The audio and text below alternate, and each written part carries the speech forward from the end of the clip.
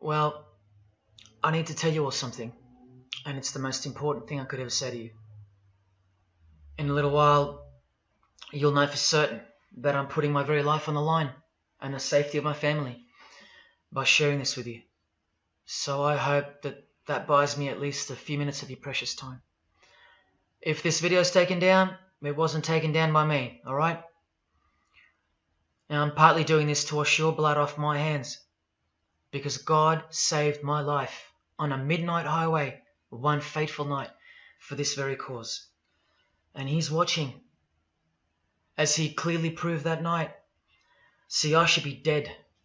My sleeping driver was hurling us toward a concrete wall at 100 kilometers an hour when an angel of God was sent to wake me up from a deep sleep with just a whisper, and just in time. And for what? Not so I could win X Factor or buy that dream Porsche or marry that dream girl, but for this, for these words, for this moment, so I can tell you something, so I can warn you about something. Nothing could be more important than this. So cancel that movie you wanted to watch, skip that gym session. Don't scroll down to the next post. Just stay with me. Stay with me. Now, don't worry about the quality of the video or the audio. Just focus on the content. Listen to my voice and trust your eyes. Most of you won't care for the shocking thing I'm about to expose to you, because no one cares. No one cares. Not my exes, former friends, former bandmates, work colleagues, parents, family members, strangers. No one cares. But still, I'm doing all this for one person.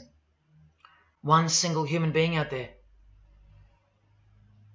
God is calling you, and He's looking for the last ones before the storm. And if you think you know where I'm going with this, please keep watching, because the most important part of this video comes at the end. Now, everything you're about to hear is a fact, and I'll prove it to you. I will leave no room for doubt. And nothing can stop what's coming. So this isn't a call for an uprising, boycott, protest. No. The Titanic is sinking, and it's unstoppable. All I'm going to do is point you to the life raft. And if you want to ignore me, then fine, proceed at your own peril. God knows I've tried. If you want to mock me, then at least share the video. Let others mock me too. Tell your friends. Check this freak out. Anything to help me reach someone who has eyes to see and ears to hear. And like I said, in a few minutes, you'll know why my well-being is in danger, and that of my loved ones too. Now let me ask you something real quick. Who do you think, generally speaking, runs the world? What type of people are the leaders of our countries and corporations, and the rich and the famous too? I mean, like, are they Christians? Do Christians run the world? Well, no, of course not. Buddhists? No. Do Muslims run the world? No. What about atheists? It's got to be atheists, right? Because we've come such a long way as a society, and atheism is the rational state of mind for the modern type of person, right? No. What about a mixture of people? Different types of people run the world. Let me tell you something. All the leaders from Africa to Europe to the Middle East, Israel, Syria, Iran, all the way to the Americas, all these people, and we'll get to the celebrities in a second, they're not atheists, Buddhists, or Muslims. No. What if I told you that they all belong to the same religion? A secret religion. One that none of them are allowed to talk about. One that you should worry about because it affects you beyond belief in ways that you never imagined. Before I tell you what this worldwide secret religion thinks of you and plans to do to you, let me tell you what this religion is. And how do I know about this religion? Because I used to belong to it. And today I'm renouncing it publicly, breaking my oath of silence, which they imposed upon me and every single other member during ceremonies under the penalty of death. That's why my life is in danger.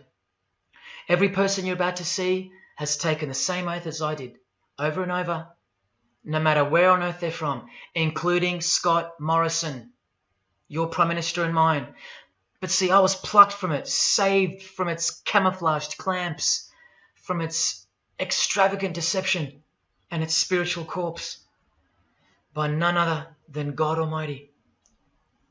No one else is going to tell you this. Not your favorite singer or politician, who more than likely also belong to this hidden religion. Nowhere will they speak because they love it. They love their lives. They love their success, the money, the worship they receive. And then there are those who have left but have never broken their oath out of fear. Trust me, you don't know who you're messing with here. The few that have spoken out, well, they lost everything. Or either their reputations and livelihoods are threatened or destroyed, or they're framed for a crime and end up in jail, or they're murdered and made to look like an accident or suicide. Now, just for the record, the God that saved me, which God was that? Jesus Christ, of course, the one and only. And he's the only one they hate, along with his disciples. So I'm invincible until he's done with me. That's why I don't fear him. Now, please don't let the name of Jesus scare you off just yet, because if you're an atheist, you're especially going to want to hear this. Christians and atheists are the most pathetic bunch in the eyes of this ancient religion, the one that rules them all. And I'm only going to show you the tip of the iceberg. And just like an iceberg, the full body of this secret religion continues down past the line of sight, beneath the ocean. It widens in mass and scope until it continues further into the depths, into ever-increasing darkness and invisibility, until it reaches its foundations, which is firmly established in thick blackness, completely unimaginable and not perceived at all to those who only ever get to see its tip peeking out of the ocean top, including most of its members. At least 75%, 80%. And unless you're a member of this religion and this secret society, as they call it, you won't be granted access to the world stage or of a position of influence. It's become a prerequisite for success now that they've gained pretty much full control and their members own every place of prominence and power. So brace yourself for the truth that has been hiding in plain sight every day of your life, and for the mind-blowing, out-of-this-world climax to this video. Now look at this. There's a few different ways they display their allegiance. They don't do it often, and some don't do it at all. But most of them can't help themselves, because when they do it in public, it's a hidden statement, and that statement gives them a lot of satisfaction. The celebrities usually cover one eye, or hide it in some way, and obscure it, or emphasize it like this. Or they close one eye, or peek through it, through this hand gesture, all to highlight one single eye. It's called the all-seeing eye. Other times they'll just display a drawn eye somewhere, or a tattoo of it. The other method they use is what's commonly known as the hidden hand. Here, for example, River Phoenix is doing both, the hidden hand and the all-seeing eye, so you can see the direct connection between the two.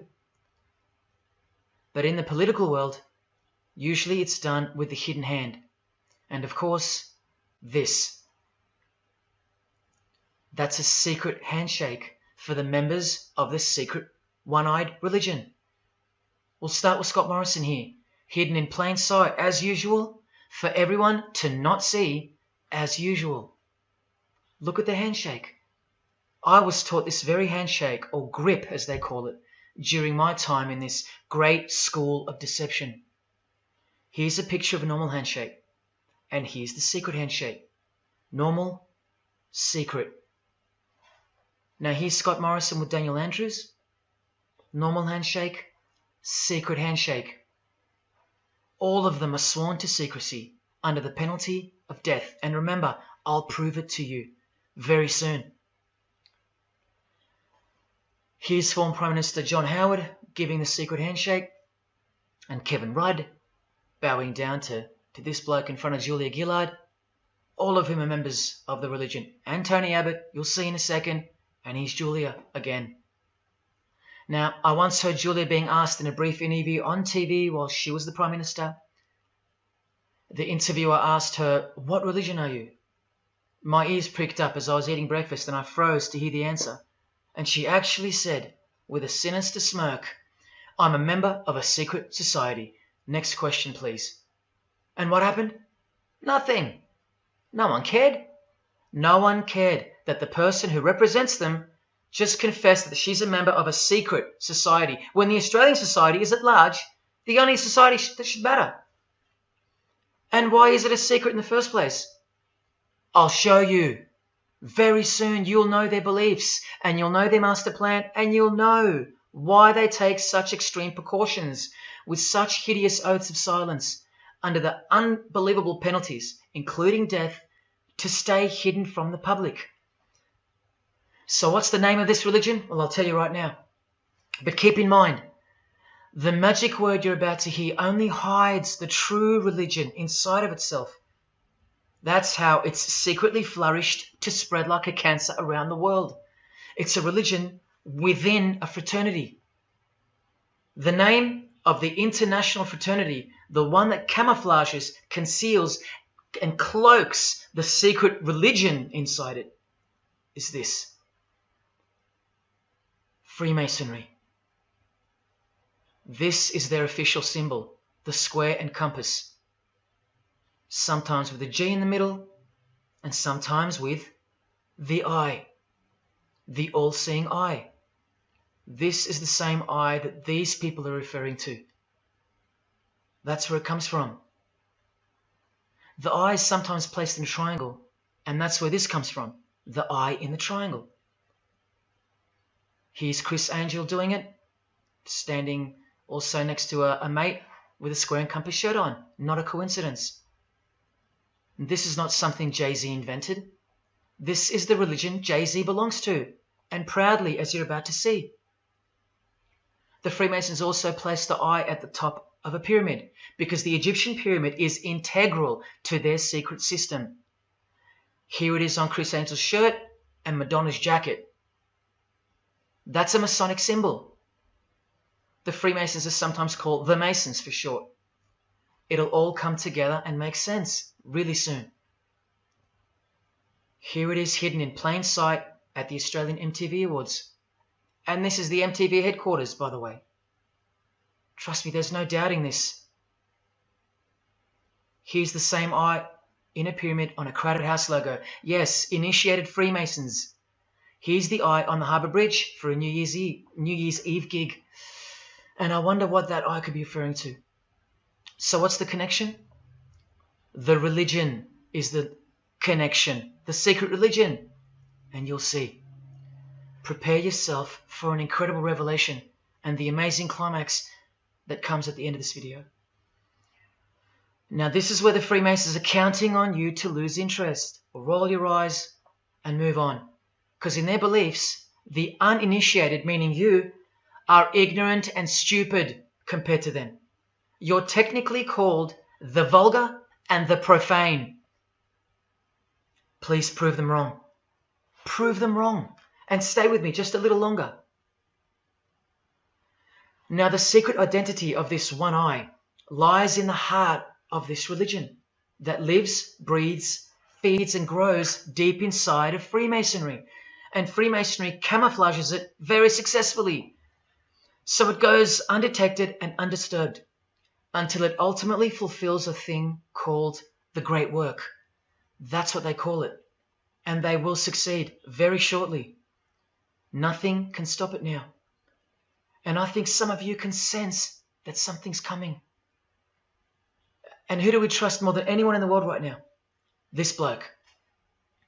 And there he is, giving the sign of the hidden hand in front of the whole world.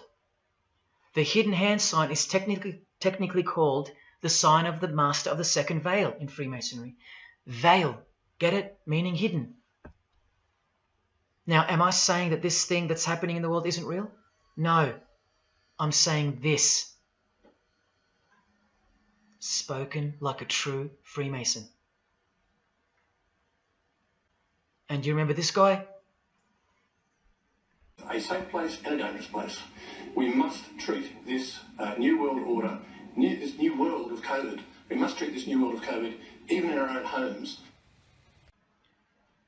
So what is this New World Order that he accidentally mentioned? It's common language in Freemasonry, and it has been for a long time. For at least this long. Since the US $1 bill. Hidden in plain sight, complete with the pyramid in the eye. It's the ultimate goal of this religion. And I'll show you what the great work is, at any cost. And Australia, like every other country, is now up to its neck in this pyramidal, one-eyed, occult religion. You think there's nothing hidden on our own money? What about this shadow of a bloke? Who's he hiding in the background? Well, these numbers right here will tell you.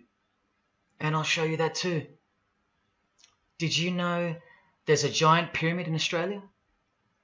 You want to see it? Sitting right at the centre of Australian power? Look closely, because you'll miss it. Because that's the way they designed it. There it is. Hang on. Do you see it yet? And what about now? That is the frame of an Egyptian pyramid, which we can now firmly call a Masonic pyramid, complete with a missing capstone. And if you're still in doubt that you're looking at a pyramid, there you go. A perfect to-scale pyramid hiding out of sight inside the giant frame that surrounds it. This is going to be so unbelievable to you that you probably won't believe it. Or if you're that far gone, if you really have lost touch with your own soul, you won't care. And you'll miss the opportunity to have your own eyes open first to the worst news and then to the best news you could ever wish for on this God-forsaken planet in which you're destined to lose everything you have and everything you love until eventually you lose yourself. We have to establish what this religion that's hiding inside of Freemasonry actually is, and we will. And it's shocking, but it's reality. The symbol of the Freemasons itself is not what it seems. It's a squaring compass on the surface, but it conceals something that'll become obvious when I show you. But before we uncloak Freemasonry to see its true nature, its ugly face and its shameful nakedness, because I gave you my word that I'm going to prove it to you. This is the oath they have to take. This is the oath that I took.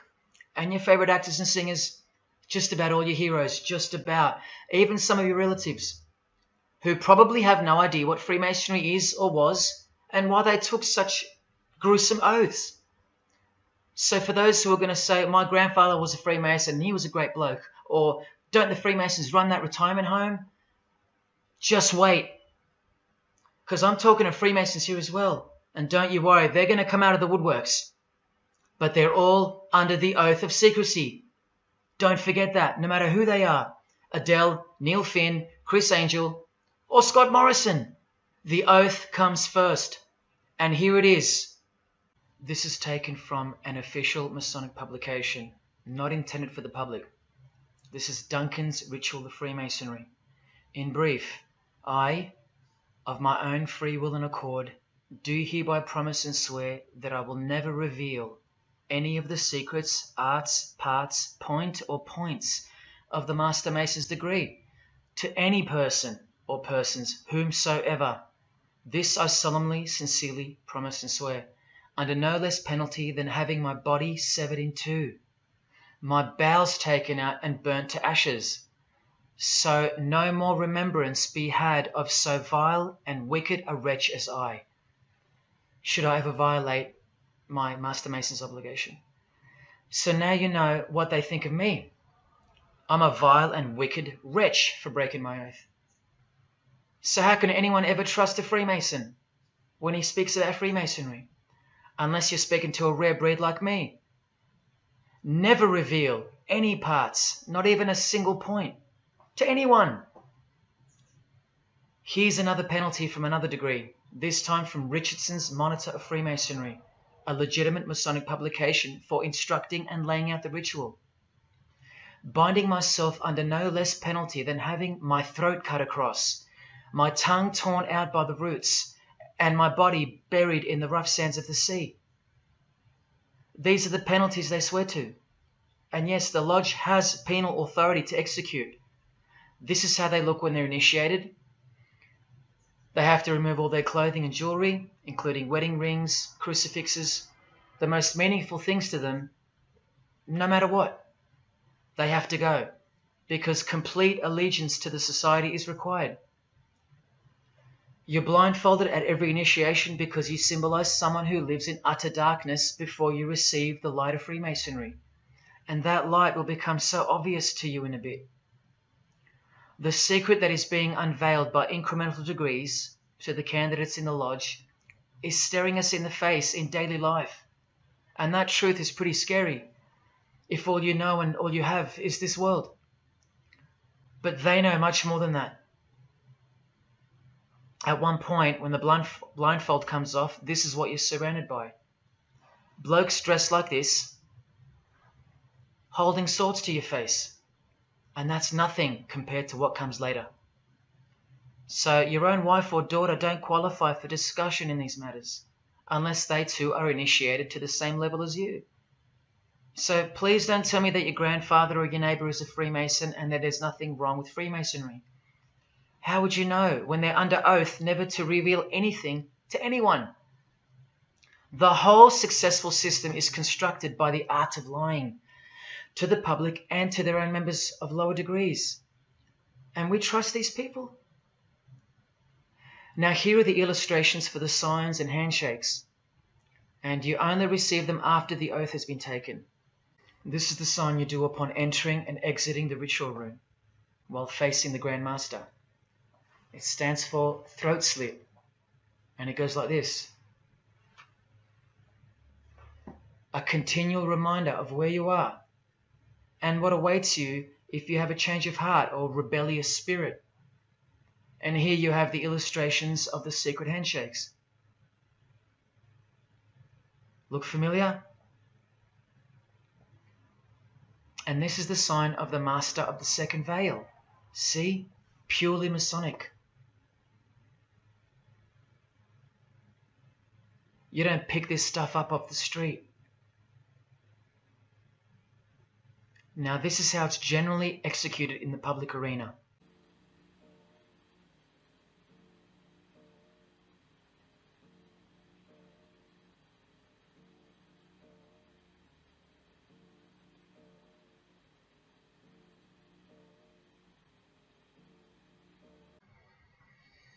Sneaky, sneaky, huh? So when you see this, or this, you know for certain where it comes from and who they belong to. Look at Kramer on the front page of the privately circulated Freemason magazine, officially a Mason, like fellow brother Tony Abbott, and he's doing this. That's a direct link to the mysterious all-seeing eye of Freemasonry. There it is on the walls of the inside of a lodge room. So there's no reason to doubt that those who do this belong to this. This is another sign they do quite prominently. It's the sign of silence. This is from Richardson's Monitor of Freemasonry again, a finger over the lips. Now these signs are slightly morphed over time, so covering the mouth in a variety of ways is the expression of being bound to secrecy and silence. Silence or death, as Little Wayne here is portraying. Here's the oath of a second-degree Freemason on page 21 of Richardson's Monitor of Freemasonry. Binding myself under no less penalty than having my left breast torn open and my heart and vitals taken out, thrown over my left shoulder, should I wilfully transgress any part of this my solemn oath. In this degree, the penalty is to have your whole body dissected, bowels removed and heart cut into pieces and thrown into a field where you are eaten by animals, all to protect the secret religion of the rich, powerful and famous.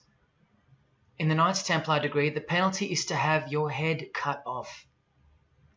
Listen to this penalty, and this one has happened throughout history more than any other, because it works so well without having to resort to death or the threat of death, and it's easier to execute. Now, this applies to all areas of industry.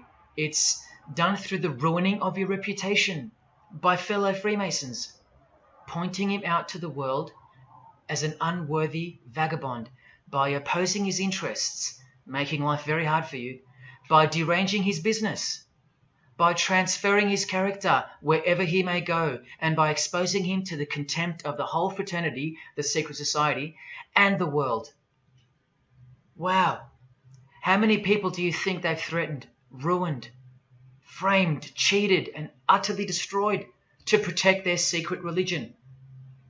And in case you think the Masonic Lodge hasn't got the authority over the initiates, especially the ones in the higher degrees, this is from the Encyclopedia of Freemasonry. Under mandate, the orders and decrees of the Grand Master or of a Grand Lodge are called mandates, and implicit obedience to them is a Masonic obligation. And in Sickles' Monitor of Freemasonry, you plainly see they have a right to kill. A lodge has a right to exercise penal authority over its members, exercise the penalties. So don't let a Mason tell you, oh no, that's just symbolic, the oath. Their laws are above the law of the land, and the proof are the oaths themselves. Because in normal society, you can't ask someone to accept having their throat slit as a penalty in order to be a member of any club or workplace. Unheard of. But not in Freemasonry, not in the secret society world. I told you, you don't know who you're dealing with and what's coming for us all. Here's what they think of the public. Here in speaking to the candidate, it's stated, but have a care not to defile the sanctuary by a spirit of curiosity, meaning don't try to join us just for fun. And take care not to increase the number of the vulgar and profane, meaning don't invite too many outsiders to join because they're vulgar and they're profane. This is more or less an invitation-only fraternity. Here from the Encyclopedia of Freemasonry again, written for Masons only and written by 33rd degree Masonic legend Albert Mackey, stating the same thing. Masonic definition of profane. One who is ignorant of the sacred rites of Freemasonry. One who is not allowed to enter the temple and behold the mysteries. And here, being uninitiated. That's the world at large. And here, from this old ritual book written by the same legendary author, in the 33rd degree initiation, the Mason drinks wine from a human skull, which has been the cause for a few to leave Masonry, because they wonder, whose skull is this? In the 30th degree, part of the ritual involves stabbing skulls. Illustrated right here. The process of submitting the member further and further involves things like this. See, the candidate who's seeking admission into the next degree to receive more light has to be humiliated and intimidated. This guy here has his foot on the candidate's head. This is what our celebrities and politicians and the most prominent members of our society have done and continue to do. No one is exempt from this. And this is the intimidating and frightening path that you must take that binds you to the secret society before you are revealed the true beliefs of the religion. So can you see the risks I'm taking? You have to stay till the end. Don't let me down. Don't let yourself down or your fellow man. Believe me, it'll be worth it. Now here's one of the 3 greatest Freemasons of all time, who actually helped construct the 33 degrees or rituals of modern Freemasonry, Albert Pike. A hideous man with a deeply complicated mind, and one who will soon help you to see who they really are.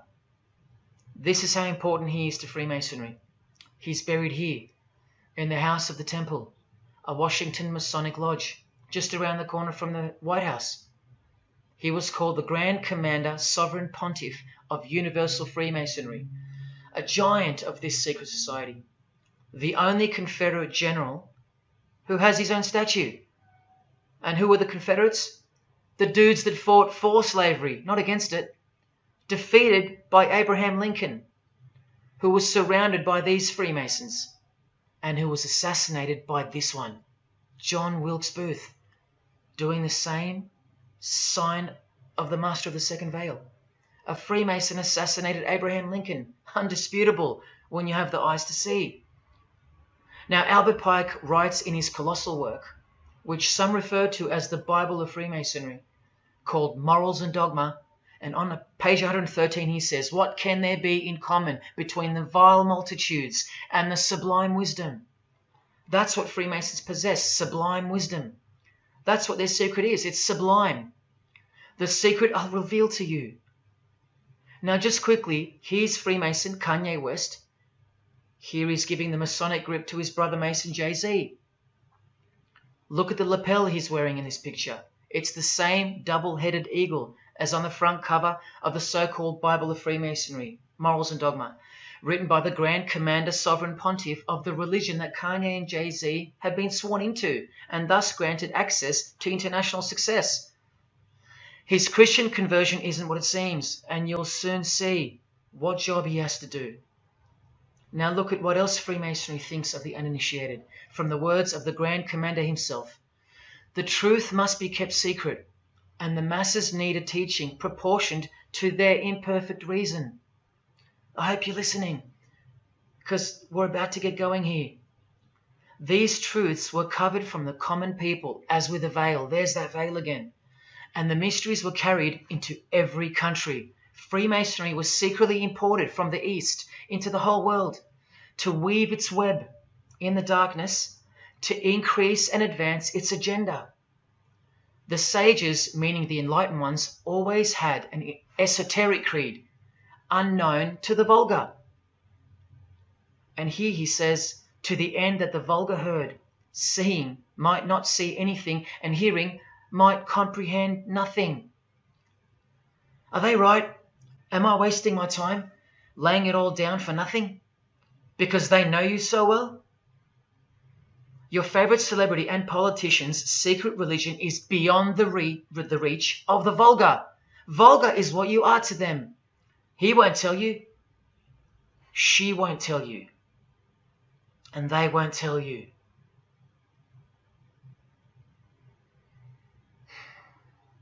Because the other obscene penalties from the rituals of Freemasonry include having your ear and hand chopped off, or both hands, being hung in your own home, and my personal favorite, having the top of your skull cut off so your brain is cooked in the sun. Now, can you imagine what they're hiding? And then the ritual monitor goes on to illustrate the same secret handshakes and signs. Hidden hand, sign of silence. These people mocking us, sometimes to our face with their symbolism, while we respect them, admire them, and sometimes even love them and idolize them. All of them partaking in the same initiation rituals. To belong to the secret society, a prerequisite for success. To belong to the religion that gives you everything you want, everything your heart desires. While the Gospels teach accurately that the heart is wicked. Now here is a practical example of how Freemasonry comes first, even above the title of president. Here's a portrait of George Washington doing the sign of the Master of the Second Veil, and here, Freemason, before and above president. And if you think that's just by chance that they put the word Freemason above president, then here, read this genuine quote from Harry Truman. This should tell you how deep the consequences of Masonic initiation go and what lies deep within. It's Freemasonry above everything else. There's the Queen showing her allegiance over and over. And here's the Queen leaving a very special hospital with a very special nurse. And this was the Queen's father, fully dressed in his Masonic regalia, and that God-forsaken apron they wear, which also hides something, just like the square and compass. In fact, what the apron hides is what the square and compass really represents. And it's staring you right in the face. Can you see it yet? Prince Charles, handshake, hidden hand. Prince Harry, Prince William, And here is the Grand Master of English Freemasonry, Prince Edward, also in full gear. What a lovely looking chap.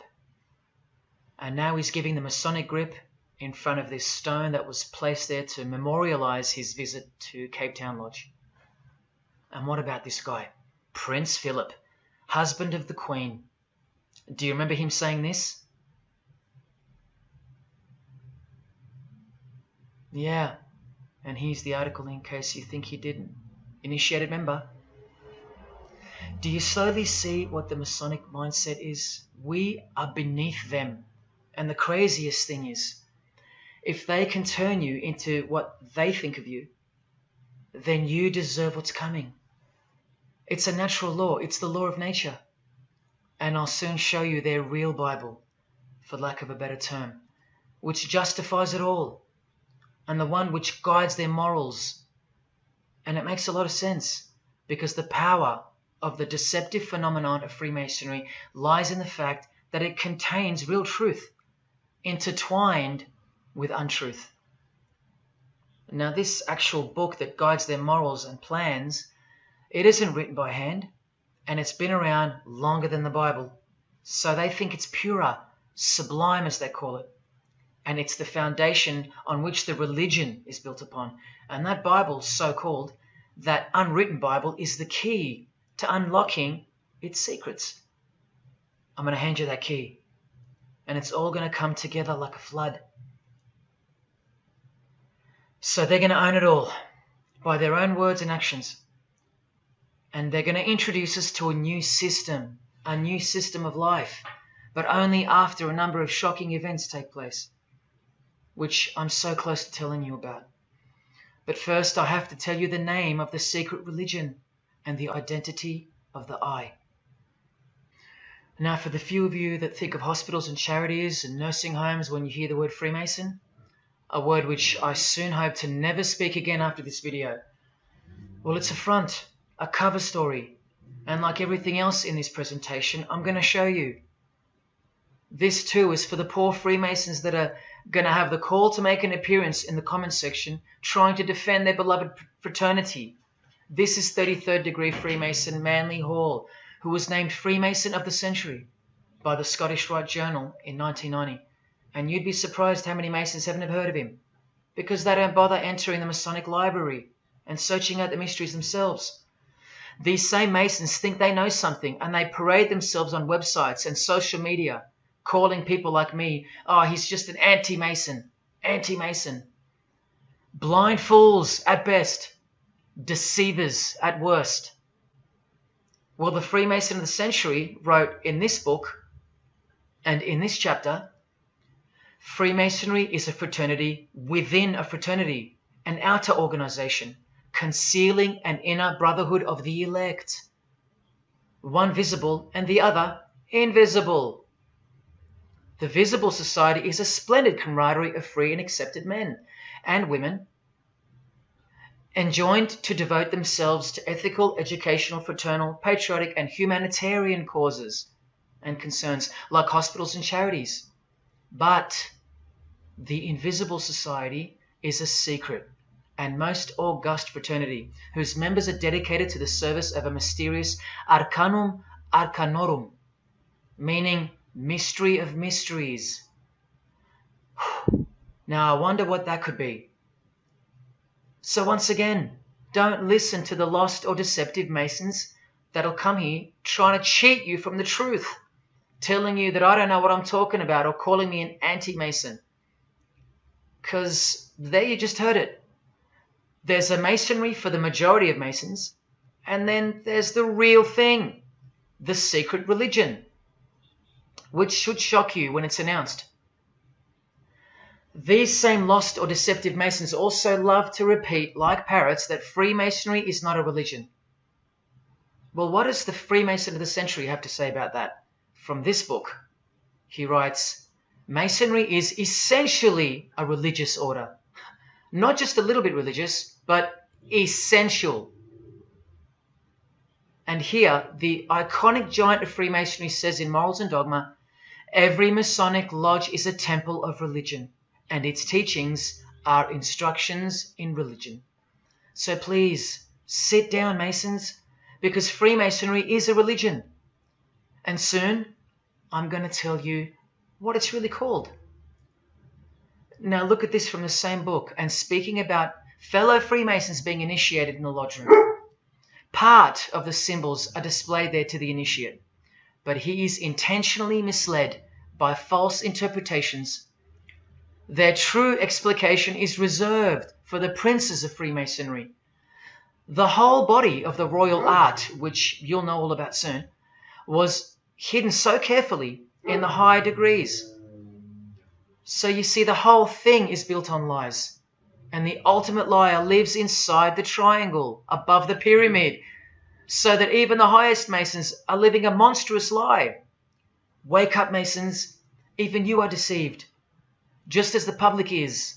Unless, of course, you're hungry enough to want to acquire all the power and climb up that pyramid closer to the eye that sees all. In that case, close your mouth, go back to your lodge, and good luck to you. Or, of course, grow some kahunas and be honest. But then you can't, right? Because you'd be breaking your oath. Sad. Oh, it's good to be free, under the wing of the true master. Stick around if you're interested, and you'll get to see some wonder. When I pull that cloak called Freemasonry right off, and those that are still here watching will get to see the true colours of the nakedness and the horror of the Masonic Lodge, and the religion that rules them all. Another thing that Masons will repeatedly say is that this has nothing to do with Freemasonry, and it's just a conspiracy theory. Well, the 33rd degree Freemason of the century also wrote this book about 100 years ago, The Secret Destiny of America. And look at the front cover. And I'll tell you why America is so important for the ultimate goal of the secret society. It's disturbing, but it's also essential in understanding the near future and what's going to take place. So for the Freemasons that still say that this is not a Masonic design, especially this Masonic website called Masonic Info, insisting here that even the eye in the triangle or pyramid is not Masonic. Completely laughable and pure disinformation for the stupid masses. Try arguing against this. This is from a 1960 copy of the New Age magazine, an official organ of the Supreme Council of 33rd Degrees. No higher authority in the United States to speak of the relationship between Freemasonry and the US $1 bill.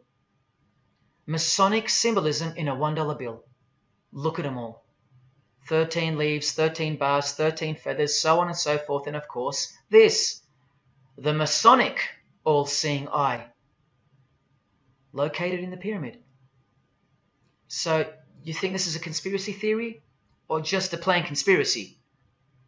Well, here's JFK, yes, a Freemason, but one who had enough when he wanted to print money disassociated from the Masonic central banks, just like Abraham Lincoln, and he paid the price for it as well. Listen to the speech we never hear about in school. More proof that they control the education system here and everywhere. Please, just have a quick listen to this. Ladies and gentlemen, the very word secrecy is repugnant in a free and open society, and we are, as a people, inherently and historically opposed to secret societies, to secret oaths, and to secret proceedings. For we are opposed around the world by a monolithic and ruthless conspiracy that relies primarily on covert means. I am asking your help in the tremendous task of informing and alerting the American people.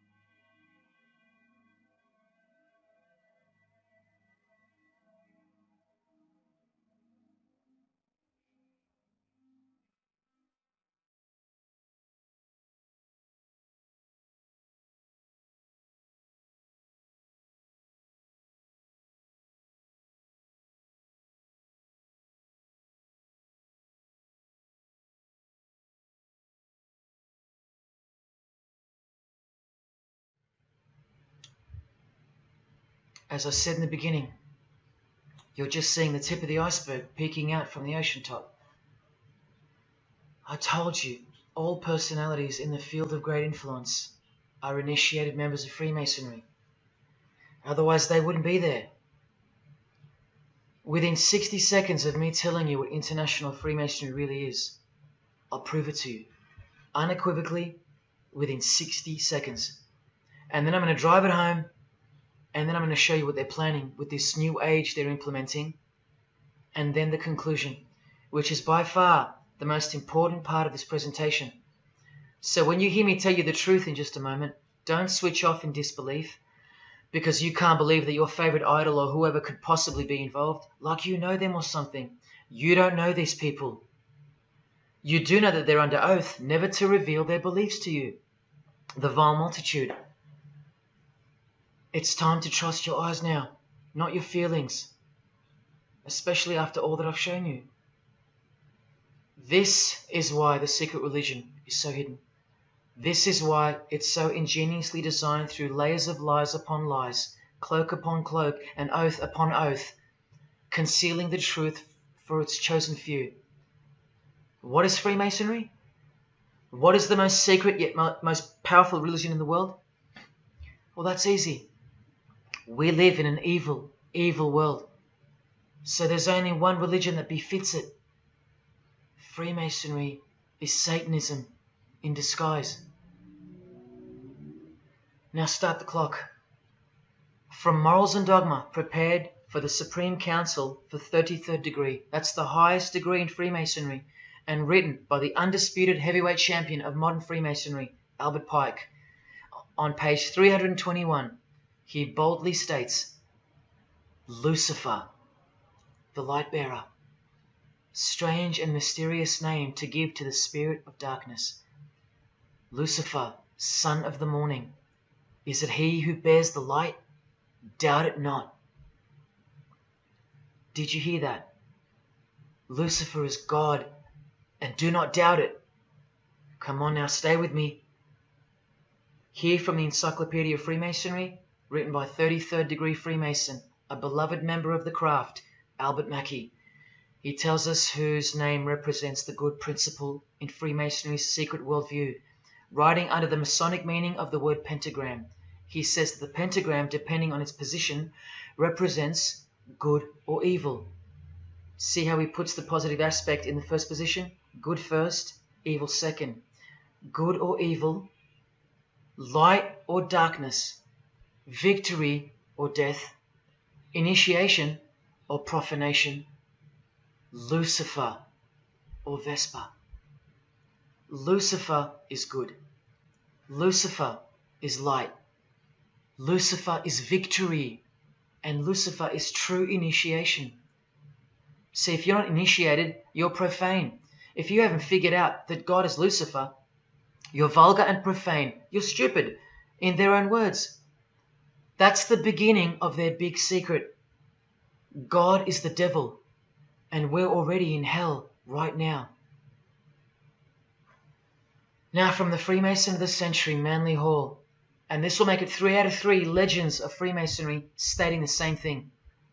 In The Lost Keys of Freemasonry on page 76, when the Mason learns that the key to the warrior on the block is the proper application of the dynamo of living power, he has learned the mystery of his craft. The seething, surging energies of Lucifer are in his hands. Do you see? The world's hidden religion, with its universal one-eye symbolism, who was revealed slowly and by degrees only to its dedicated members, is Satanism, or Luciferianism as they prefer to call it. Now all the oaths make sense, don't they? Now all the rituals make sense. Now all the penalties make sense. And their secret signs and symbols and handshakes all make sense. While the bulk of Freemasons make the external image of the fraternity and know nothing of who rules over them and who or what they're protecting. But which craft do you think the Freemason of the Century is talking about here? Which craft? Which craft? Which craft? witchcraft. You need to slowly wake up now. Witchcraft is the royal art of Freemasonry, jealously guarded and reserved for the few. I'll show you clear as day that this is in fact true. This is the symbol of Satanism. And this is the symbol of the lodge of female Freemasonry called the Order of the Eastern Star. Look at that. Satanism, Freemasonry. Trust your eyes. This is the symbol of the Church of Lucifer, founded by a 33rd degree Freemason, which I'll prove. Look at the Masonic squaring compass in the design. The Church of Satan and Lucifer, two sides of the same coin, nurtured and brought to an organized international level of power and influence by Freemasonry, in secret, and all done right under our noses. And if you think that your politicians or religious leaders or favorite idols can't be a part of this, you have to try and snap out of it, or suspend your everyday beliefs just for a moment, and I will clearly show you how it's not only possible, but it's actual. Please, I feel like it's now or never. If you don't get a glimpse of this now, then when? Who else is going to tell you this? When will you next be confronted with this? This is reality. And as much as you thought that ordinary people came into positions of power through hard work or concern for society or family connections, combined with brains and talent, that's not the case. That's the fantasy. This is the reality. They all go through Freemasonry. You think that Sam Worthington was so talented that he was picked over all those American actors to star in Avatar? Of course not. He was a Freemason. And so was the director, James Cameron, of the highest caliber. You have to remember that to them, Lucifer is good. Lucifer is the liberator. Jesus is the suppressor. Lucifer is pure love. Jesus is impure love. Lucifer left heaven for you. Jesus was crucified because he was a false Messiah. The world has always been deceptive, and we have been magnificently deceived. Here is an incredible example. Pay attention. This should blow your mind. Charles Darwin, the father of atheism and rationalism, was an initiated Freemason, doing the hidden hand of Freemasonry in this picture, and the vow of silence in this one. This would have remained unknown to us because no one's going to teach us this. But now we have the tools to see his beliefs, not through his words, but through his signs and symbols. I told you they can't help but to show off their religions, because they think we're stupid, vile, and ignorant. And I've proven that to you as well. So once again, are you going to prove them right by switching off and ignoring this? Well, unfortunately, more than 90% of you will. What I'm giving you here is priceless knowledge, because no amount of money or success can substitute its importance. And I'm risking everything but my own salvation to share it with you. If only for the few of you. Think about what you've just seen here with Charles Darwin, because I don't know if you got it. You cannot be accepted as a candidate of Freemasonry unless you believe in a supreme being, as exemplified here with Phil Collins, speculated by some to be an atheist, but this seems impossible because, being a Freemason, he has to believe in a higher power, or more accurately, supreme being, and I can personally vouch for that. And look here in the Masonic Oath itself. The candidate says, "I will not aid or be present at the initiation of an atheist, a madman, or a fool." Freemasonry believes that to be an atheist is to be the equivalent of a madman. And they're right. Yet while they propagate atheism around the world, in universities and schools, Charles Darwin himself was a believer in an intelligent designer, a supreme being. He had to be, because he's a Freemason. And that intelligent designer that gave birth to us is named Lucifer in the highest degrees of Freemasonry. See? Never tell. He lied to you, because that's what Freemasons do. The whole thing is a giant lie that was carefully constructed by mutilating the truth, because mutilated truths make the most successful lies. This is the secret to their success, a lying tongue and a lying spirit from the 1st degree to the 33rd degree, to each other and to us. I've proven that as well. And what did Jesus, how did he describe their God? The father of lies. How accurate. The one who comes to cheat, kill and destroy. How accurate again when I tell you their plans. Look here, Charles Darwin is noted as an influential figure by the Satanic Temple. And proof for them, apart from the intelligent design that is all around us, that Lucifer is real and that he's the god of this realm, is the power of witchcraft or magic. Magic works because there's a hierarchy or a pyramidal power structure in the spirit realm, a realm devoid of any love for you. And these spirits can be conjured up and summoned by the practitioners of the royal art of Freemasonry. They ask for something in return, however. Listen to Bob Dylan, a Freemason. Hidden hand, one-eye symbolism. Out here doing these songs, you know, you're still on tour. I do, but I don't take it for granted. Why do you still do it? Why are you still out here? Well, it goes back to the destiny thing. You know, I made a bargain with it, you know, a long time ago, and I'm holding up my hand. What was your bargain? To get where I am now. Should I ask who you made the bargain with? with the chief commander. On this earth? And in this earth, and then in the world we can't see. How does one communicate with Bob Dylan's chief commander, Lucifer? By the jealously guarded royal art of Freemasonry, witchcraft. This is from the Encyclopedia of American Religions. Secrecy is bolstered by a system of initiations and degrees, the Freemasonic system. The material which is kept secret is the magical knowledge of the group. This knowledge may consist of rituals and powerful magical formulas. Do you think J.K. Rowling isn't a Luciferian? In this article, J.K. Rowling reveals the inspiration behind the Deathly Hallows symbol. And what is it? The Masonic square and compass, with the one eye that all the celebrities mimic. That's the inspiration. They're all members of the secret society. If you think that doesn't prove anything, here she is with her new tattoo. It says Solve Coagula. Also a song title by fellow Freemason Marilyn Manson. And where does it come from? Here, the Baphomet. The image of Lucifer as conceptualized by another Freemason, Eliphas Levi, in his book, The Doctrine of Transcendental Magic. This horrid thing, with breasts, a penis, and a goat's head with 2 horns, has these words written on its arms, Solve Coagula. The impact of the meaning of these 2 words should disturb you to soberness when I tell you about them.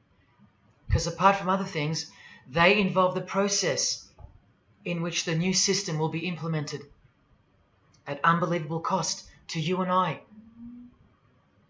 Here's a statue of the Baphomet at the temple, Satanic Temple, complete with 2 little kids admiring it. That's J.K. Rowling's religion, Satanism.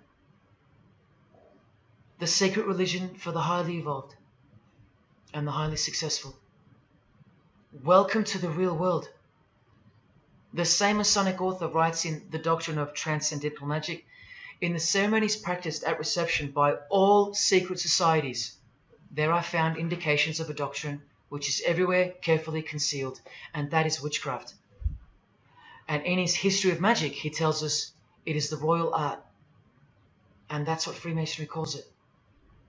And where did he get his inspiration for the Baphomet? From the Knights Templar, another secret society who were banned, and some of its members were executed in the 1300s for glorifying evil, as it's openly stated here in the Satanic Rituals. And where do modern day Knights Templars reside now? Within high degree of Freemasonry, right here. Again from the encyclopedia, and listen to this. The continuing impact of speculative Freemasonry, which means modern day Freemasonry, provided fertile soil in which new magical orders could grow.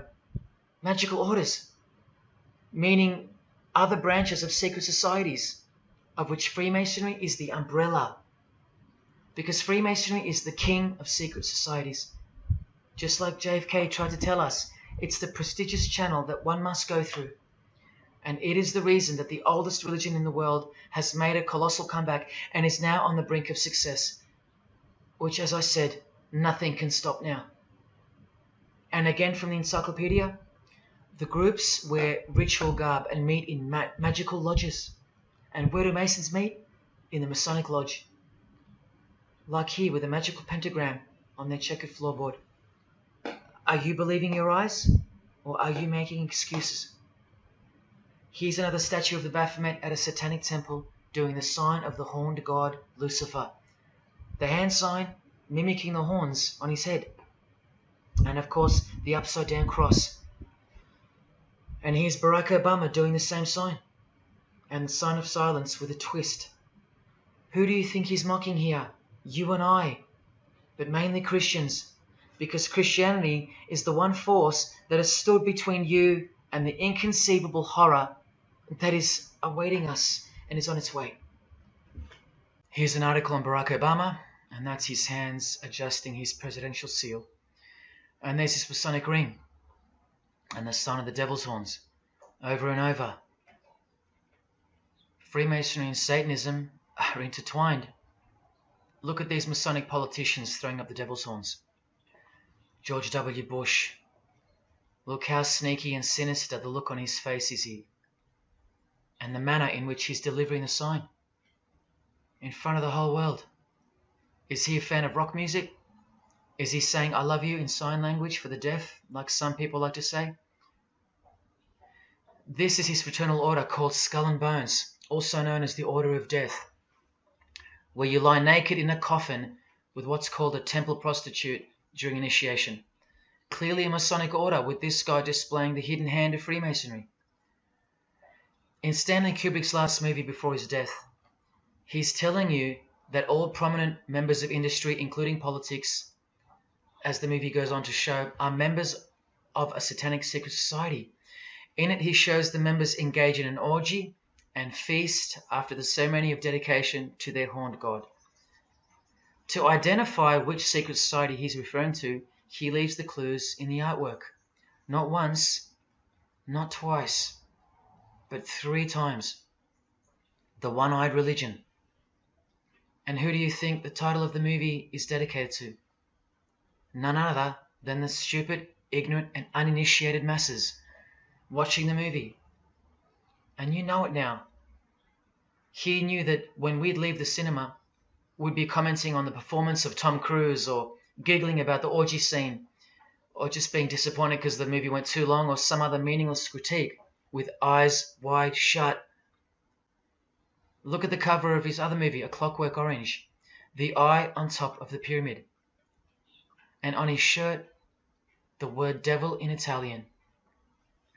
Let me take it up a notch, in case this isn't registering. Listen to the founder of the Satanic Church, Anton LaVey, tell us in his book, The Satanic Rituals, which is a companion to the Satanic Bible, Masonic orders have contained the most influential men in many governments, and virtually every occult order has many Masonic roots. This is back in 1972 he said this. Now 40 years later it should read all governments, not many. And why is the founder of the Church of Satan talking about Freemasonry, the most respectable and charitable fraternity in the world, that no one seems to talk about and that we never hear about in school? This is why. Because the Satanic Ritual is a blend of Gnostic, Kabbalistic, Hermetic, and Masonic elements. That's crazy, because Freemasonry is a blend of Gnostic, Kabbalistic, and Hermetic elements too. Any Masonic writer will confirm that. But how can that be? Because Freemasonry is Satanism in disguise. On page 106, every rite of the Black Order employed Masonic principles. Every rite of these Black Orders, one of which was called Freunden von Lucifer, which translates to Friends of Lucifer. And guess what? There are numerous manifestations of Satanism in Masonic ritual, including the goat, the coffin, and the death's head. Please awaken, O sleeper, and let the glorious light of the truth dawn upon your sleepy eyes. How did Freemasonry get away with this? Just like Jesus, the greatest enemy of theirs, said they would, by dressing the wolves as sheep. A satanic underground carefully cloaked in Christian trappings. That's how Freemasonry got away with it. We can't find out about it because they run the media and the education system clearly. John F. Kennedy was brutally assassinated after he attempted to inform us that we are opposed around the world by a monolithic conspiracy. Did he know that Lucifer was the god of Freemasonry? I don't know.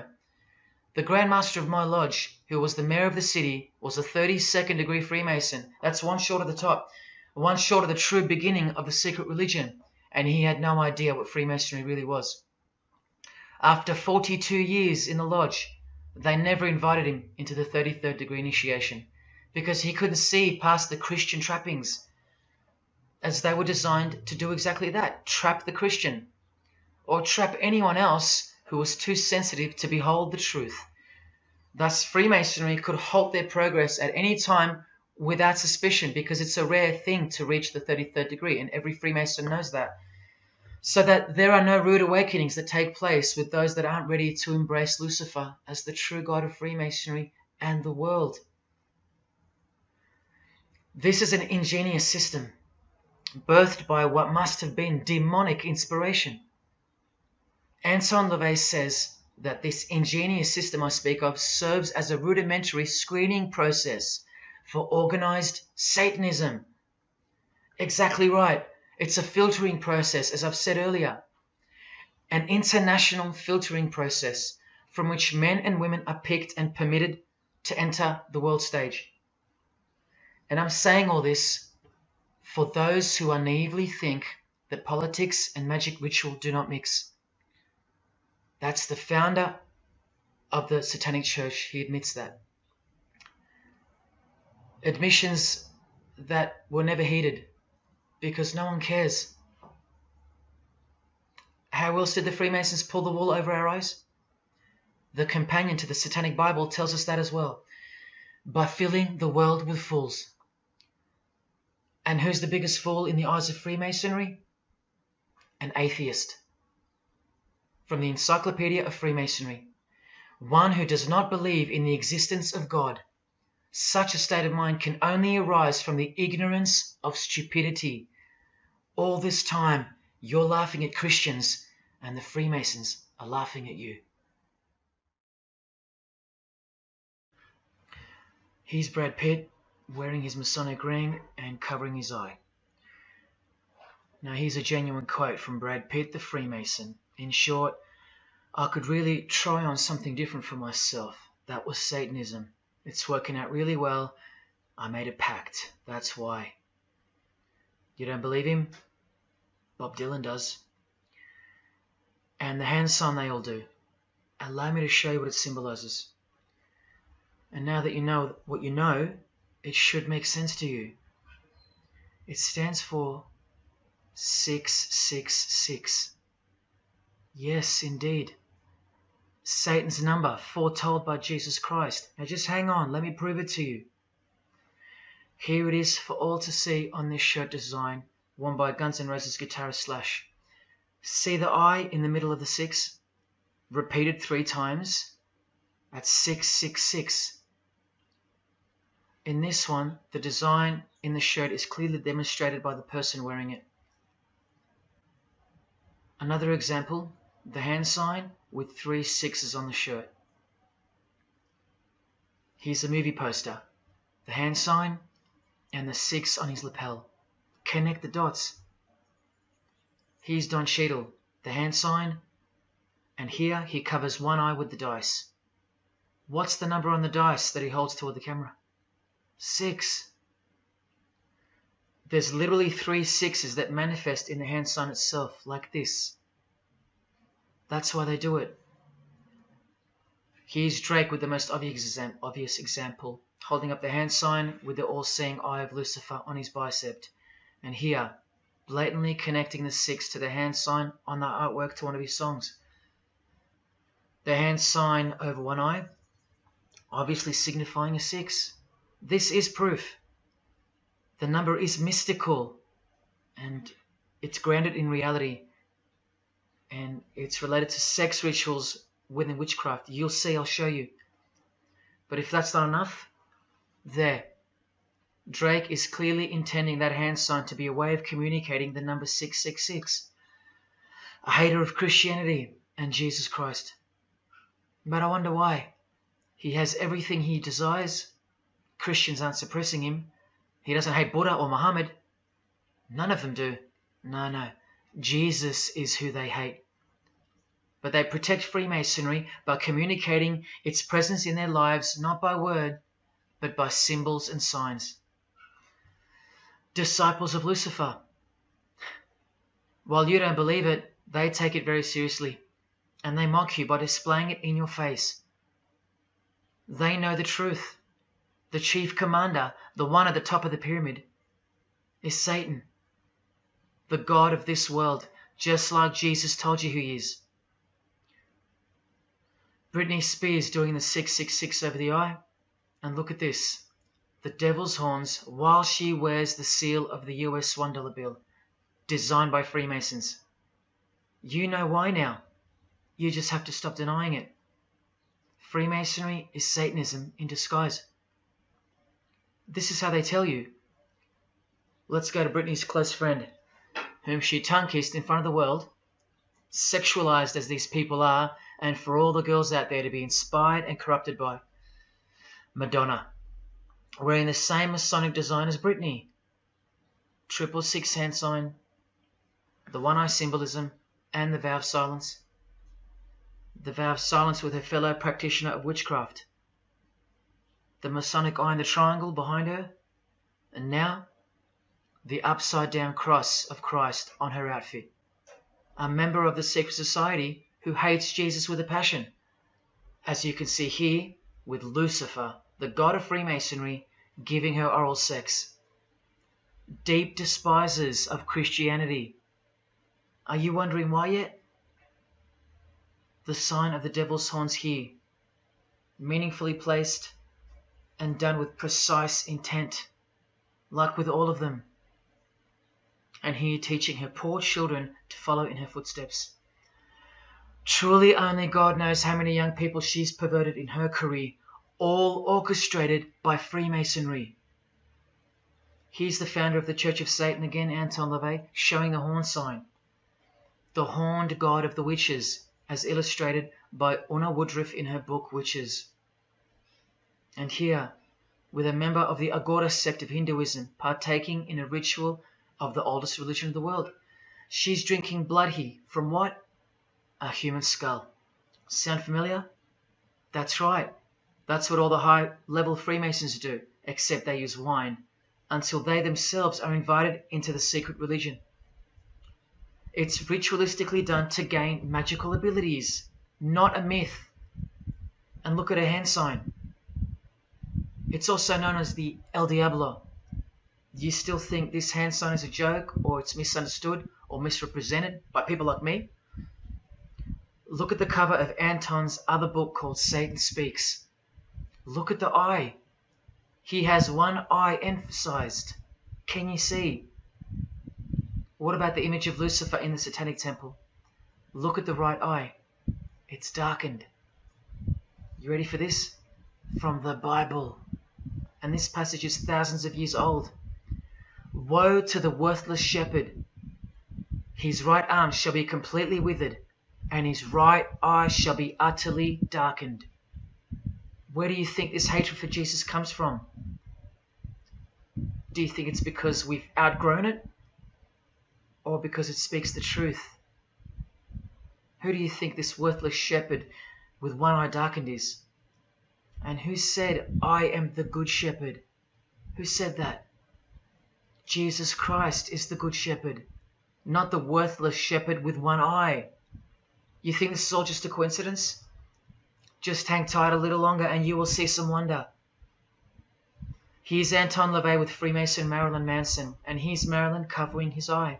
In case you forgot that this is the eye of Freemasonry, the international religion they all belong to. Here he is giving the sign of the master of the second veil, the hidden hand of Freemasonry, along with his Masonic ring.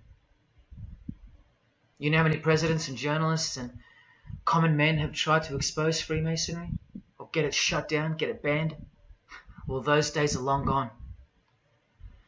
Marilyn Manson, the Freemason who tears the Bible into pieces on stage during his performances, he captured the fundamental purpose of Freemasonry's existence very well when he said in an interview with Spin magazine in 1996, "Hopefully I'll be remembered as the person who brought an end to Christianity," echoing the dreams of grandeur, just like his spiritual father. Now Kesha, one-eye symbolism of Freemasonry, the eye in the triangle, and the sign of silence. So she's a member. And behold, an inverted cross in her music video, inverted cross on her outfit, and a satanic pentagram on this outfit, just like the symbol of female Freemasonry. You think none of these Freemasons look like witches? Really? And none of these witches in the making? Remember, 90% of them don't know what they're serving, or what they're doing there, or why they're taking oaths of such silence and such penalty. Avril Lavigne does, showing her allegiance with the one-eye symbolism, participating in lesbianism in a video, influencing the masses, subtly stealing her innocence. And what's on her helmet? One eye. And doing the El Diablo with pentagrams at her concert. Anthony Bourdain with his one-eye symbolism, he was openly a hater of Christianity. And what kind of woman would suit a man like this? Well, a fellow member of the secret society who hates Christianity too, of course, Asia Argento. One-eye symbolism, again and again. The sign of Lucifer's horns, and this pose of his image. Remember the Baphomet. There's Asia mimicking its pose, complete with the finger position. Creatures with breasts and an erect penis and a goat's head.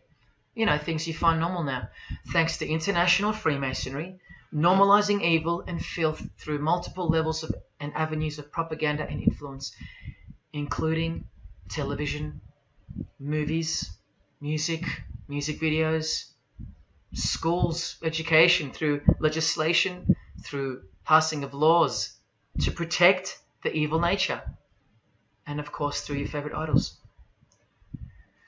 Chris Hemsworth, just your everyday good Aussie bloke? I'm afraid not. One-eye symbolism and the sign of silence, both of which mean he's taken all the disgusting oaths of Freemasonry under the penalty of death, thus catapulting him over the competition, never to promote Christian values or Jesus Christ again. The 666 hand sign, and now, see how the hand symbol makes sense? Amber Heard, who was married to this Freemason, who's best friends with this Freemason. I told you they only date, marry and associate with their secret society. Here with the 666 over one eye, and this tweet. I think it's a tweet, I don't know. Look at the one eye closed, darkened if you will, and identifying its meaning with the devil's hand symbol. Of course, she camouflages the whole thing with her misdirecting words for the dumb masses. But we can see through that now, right? But look, it's Elon Musk replying. He's a fan of Amber Heard. Or is there more to it?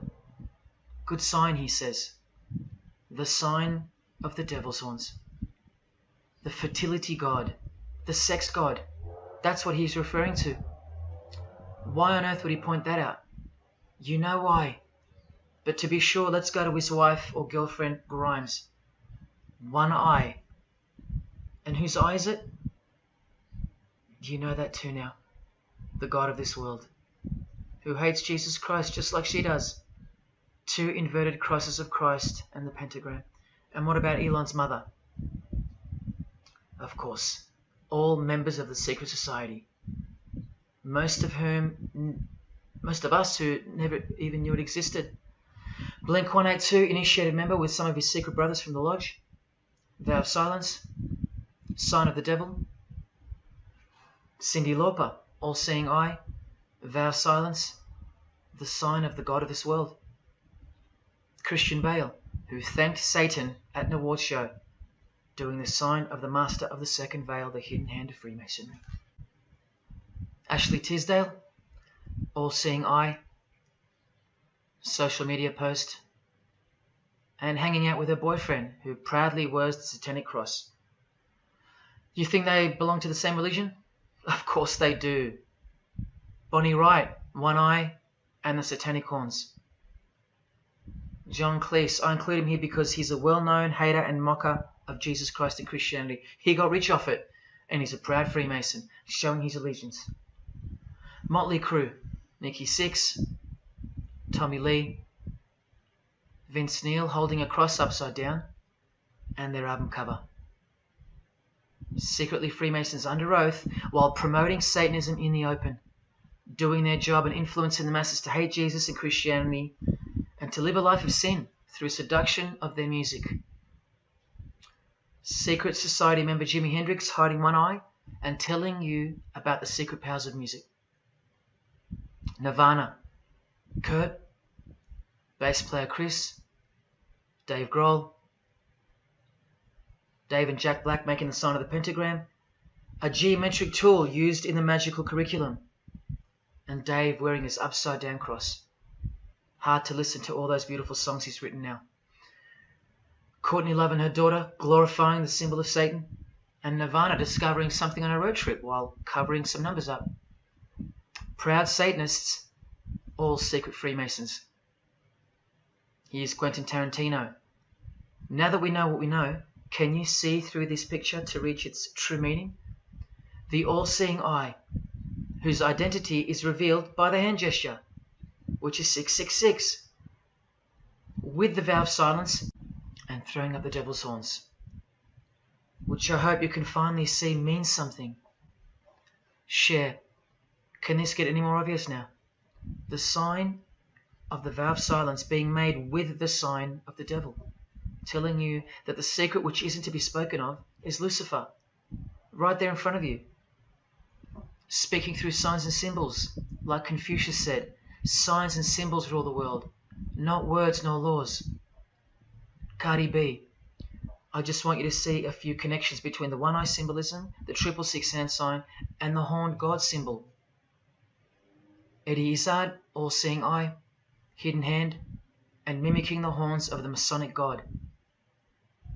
Oh, but men love the darkness rather than light, as the scriptures put it so solemnly. Look at how precise that statement is. With high-ranking Freemasons loving the darkness so much that they define the darkness itself as light. Watch. In MasonicWorld.com, an article by Worshipful Master John Alexander, who has journeyed from the lower degrees to the high and sublime degrees. This is the religion of our leaders and celebrities, so listen.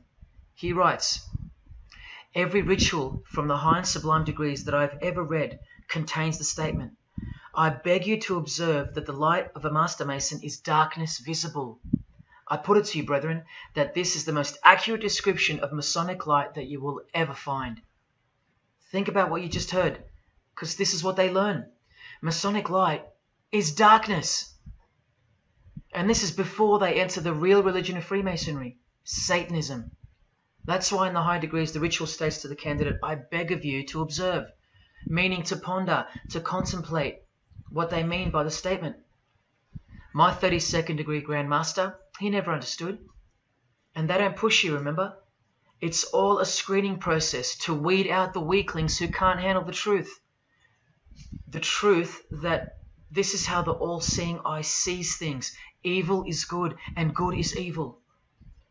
Look at what he says immediately afterwards. In keeping with our normal Masonic practice of burying our important truths deeply, the ritual sets out to immediately disguise this truth. Usually people bury their lies, but Masons bury their truths. Because their truth is that God is the devil and that we are in hell. So everything has to be flipped on its head in order for things to make sense in this place where lust creates life, where might is right, where compassion is weakness, and of course, in order to succeed. Look here, with another Freemason of the highest degree, Helena Blavatsky. She writes in her book, The Secret Doctrine. Doctrine means belief. So the book is called The Secret Belief. The Secret Belief of Freemasonry. She says, the sons of God, of whom Satan was one, all those spiritual beings were called angels of darkness, because that darkness is absolute light.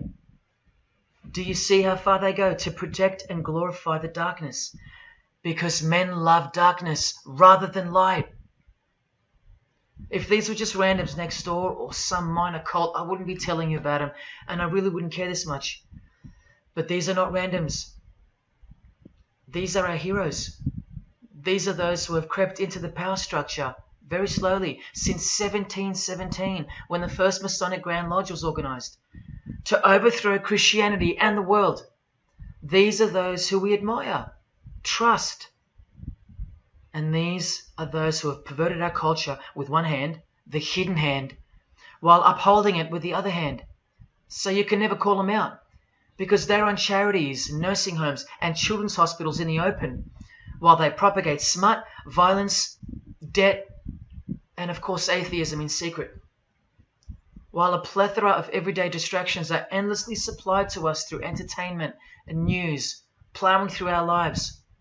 That's political Freemasonry, politicizing everything, including entertainment, supplying you with their heroes and their idols.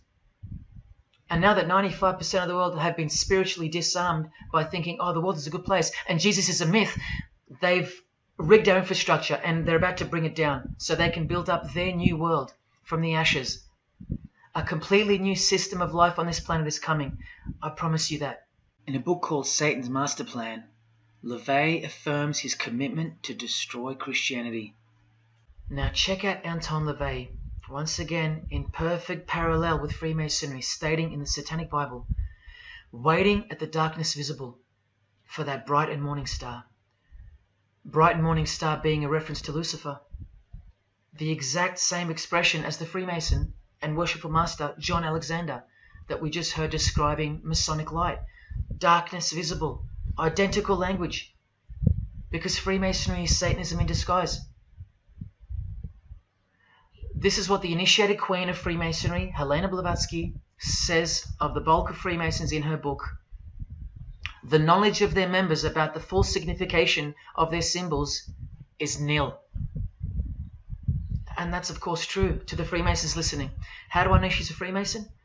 Because her diploma was reproduced on page 66 in Freemasonry Universal, Volume 5, Part 2, in the Autumn Equinox, 1929. And also because she's displaying the Masonic penalty sign, like all these Freemasons.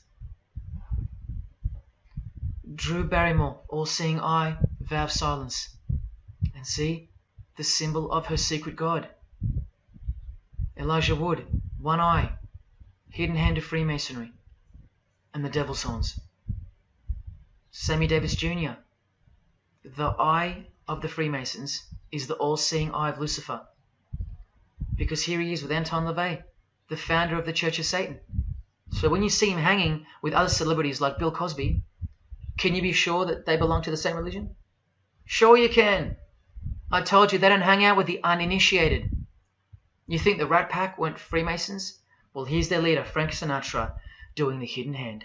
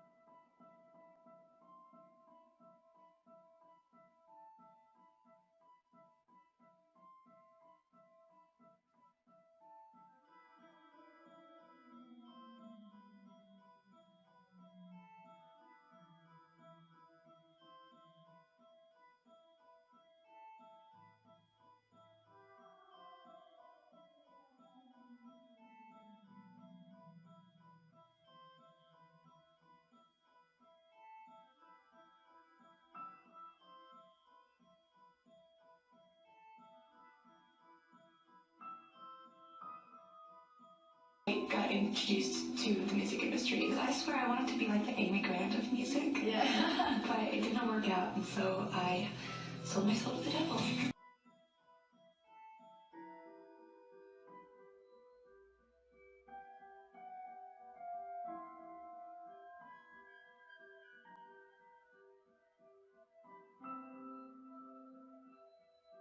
On that, have you considered maybe doing more acting? I only had a few lines. It was fantastic, but I can't really tell you anything else. But it would. Sure you can. I know I can't. It's very secretive. It's a very secret society.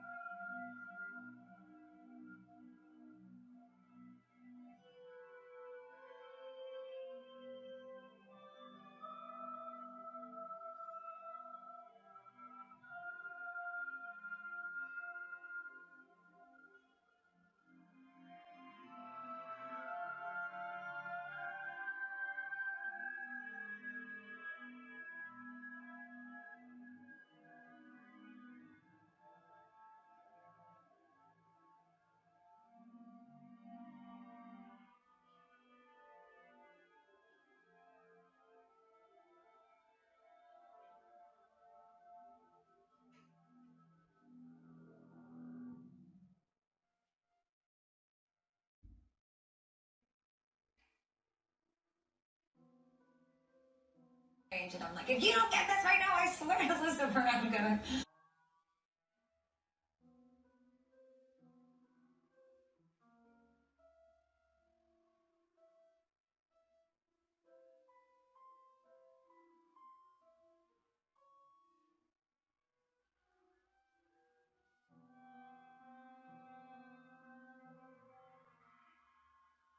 poker facing with your sexuality. When I was making love to my old boyfriend, I used to think about women sometimes. Oh, good Lord. I'm sure he was delighted when you told him. Oh, good Lord. I'm sure he was delighted.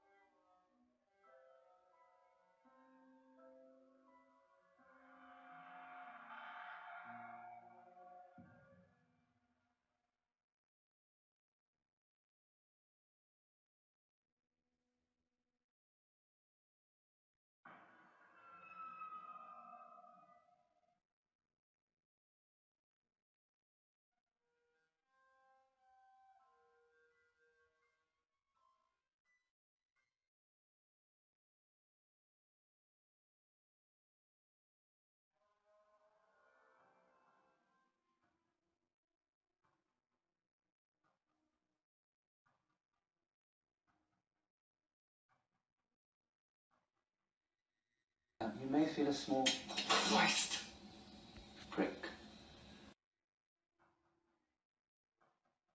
Moist prick.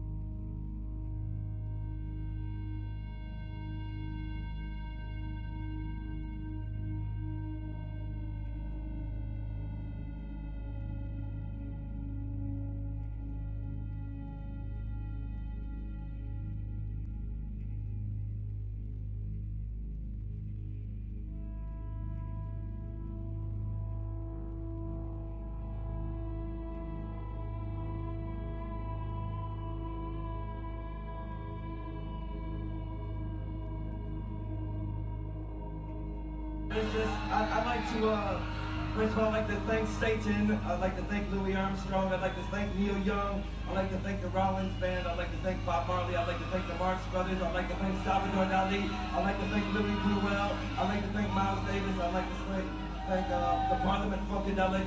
And I'd like to thank you, too.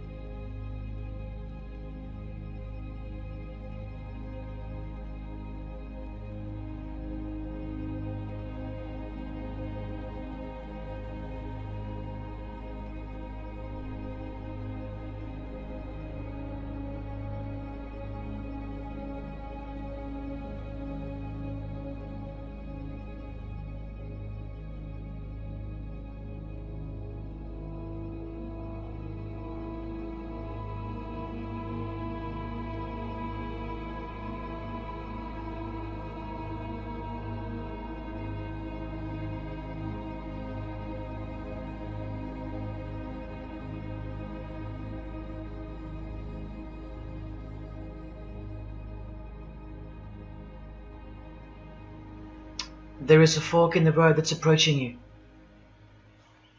And you can stay on the path which curves to the left by denying the existence of Satanism in the fullness that you've been shown.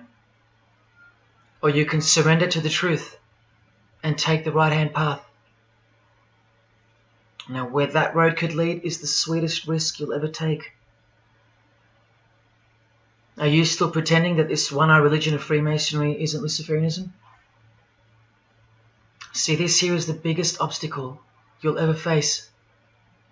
The very thing that could lead you to the prize is the very thing that will keep you from it. The reality of international Satanism. In the shadow of Christianity, Satanism has always been there.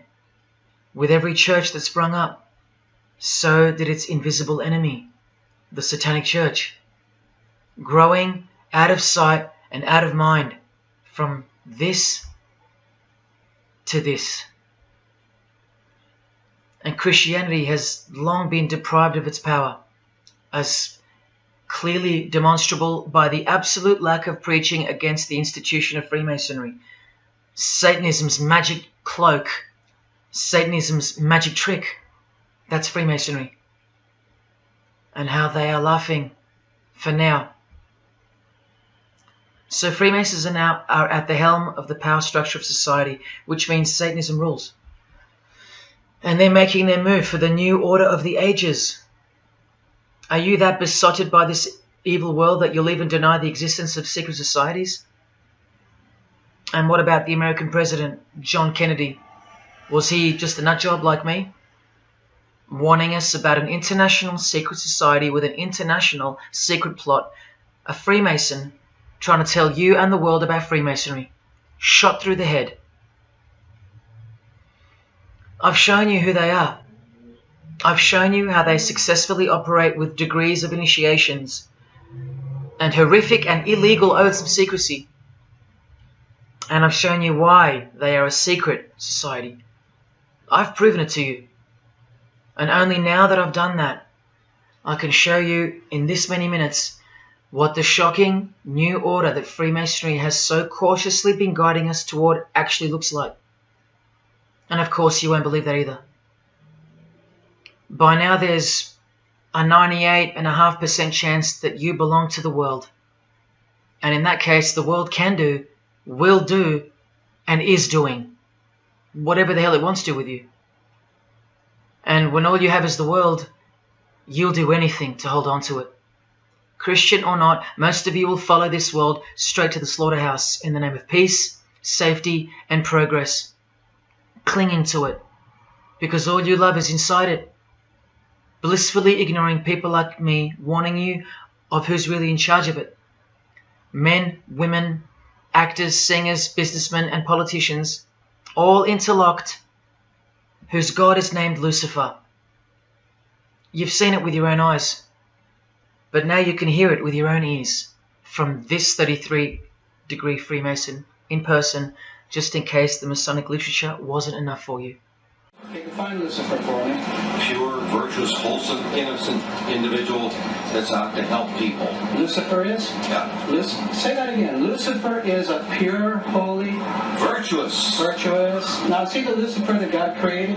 That's the same one. Oh, man, this is great. I'm going to put this on the internet. Oh, God bless you, brother. Because that's exactly what the Shriners and Masons teach, is that Lucifer is light. No. And you're about those confirming hospitals? You know what, sir? Jesus said, many will say to me on that day, Lord, Lord, did we not do these good deeds in your name? And you'll say, away from me, you workers of iniquity. I never knew you. Jesus said it? In Matthew chapter 5. You've been bred from childhood to fall for the biggest lie ever told, that Satan doesn't exist. And if Satan doesn't exist, well then neither does Jesus. And while your heroes and idols know full well that they do exist. And when I say you've been bred from childhood, I mean just that. Walter Disney was a high-ranking Freemason. Here's a Masonic stamp dedicated to him, and his very exclusive Club 33, which stands for the 33 degrees of Freemasonry. And who's the god of the 33rd degree Freemason, Walt Disney? Well, Walter hides the answer in plain sight because that's what Freemasons do. Firstly, the God of Mr. Disney is wicked. See how they veil evil with a cloak of innocence? What does the word veil itself conceal? Secondly, Walter's God is horny, symbolized by the horned god of the witches. And we all know Walt Disney loves magic, which is witchcraft. So the depictions of sex are hidden in plain sight as well. Remember, lust produces life, not love. So lust is purity, lust is love for the high degree Freemason. And thirdly, he hides the number of his God's name in the open as well. No, that's not a 666 you're seeing interwoven in the design. That would be ridiculous, wouldn't it? Not even when they separate the sixes from the name, all three of them, and place them together for you like this, in plain sight. No, not even then will people see. Do you think things are any better 50 years later? Here's the Eye of Lucifer in the Nickelodeon channel, and his lightning flash. Remember what they actually believe about Satan. From Freemason Helena Blavatsky's book, The Secret Doctrine, meaning the secret belief. Who is Satan? He is the angel who was proud enough to believe himself God, brave enough to buy his independence at the price of eternal suffering and torture, beautiful enough to have adored himself in full divine light, strong enough to still reign in darkness amidst agony. Helena Blavatsky is suggested as recommended reading by the Encyclopedia of Freemasonry right here. And the Grand Pontiff of Universal Freemasonry, speaking of Lucifer, Satan, and the Devil on page 407, writes that to the initiate, the devil is the instrument of liberty or free will. That's who Lucifer is to them, okay? To show you how little you know of who you're dealing with, and the extent of this religion's influence and power, not to mention their plans, let me jump ahead for a minute. Watch this.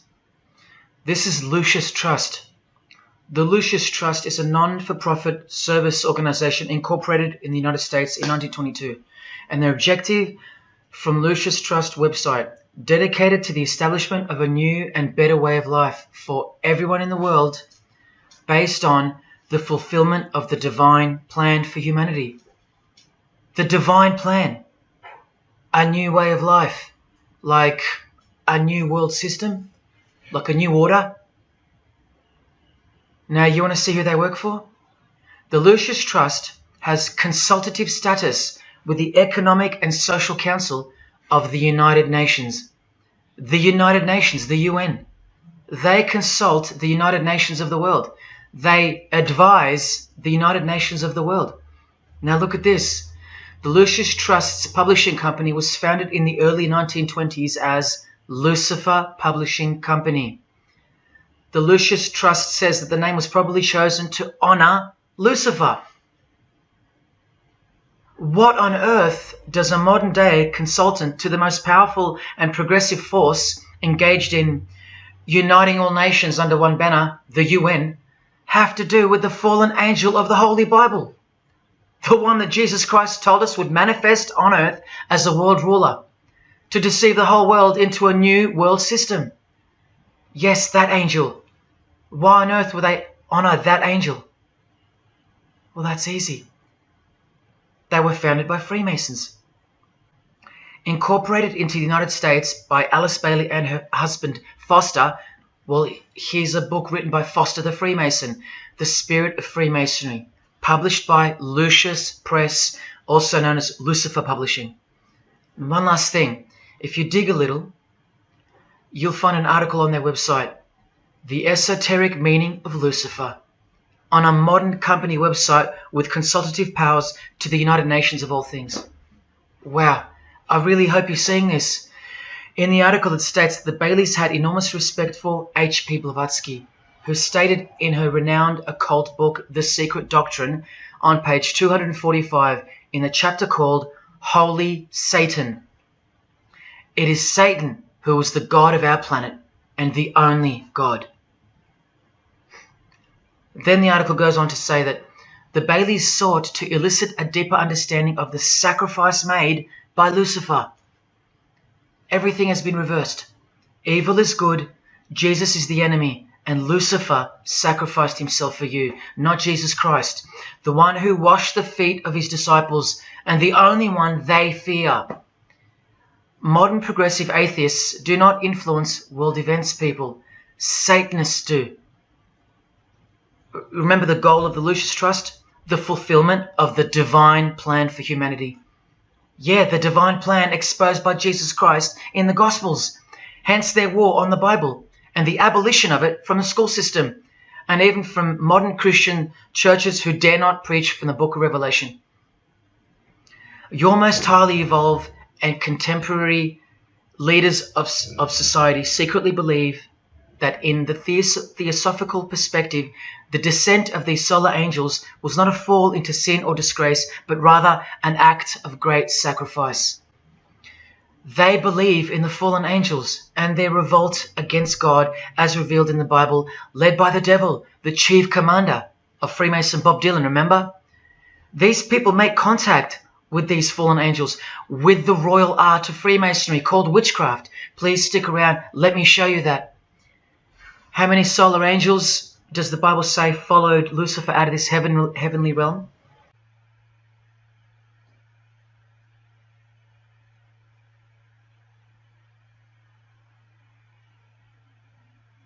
A third of the angels makes 33%.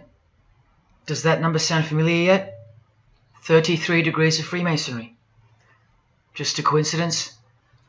From the Gospels again, which expose these people every time. Do not let anyone who delights in false humility and the worship of angels, and who has access to some visionary world, beguile you, trick you of your reward. You still don't believe that the false humility of the charitable fraternity of the Freemasons is behind it all? Well, Blavatsky also published a magazine called Lucifer with a woman named Annie Besant. And here's a letter written by Annie herself with the official Masonic letterhead. And here Annie signs off as a 33rd degree Freemason. Printed also in the left-hand corner, Annie Besant, 33rd degree, and a member of the Supreme Council. Undeniable and undisputable. Please don't make me prove it to you over and over. Have you caught a glimpse of who you're dealing with yet? They're all Freemasons, high-ranking. And they're all buffeted by a plethora of Masonic dupes who don't know any of this because they can't decipher the symbols and they don't care to try. They're proud and boastful and defensive of their beloved fraternity, in which they get to rub shoulders with the most important people of their suburbs, cities and towns, and in which they got on their knees to take blood oaths of death, calling other old decrepitated men worshipful master. Yet still they think it's innocent and has nothing to hide. Delusional and lost, almost beyond hope.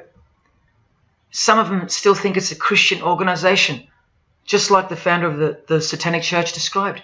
What do you get when you carefully conceal Satanism with Christianity? You get Freemasonry.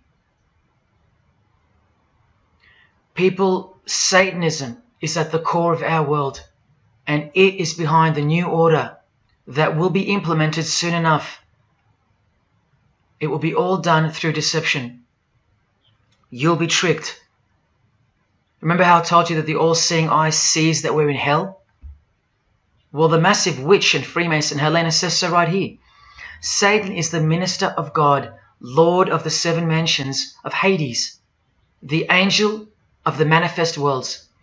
Hades means hell, manifest worlds means earth. This is who you're dealing with. This is the religion and the beliefs of the rich, powerful and famous. And yes, politicians. Do you want to go back to sleep? You can sleep after this.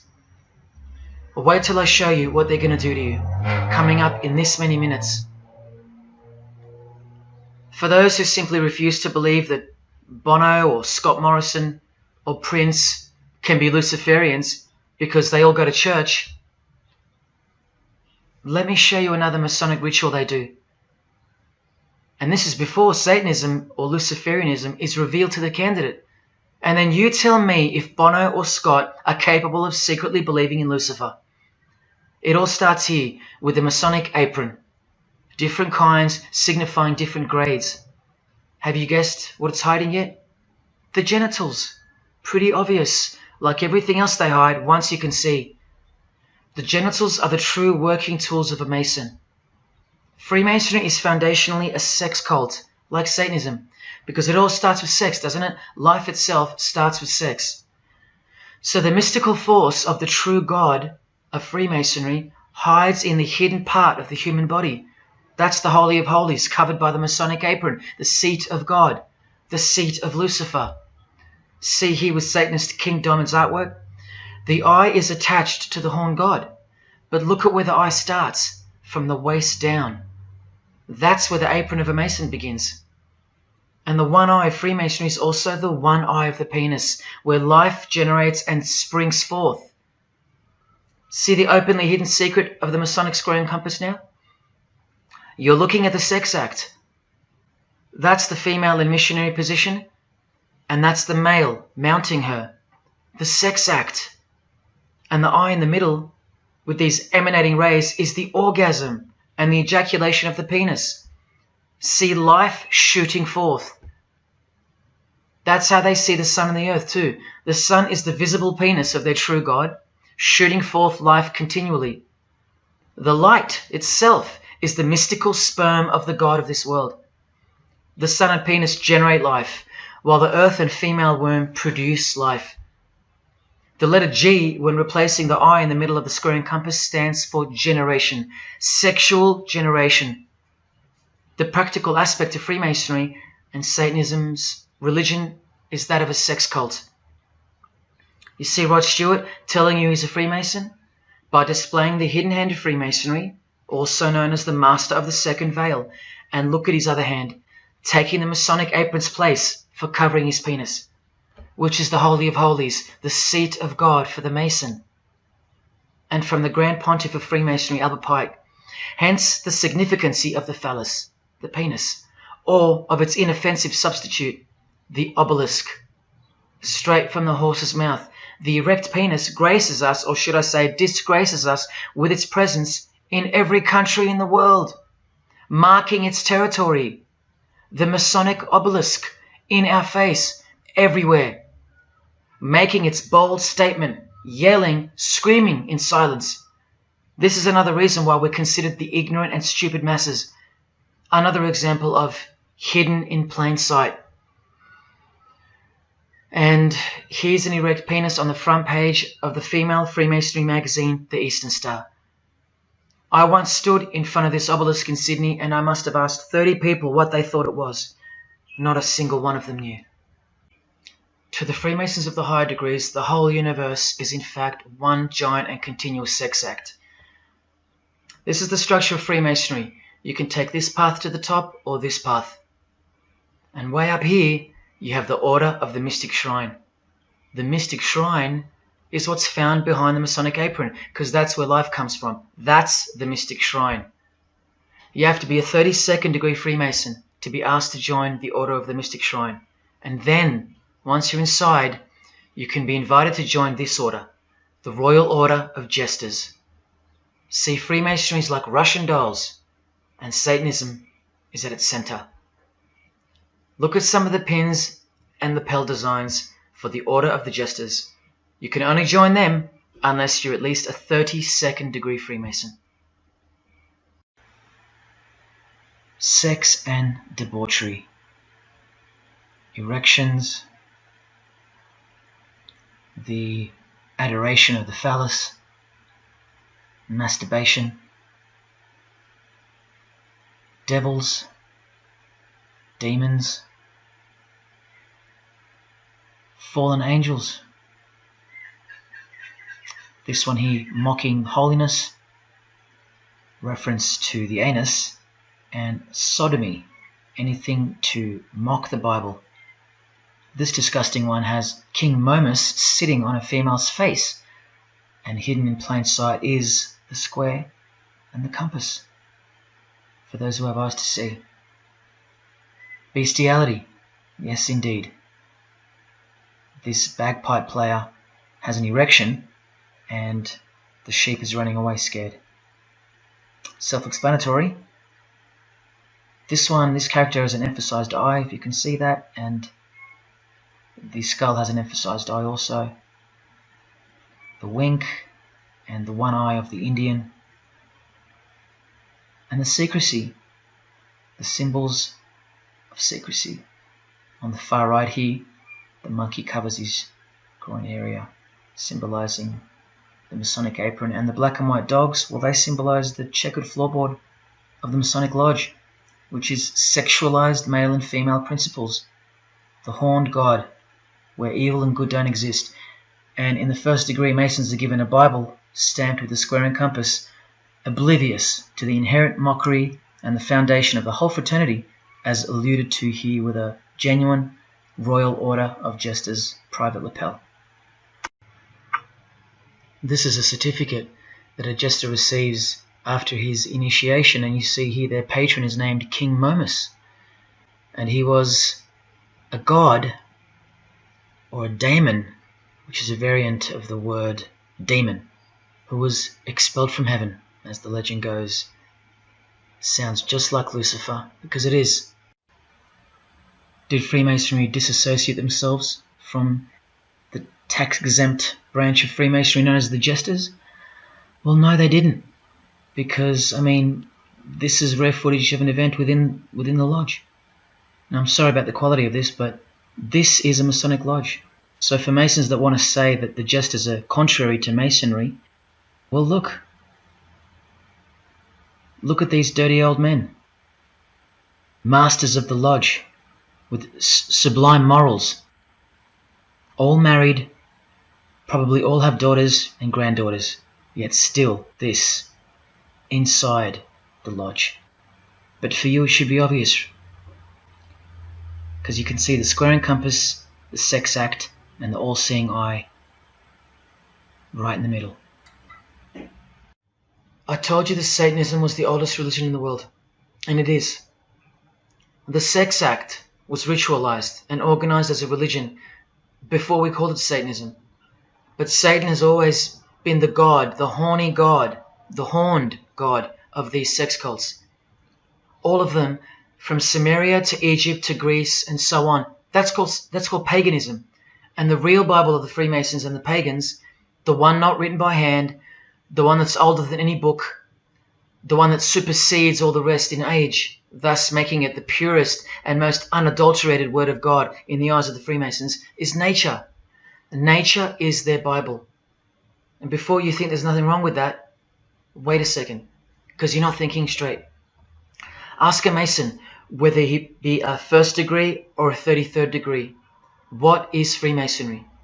And the universal go-to answer is this: a peculiar system of morality, veiled in allegory and illustrated by symbols.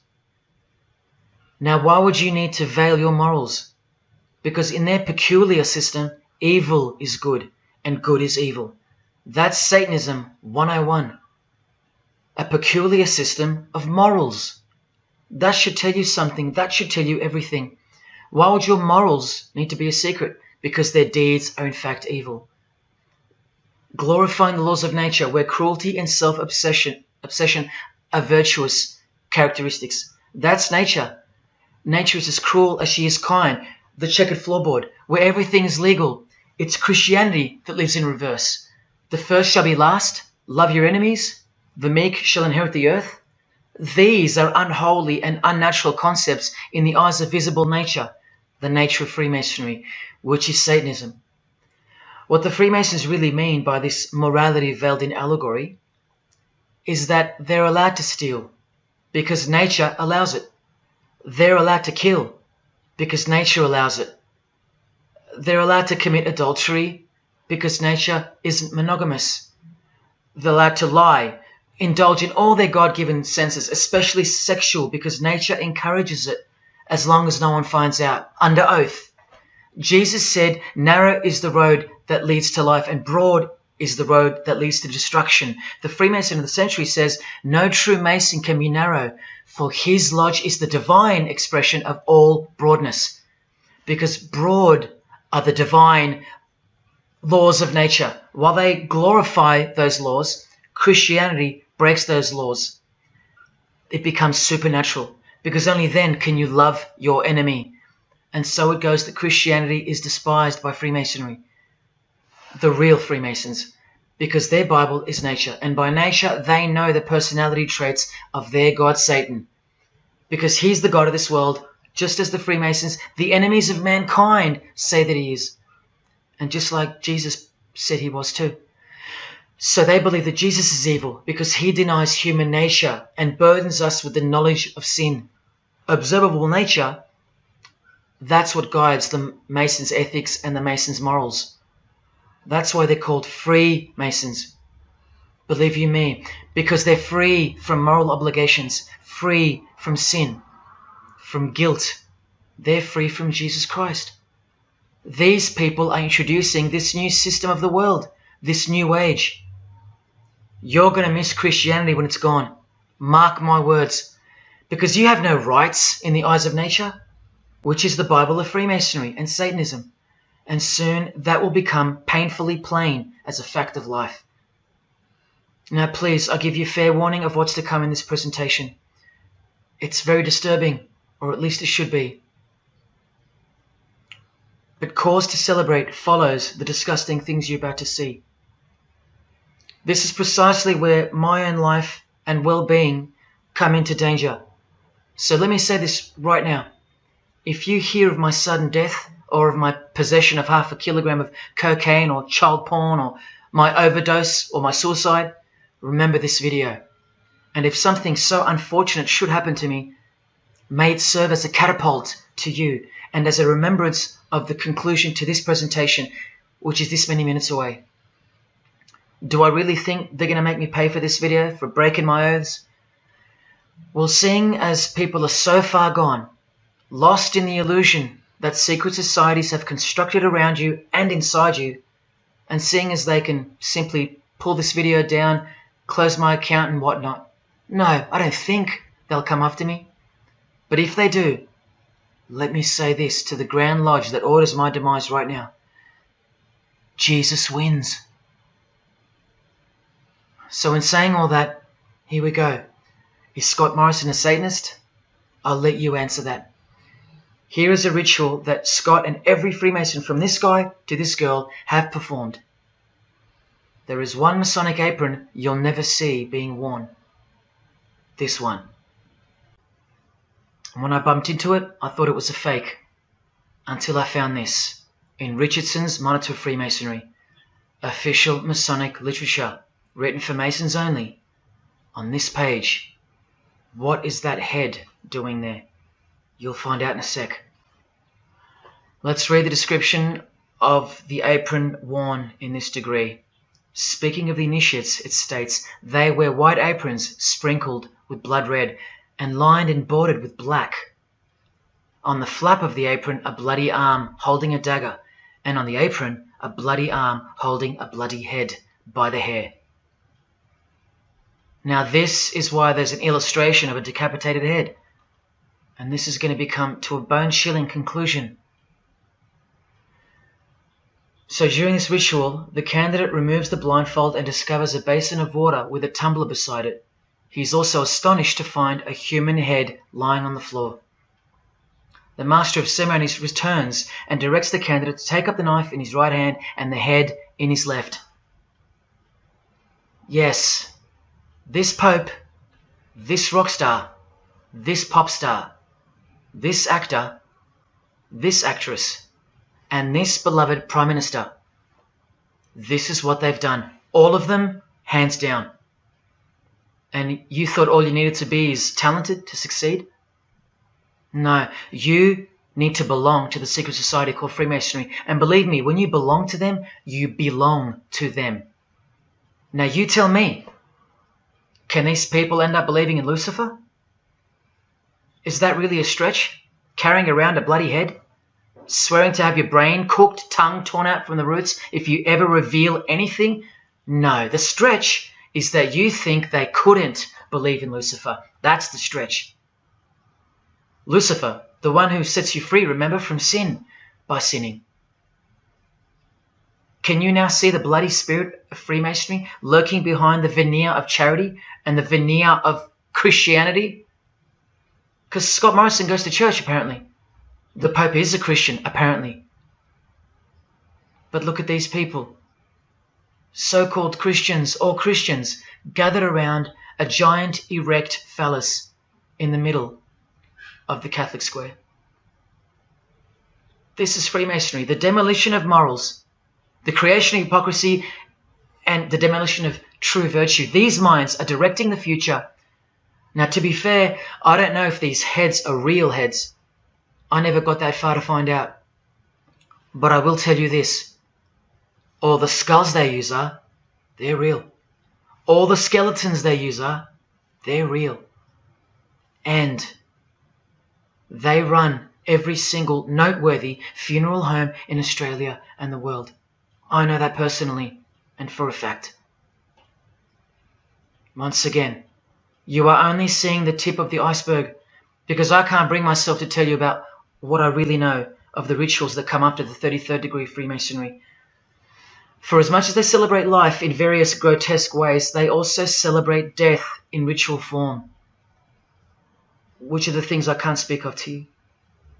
They have to celebrate death in order to prove that they can see things through the all-seeing eye, the one that sees above evil and above good, the checkered floorboard, where things kill each other to live, where life is cruel, where morals are broad.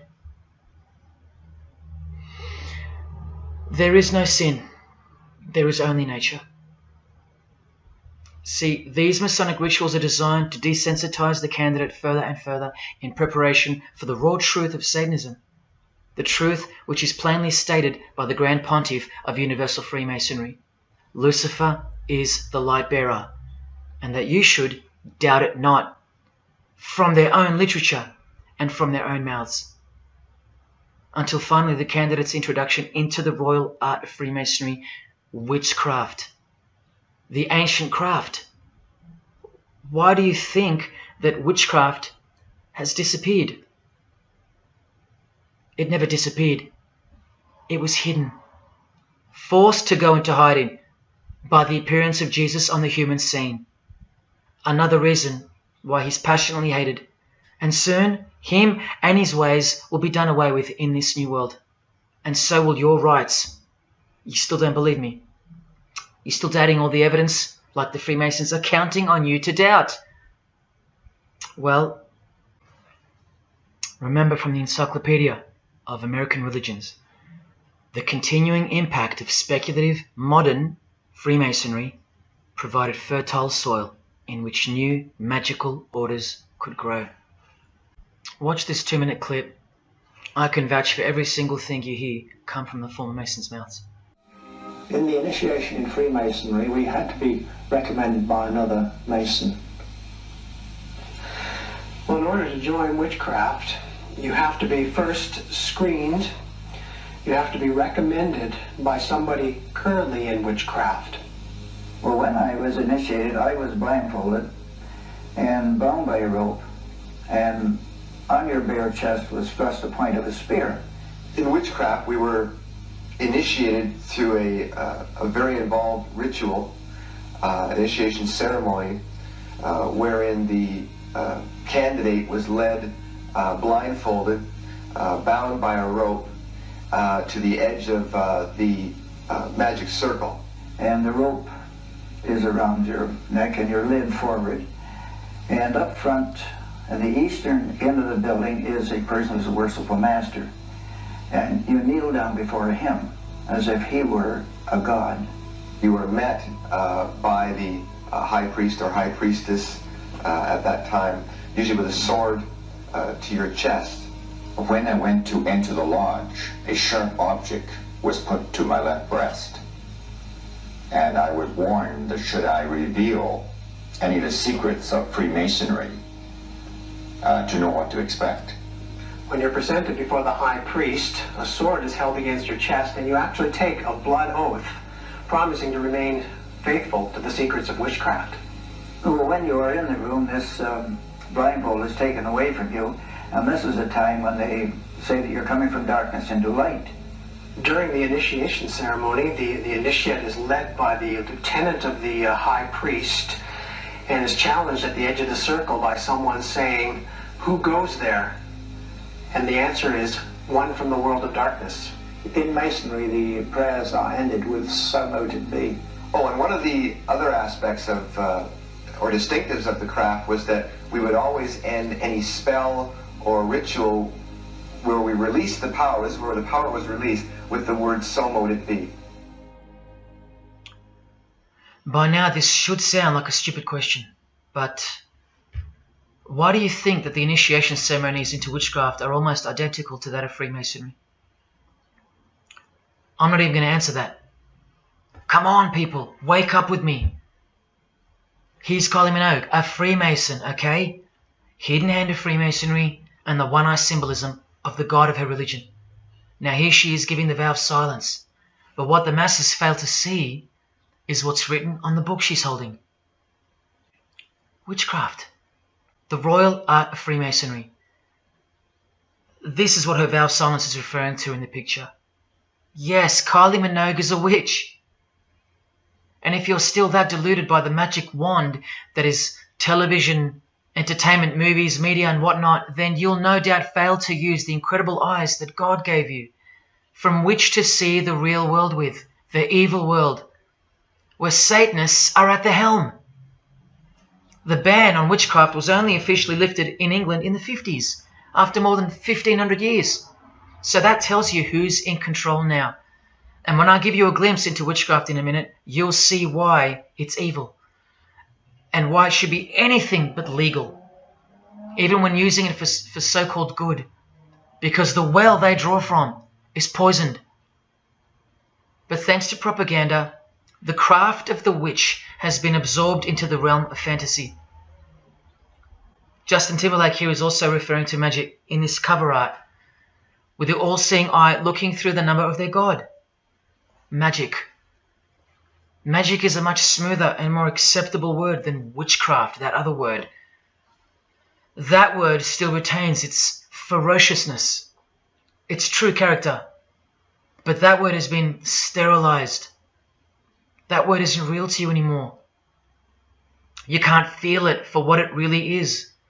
Or if you do, your mind has isolated it, confined it to some small groups of unimportance scattered here and there over this diverse world. And so it's nothing to be feared or concerned about. But that's the furthest thing from the truth. Now, some witches want to say that witchcraft isn't Satanism. That's either more delusion or misdirection, as confirmed here by Anton LaVey in the Companion to the Satanic Bible, when speaking of the followers of the Witchcraft Not Satanism school. He writes very accurately that they cannot afford to admit to an affinity with anything that bears the name Satan. He knows where the power of witchcraft comes from. Now, does that mean that Justin Timberlake is a Satanist because of his symbolism and the use of his word alluding to witchcraft in his artwork? Well, yes, actually, that's correct. He is. Here's a quote from one of his songs. You want to see who else is in good company with these famous idols? Suzanne Atkins. Same sign, same religion, Satanism. Do they all have to admit it in the English language for you to believe me? Or can the symbols they use finally be enough for you? Look at what another legendary Freemason, Arthur E. Waite, states. Out of evil comes good. And the confusion of tongues gave rise to the ancient practice of Masons conversing without the use of speech. Out of evil comes good, so it's good to do evil. That's what he's saying. See, I'm trying to include you into the conversation that the Freemasons are having with each other in public via symbolism, unbeknownst to you. Listen to what famous US footballer Tom Brady said regarding his wife. So, man, I listened to her. And right after the game, she said, see, I did a lot of work. You do your work, I do mine. She said, you're lucky you married a witch. I'm just a good witch. Well, this is Tom Brady. And this is his wife. Both initiated into the secret society. Of course they are. Wait, she's not displaying the one-eye symbol of the Freemasons, is she? That's just art, isn't it? Well, no, it's not. She's a witch, and her husband just told you she was. Here's Steve Miller's front cover to the famous song Abracadabra, and he covers his eye because he's a member of the one-eyed religion, and abracadabra is a legitimate word used in witchcraft. Here it is in the 100-year-old Encyclopedia of Freemasonry. Why would the word abracadabra be in the Encyclopedia of Freemasonry, the fraternity that runs charities, hospitals, nursing homes, and that secretly supply us with popes, presidents, prime ministers, kings and queens, and the bulk of our entertainers? Why? You know, I really think it's time to show you what the Satanists dressed as Freemasons are going to do to you and the world to finally establish their new world, their utopia. And this is going to be the segue into that. This is my last practical example of Freemasonry's satanic roots. And then I'll close this presentation with the most shocking thing you'll see or hear. You probably won't care, but to the precious few who remain, I will send you off with the greatest and most beautiful shock of all.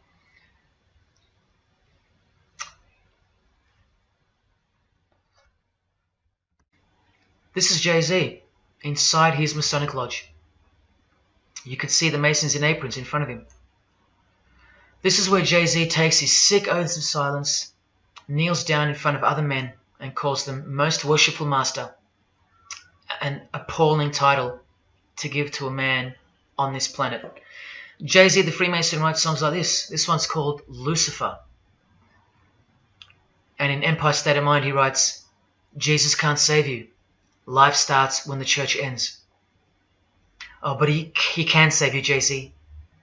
He can even wake you up just before you collide into a concrete wall doing 120 kilometers an hour. I should know. This is fellow member of the craft Alicia Keys, who sings on the track.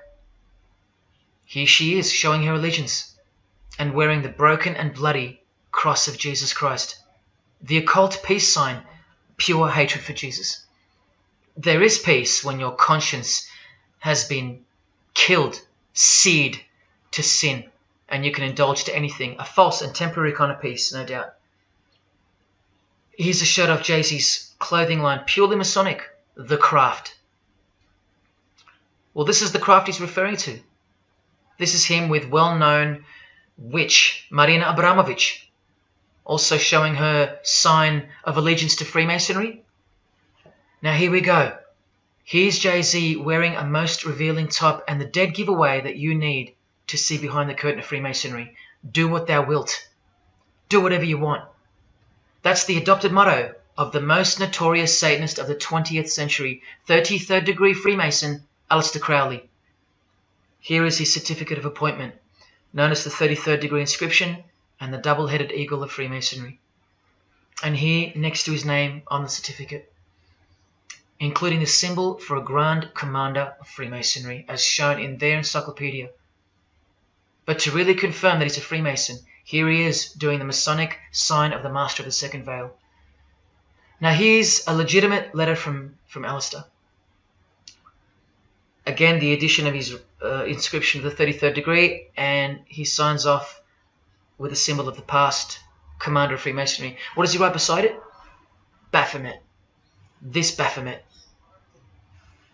Now listen to this man to get a clearer picture of the truth behind the secret religion of the stars and the leaders of the world.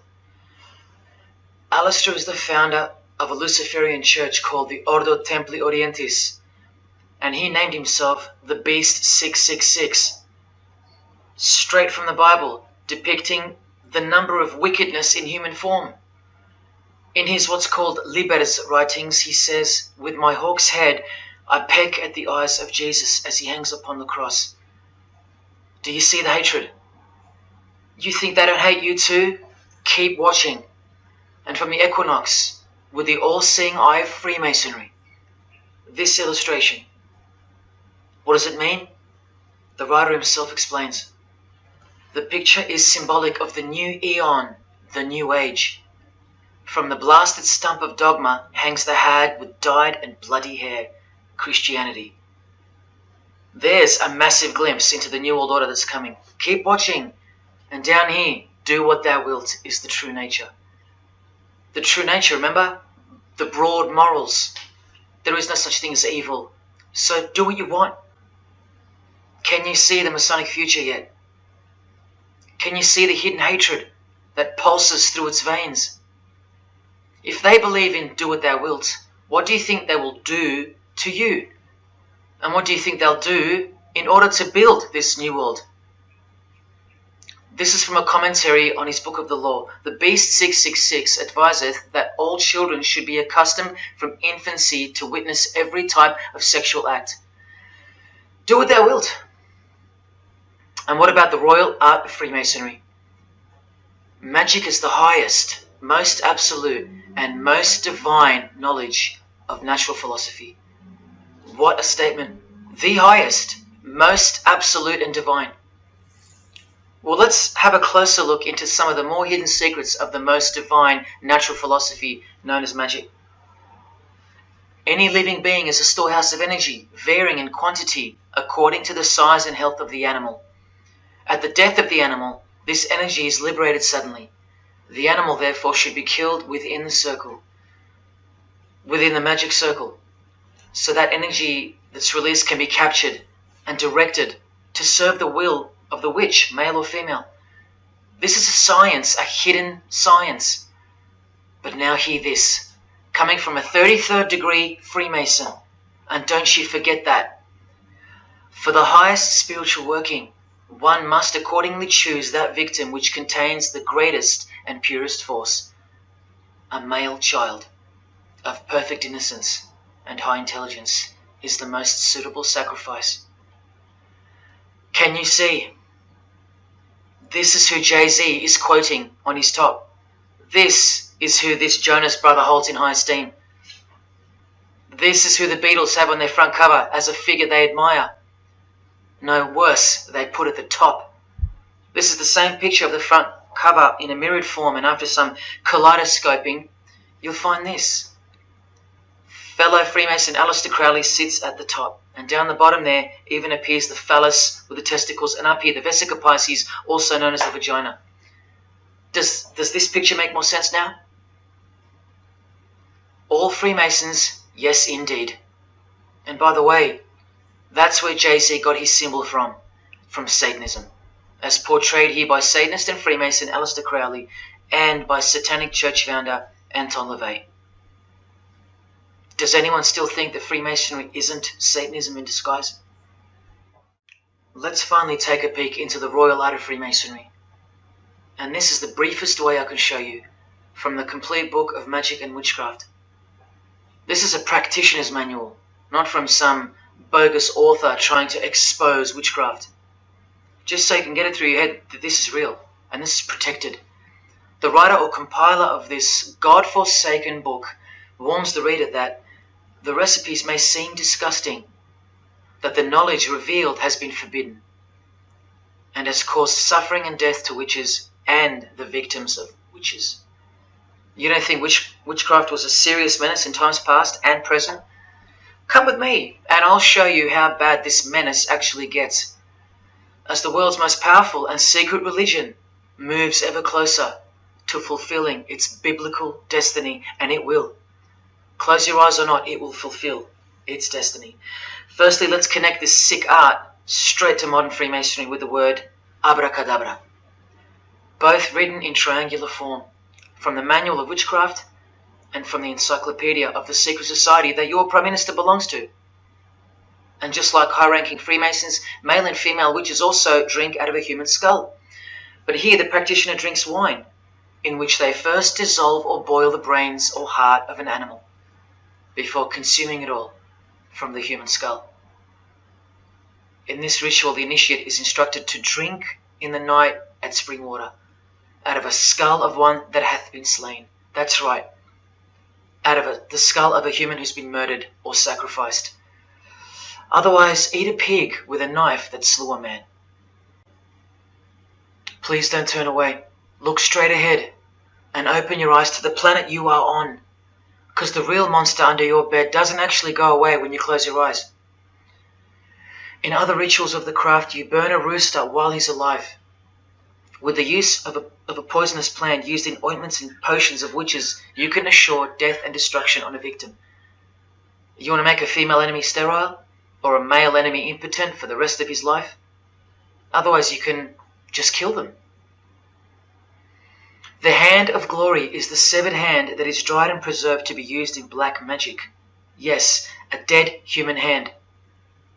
A black circle is most effective for operations of evil. The use of blood and sex in ritual was considered helpful for obtaining the necessary energy to successfully work magic or achieve mystical insight. But here's where the darkness thickens even further. Animals such as black cats or children may be sacrificed, and participants may drink the blood of the sacrifice. And just so you know that Stanley Kubrick wasn't joking, an orgy of participants sometimes follows the mass. No remorse, just science, the science of witchcraft, the royal art. And here, what's necessary for the working is the fat of young children, dead children. How many children do you think go missing in Australia every year? That's how many. And what about the world? Is it 1 million? Well, according to the International Centre for Missing and Exploited Children, it's 8 million children per year. Do you think that the highest, most absolute, and most divine knowledge of natural philosophy has anything to do with that?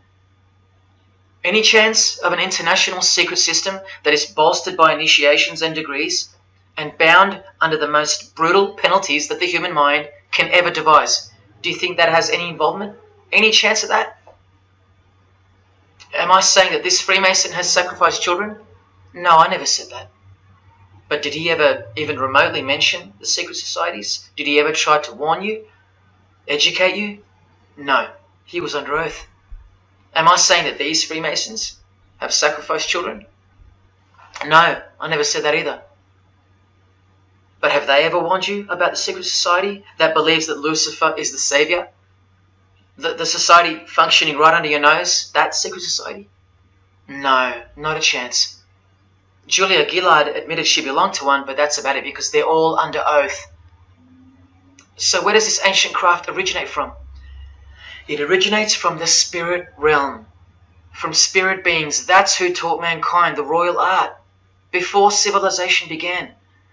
In this chapter, The Rites of Satanism and Witchcraft, the manual explains that a typical satanic Sabbath was, number one, a homage to the devil, usually performed as the osculum infami, also known as the kiss of shame, which is so shameful that we'll just put it this way. The ritual involves kissing the hindquarters of the devil, the rear. Surely this is far removed from anything to do with Freemasonry. People, the original order of the Knights Templar were found guilty of this very same obscene ritual. And where do you find the modern variant of the Knights Templars of today? I told you, in the highest degree of Freemasonry, right here. Here's a couple of them now. And what's on this Templar's head? From the Masonic Encyclopedia, remember? A symbol of the Baphomet, according to 33rd degree Aleister Crowley. And we can confirm that in the Satanic Bible. That's exactly what's hiding deep inside of Freemasonry. I'm only showing you this to show you the reality of Satanism and the demonic realm, the world you can't see. On this earth? And in this earth and then in a world we can't see. Look here. The hierarchy of demons occupies a more important place in both black and white magic rituals. Both black and white. This is where the power of witchcraft comes from. And this is the reason these bizarre rituals actually function and actually work. Because after the ritual is performed on earth, its effects are carried out to their conclusion in the spirit realm by spiritual beings or demons, actual demons. The reality that is hidden from you. Because if you found out that Satan was real, then that would have to make Jesus Christ real too. And he is the one they hate. And if Jesus Christ is real, that changes everything. And this is how much they hate him. The prayer that Jesus taught his disciples is performed backwards. The high priest is sometimes naked. A prostitute assists him, and a naked virgin, who may later be deflowered, is the altar. Everything that is sacred is defiled, and everything that is filthy is honored as pure. Because of their burning hatred of Jesus Christ, just as he's hated by the fallen angels that they worship. It gets worse when you hear what they use as a substitute for the bread that Jesus broke and told his disciples to eat in remembrance of him. A wafer which initiates smear with this, this, and this. Or the name of Satan may be written upon it. And this isn't even witchcraft. This is just a ceremony announcing who they love and who they hate. So is Satan real? It continues to state in the hierarchy of demons at the very top, Satanakia, whose title is the Commander-in-Chief. What did Bob Dylan, the Freemason, call the one he made a bargain with? Should I ask who you made the bargain with? with the chief commander. Same title, Commander-in-Chief, Chief Commander. Are you following? But watch this. In case the darkness is getting a little too thick and encompassing for you, let's shine a little light. The true light that only the Gospels can supply. Speaking to us humans and revealing something about Satan, the Gospels state, you follow the spirit of the age in this world system as dominated by the commander of the spiritual powers of the air. Satan, the god of this world, the commander. You still think the Gospels are wrong or fake?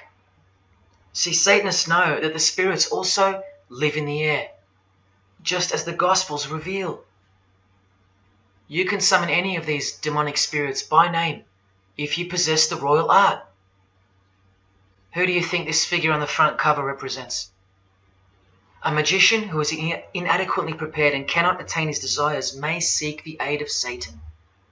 That's who this is. Now that you know, hopefully for a fact, that these are people at the top of the human food chain, do you think they'd be fooling around with stupid fairy tales? No, witchcraft and Satanism is absolutely real, hence their earthly power. This demon here, fifth in the pyramid structure, holds the title of Inspector General. And what's the title of the highest degree in Freemasonry, who exists in every local lodge in every suburb, a suburb near you? Inspector General.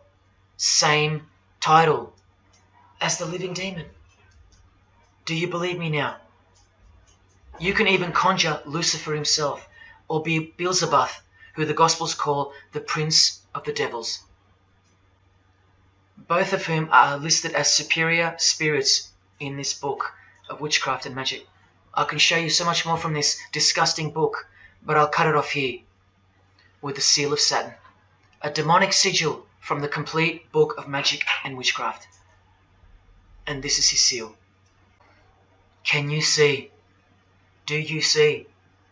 This is the society that lives amongst you, above you. The one-eyed religion of Freemasonry, hidden right in front of those who have their eyes wide shut. I'm going to now show you what that world that they are building, from the ashes of the one you're currently living in, looks like.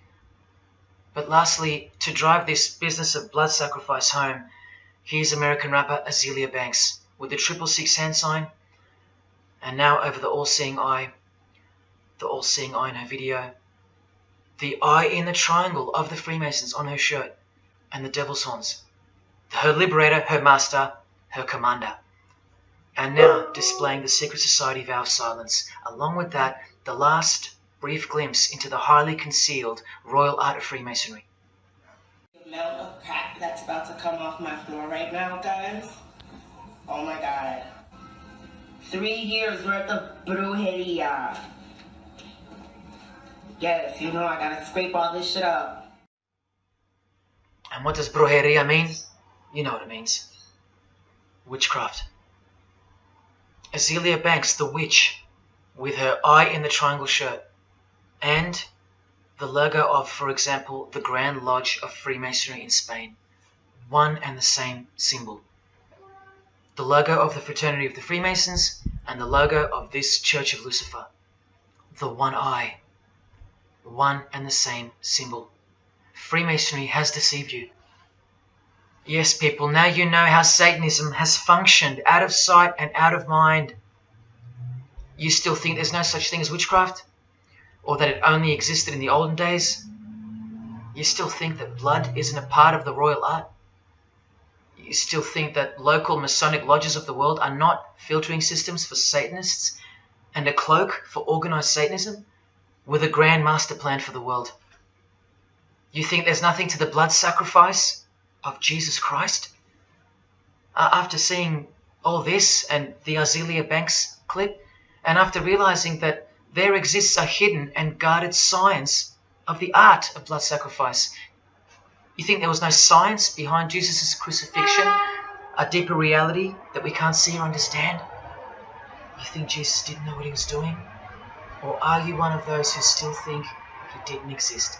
Tell me, how can they hate something that doesn't exist?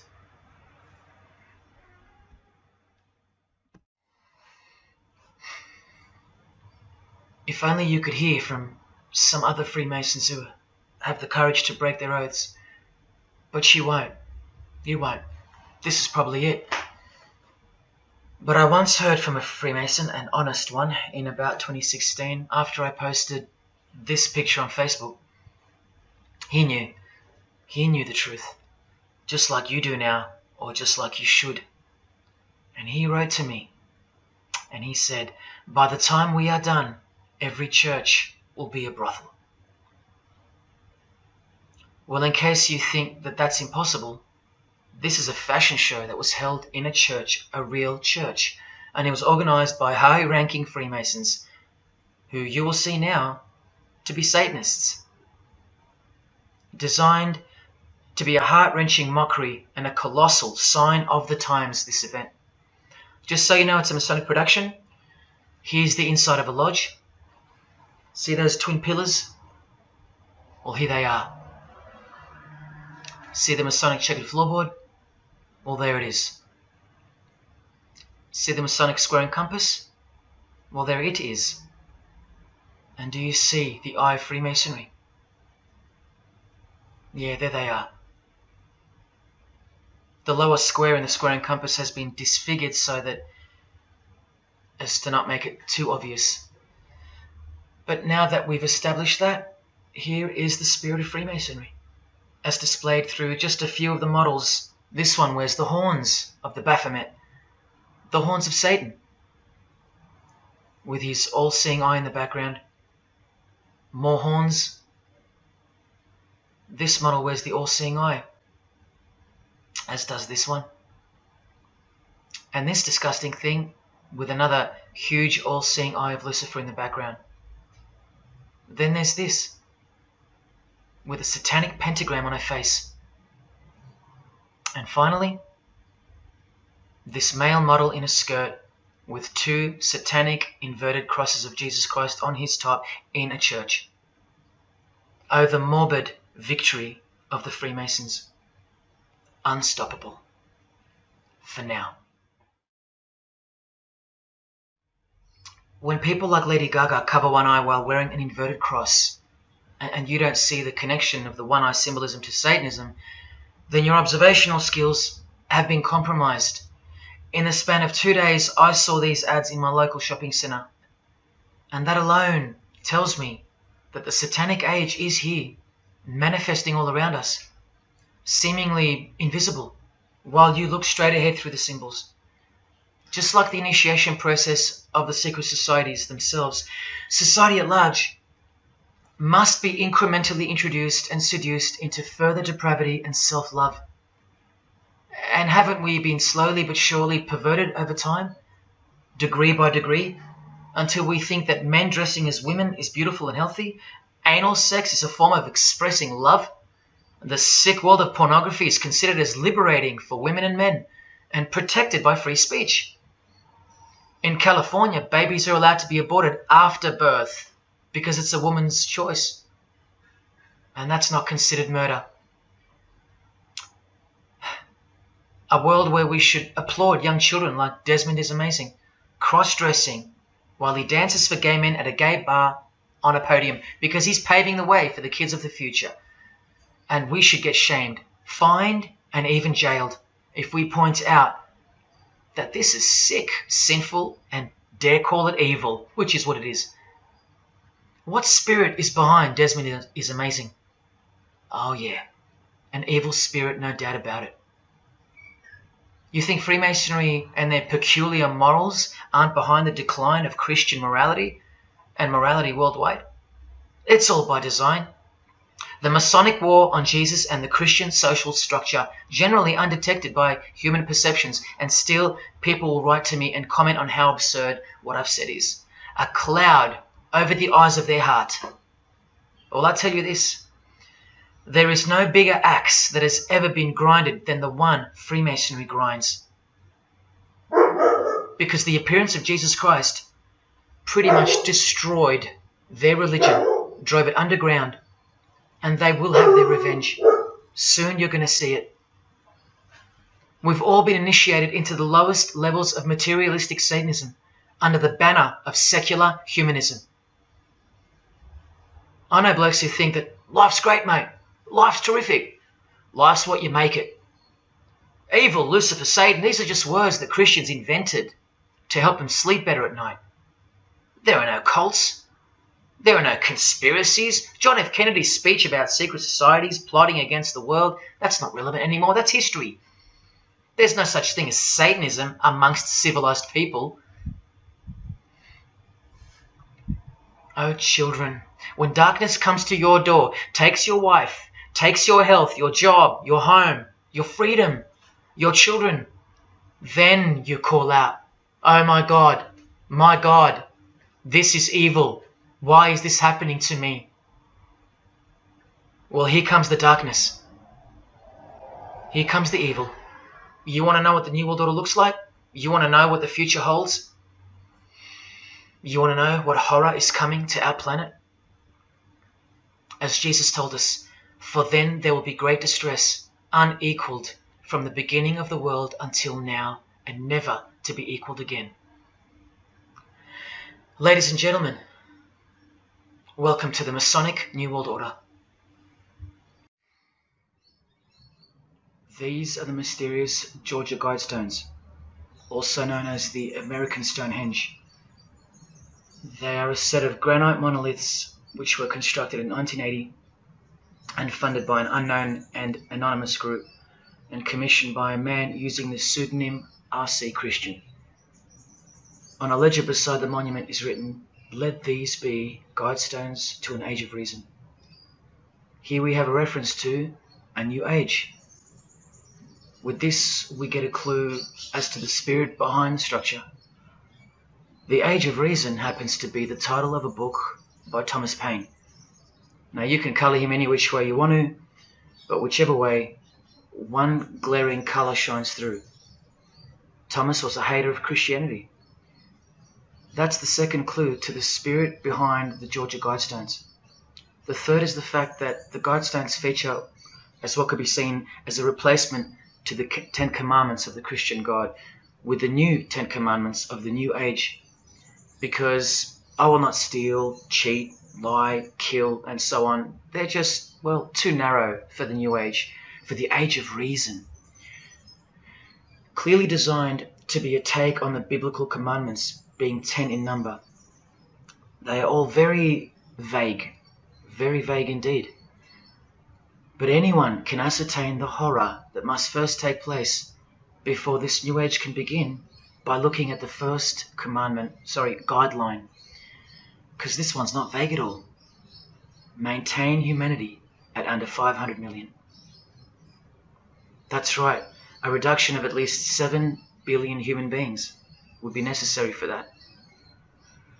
This thing cost the equivalent of $500,000 to build, and the street it's located on is named after it, so that tells you how much reach its creators had. Its presence alone is a disgrace and a declaration of execution to most living people alive today. But let's go on to the fourth clue as to the spirit behind these monuments. the monuments outlining the Age of Reason. The name R.C. Christian, the so-called person who commissioned the building of these giant slabs, anyone who's versed in secret societies or is a high-ranking member themselves would instantly recognize the pseudonym as a reference to the secret society known as the Rosicrucians, which is just another secret society branch that exists under the umbrella of Freemasonry, which is an extension of all secret societies of the past and is now the mother of all of them. In this Masonic website, Worshipful Master Wynne Westcott urges the Freemasons to consider their status as Rosicrucians. The RC stands for Rosenkreuz. Christian Rosenkreuz is the mythical founder of the Rosicrucian order. And as impossible as it is for me to prove that Thomas Paine himself, the writer of Age of Reason, was a Freemason, he did also write this book, The Origin of Freemasonry. That is the spirit behind the Georgia Guidestones, the satanic spirit, and a straight off the bat view of this approaching new age. I told you, the whole system is about to change, and it's not going into the future, it's actually going back into the past. The old religion, that's what's taking everything over. And you'll walk straight into it, blind as a bat, thinking these people want to help you. They will appear as your saviors, forgetting or never being told in the first place that all this time there have been two societies in the world. The visible one, which is the one we're in, and the invisible one. Remember that the invisible one considers you profane, vile, and vulgar. Why on earth would they want to keep you around? In a book I can't mention written by them, people are referred to as useless eaters. We've become excess inventory, redundant, and past our use-by date in their eyes. Think about this. According to a prediction by information technology and research advisory firm Gartner, 1/3 of jobs will be replaced by software, robots, and smart machines by 2025. That's 4 years away. Google engineering director Ray Kurzweil anticipates that robots will have reached human-level intelligence by 2029. And by 2050, 80% of all jobs will be eliminated by automation. What on earth are you and your family good for then? What do you think the secret society will do to the vile multitude then? The utopia is coming, but it ain't your utopia. You still think that by the measure of the minds of international Satanism, you should be kept around? This excess baggage that the bulk of society has become? No, no, no. The new age is dawning. And generally speaking, you're not invited. It'll just look like you are. Remember that Charles Darwin, the Freemason, is listed as an influential figure in the Satanic Church. So mass murder and mass death are natural and necessary themes in the name of evolution, an artificially induced evolution into this. He is the same image in real life in Eilat, Israel, seemingly unrelated to the seal on the US dollar bill, right? But standing in glory with a Masonic square and compass, telling you exactly who owns this pyramidal symbol, complete with the one eye on top. Same symbol, same designers, worshipping the same God. You should be getting goosebumps by now. Is this a conspiracy led by international Freemasonry? Oh, you don't have to bet your life on it, because your life has already been placed as a bet on your behalf and without your knowledge, but with your permission, because all of the information is hidden in plain sight. In your face is where it's hidden. You're going to lose this battle unless you've been hidden in Jesus Christ, the only one who warned you that the new age is a trap and that it is the climax to this epic drama being played out on planet Earth. Now hang on, brace yourself, because I ain't going to let you down. This is a magazine called The New Age, but if you press rewind, you can find its source. Supreme Council of 33 Degree, Freemasonry. This one stretches way back to 1922. See the twin pillars of Freemasonry? Look, this is 19th century Freemason and New Age pioneer Helena Blavatsky on the cover of this edition. She's the one who wrote that darkness is absolute light, and that Satan is the god of our planet, and that we are in hell. But do you think the readers of these magazines are told that? No. Darkness is sold as light. Satan is disguised, and it's him in the details. This Masonic New Age magazine was the precursor to all magazines and trends, promoting the great deception of self-love and spirituality. Meanwhile, you're feeding off the plate that Luciferians serve you. Look at how the Satanic Bible in 1966 reveals the reality behind the curtain. Evidence of a new Satanic age. A new age. The new Satanic age. All rigged and all propelled by Freemasonry. Satanism's magic cloak. After all, and I think you should have guessed by now that Anton Szandor LaVey, the founder of the Satanic Church, the one who vowed to help destroy Christianity, is himself a Freemason. I can't prove it to you, but I know it, because of not only his obvious fondness of the fraternity of the Freemasons and the mention of it in his Satanic Bible, and its vital role in the Satanic takeover, but also because of the symbols, specifically this one, generally called the Devil's Claw or the Lion's Paw. Freemason James de Rothschild displaying the Devil's Claw or the Lion's Paw. X-Factor's L.A. Reid showing the Devil's Horns next to fellow Freemason Avril Lavigne. The Secret Society sign for the Devil's Number, and displaying the Devil's Claw, over and over.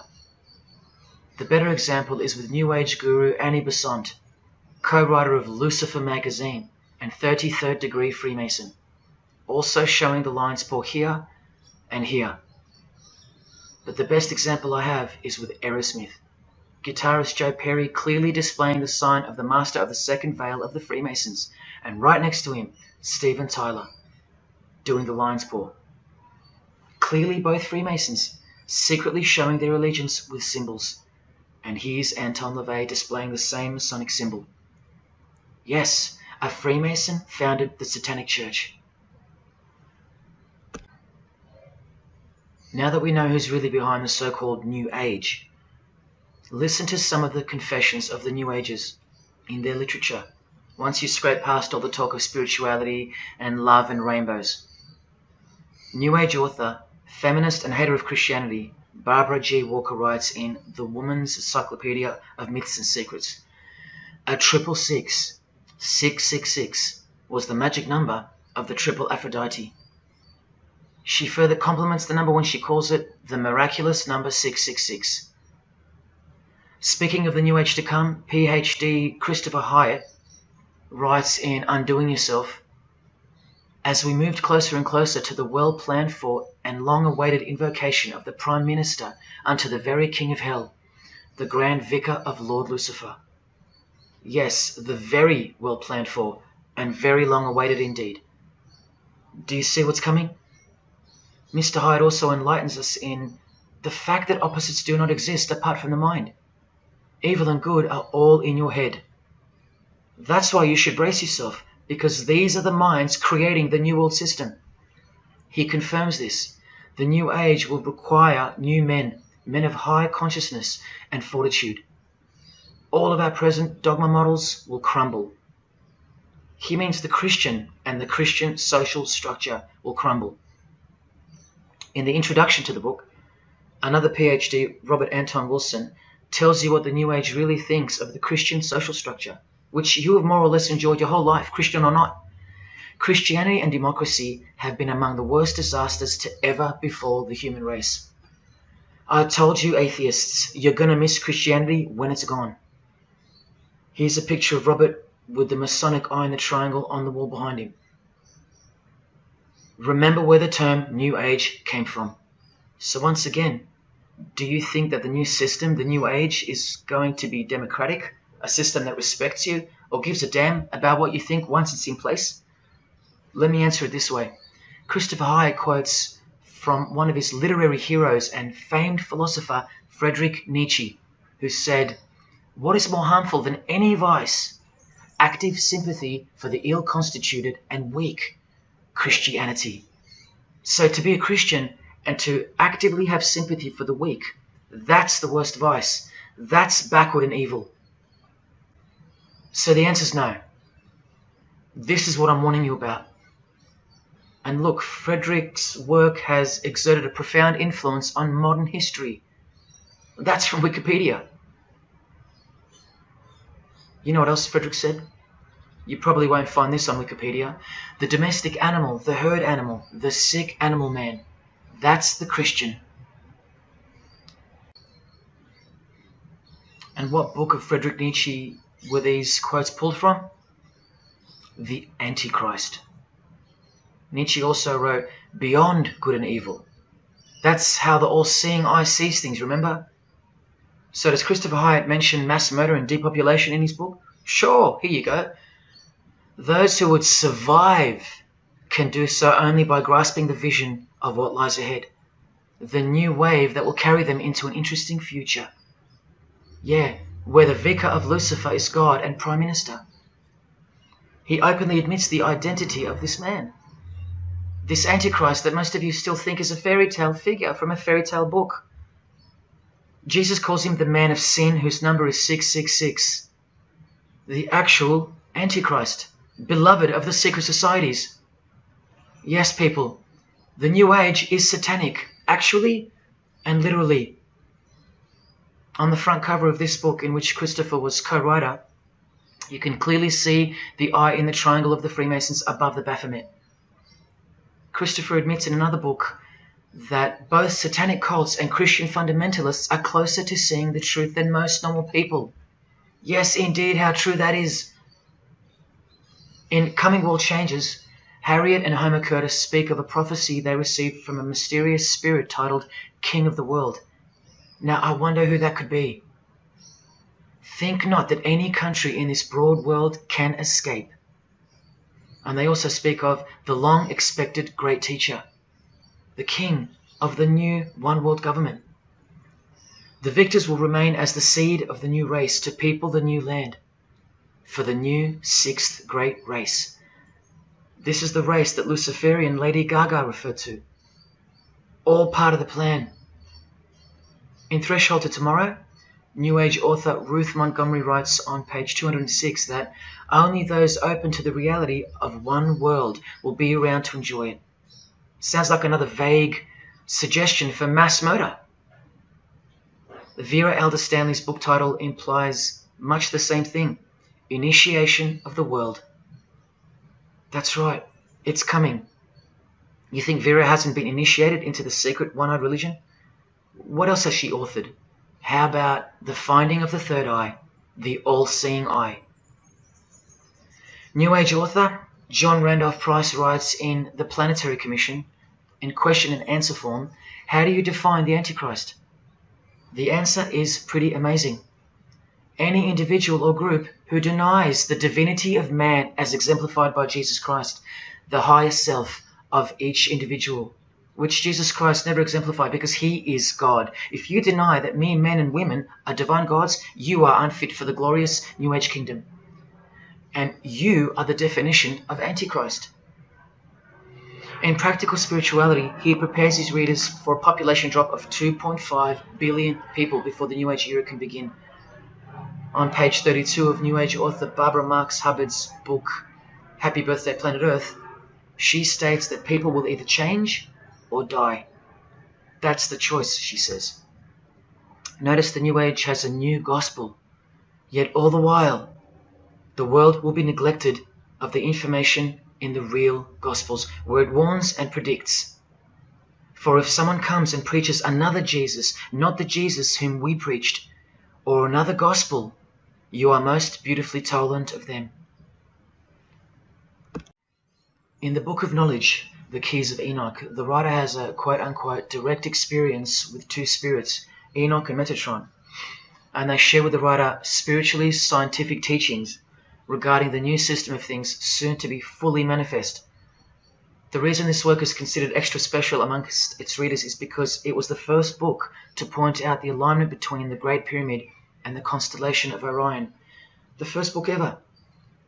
That's basically proof that these spirits, Enoch and Metatron, are the real deal.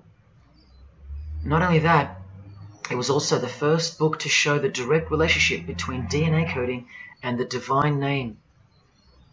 That's pretty serious, and the atheists should be really waking up by now, because this is the world's most powerful and secret religion we're talking about, nothing less. The writer was told that those who govern the earth are those who have fallen from the heavens. He calls them the masters, and even states that they were punished with penalties that were assigned to each. These are the fallen angels of the Bible, people. These are the masters of the Masonic New Age, as proven here in one of the illustrations from the book. Same symbology.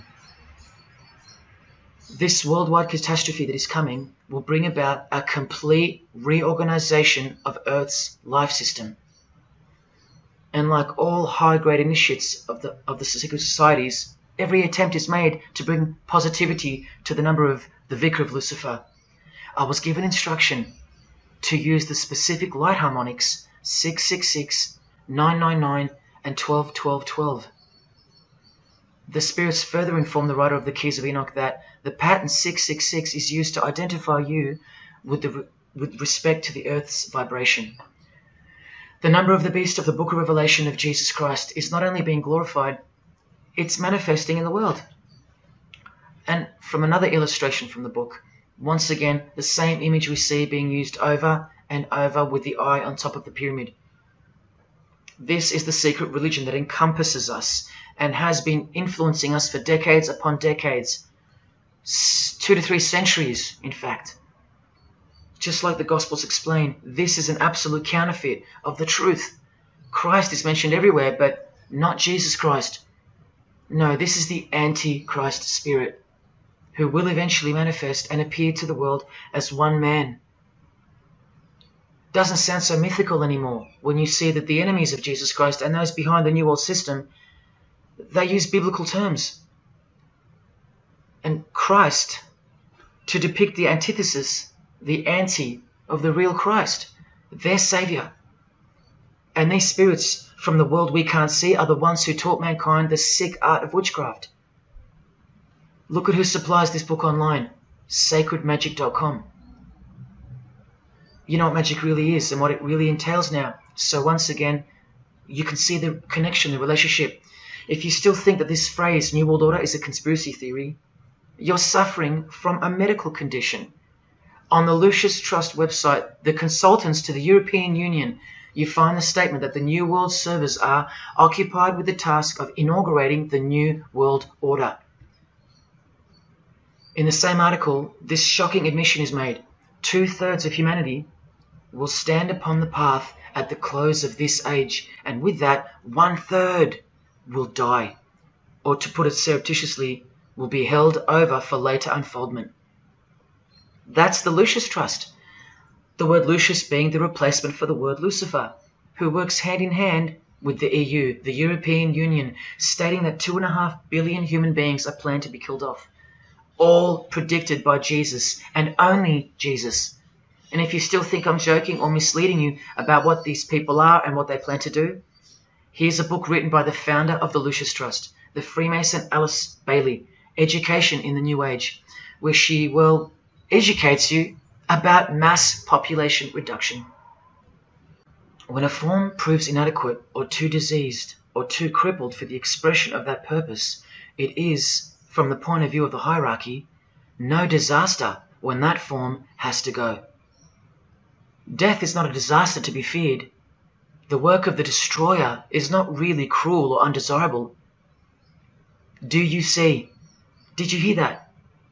Through the all-seeing eye of Lucifer, the destroyer, for the purpose of the new world, death and mass murder isn't evil, it's good. And Alice Bailey in The Labours of Hercules also tries to re-educate us and protect that God-forsaken number, predicted in the Gospels to be associated with evil. The number of the physical plane activity is called the number of the beast. This idea seems to have a horrible fascination with many, but what it really means is that Virgo is the symbol of triplicity, 6 on the physical plane, 6 on the emotional plane, and 6 on the mental plane. not 666 at all. And one more time, from the consultants to the European Union, from their website Lucius Trust, to prove to you that these people are all working toward and waiting for the world leader. The coming of the Avatar and the advent of the coming one are the keynotes of the prevalent expectancy. After everything I've shown you, are you going to ignore this? Or worse, are you going to trust these people, of whom were predicted to this very condemnation 2,000 years ago? Right down to a one-world system, depopulation, and to the man who will carry the number 666, and with it implement a new system in which you won't be able to buy or sell unless you receive a mark in your hand or forehead. And what's just been announced by Business Insider? Cashless society. Due to this, by 2024. This is the manufactured trend for the world. And you better believe it's fulfilling biblical prophecy. You know that book that's been ripped out of schools and hysterically discredited? Why do you think there's a single eye displayed on all the covers of George Orwell's dystopian novel 1984? It's because the one-eye religion is the one in permanent control, where democracy and Christianity have been utterly extinguished, and the remaining population live in a whole new level of permanent communism.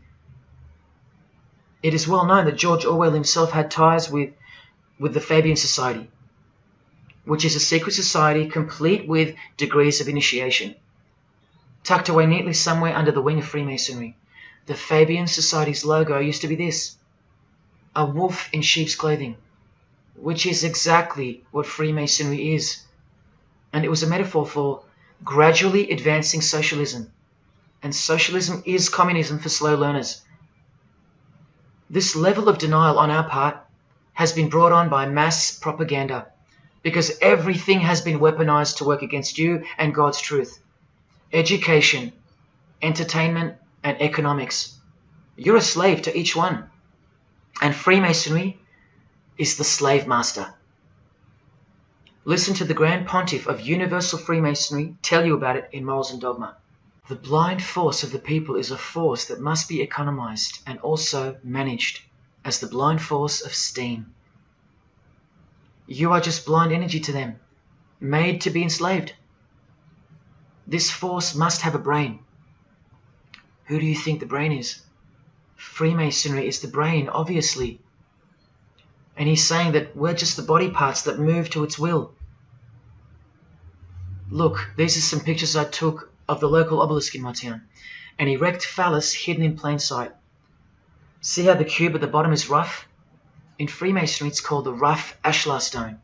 Well, watch this from Morals and Dogma. The rough ashlar is the people, rude and unorganized. Once again, you can see what this secret society secretly thinks of you. Now see how the stone built on top is smooth? That's called the perfect ashlar. The perfect ashlar is the state, the rulers. Yeah, the one-eye sex cult of Freemasonry, which hides its master, Satanism. Now, where is this brain taking us? Remember, this guy is the general who fought against the United States forces to uphold the institution of slavery.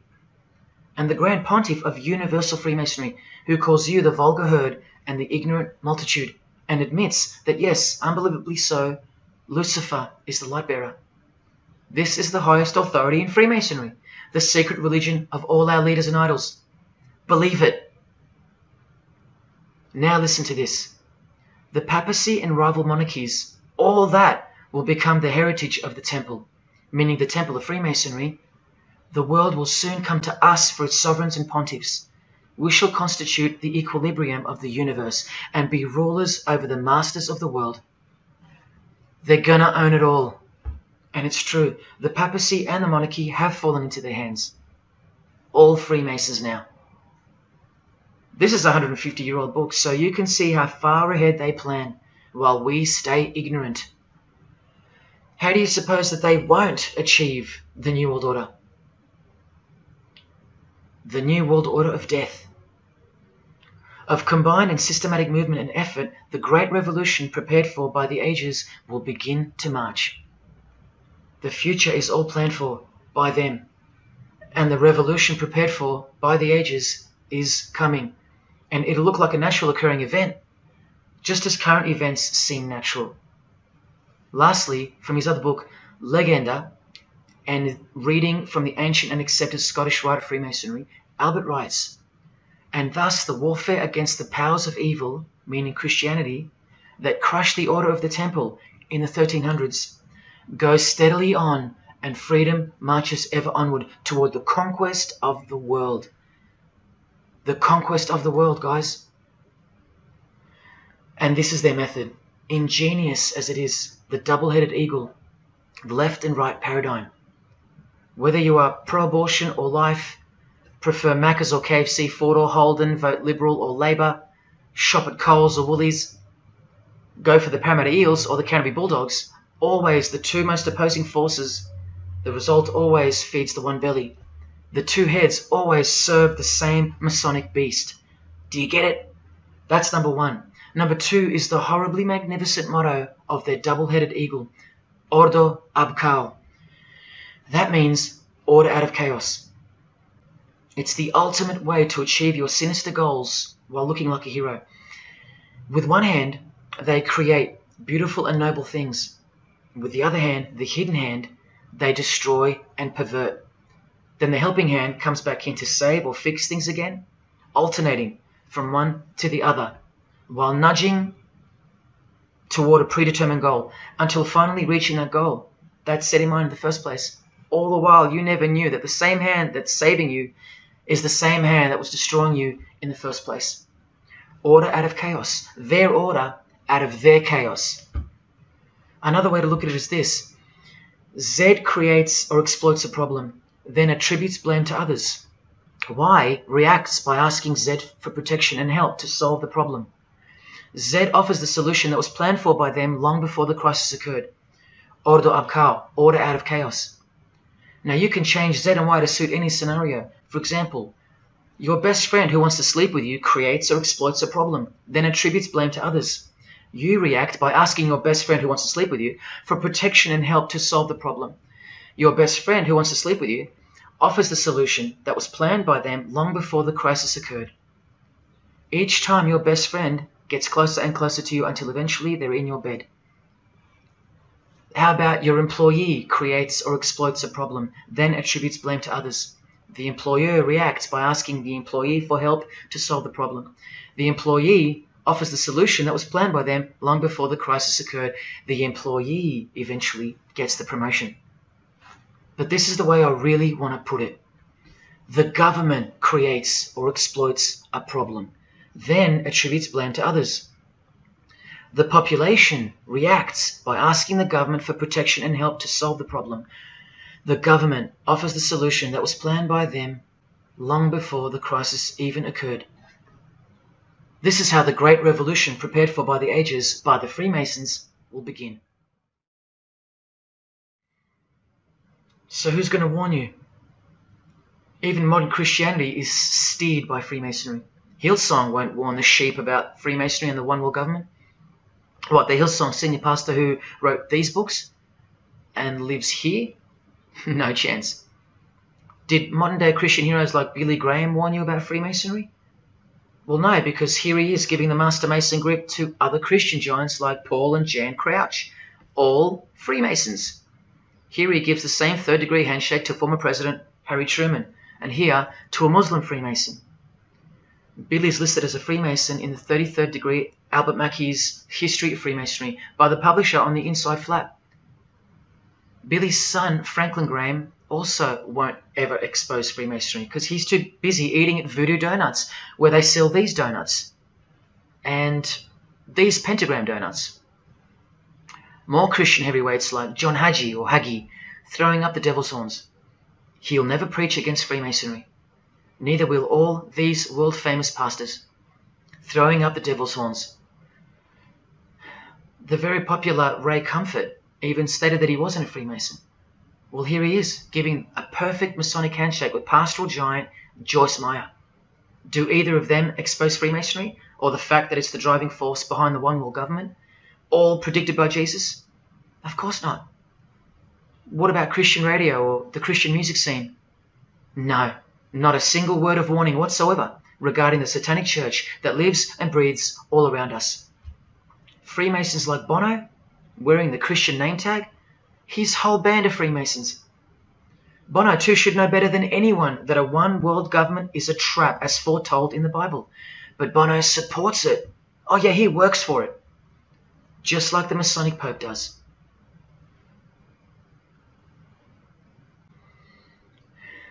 Even if by some freak chance they didn't know any better.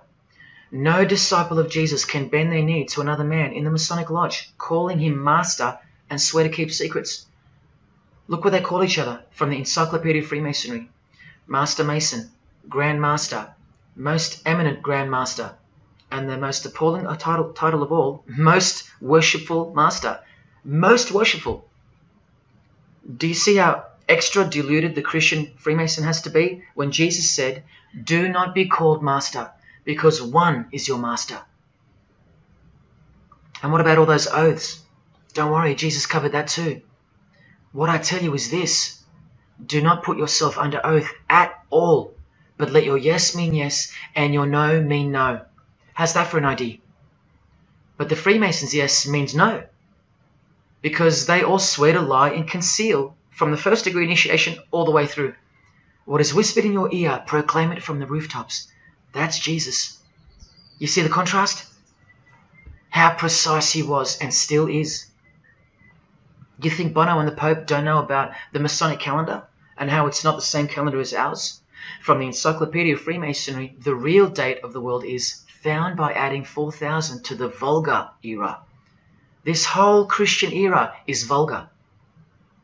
So the year in the Masonic world is actually 6021.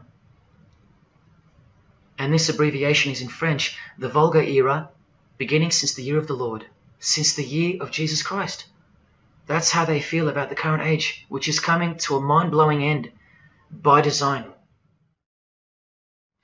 Now, do you think Freemasons aren't capable of mass murder?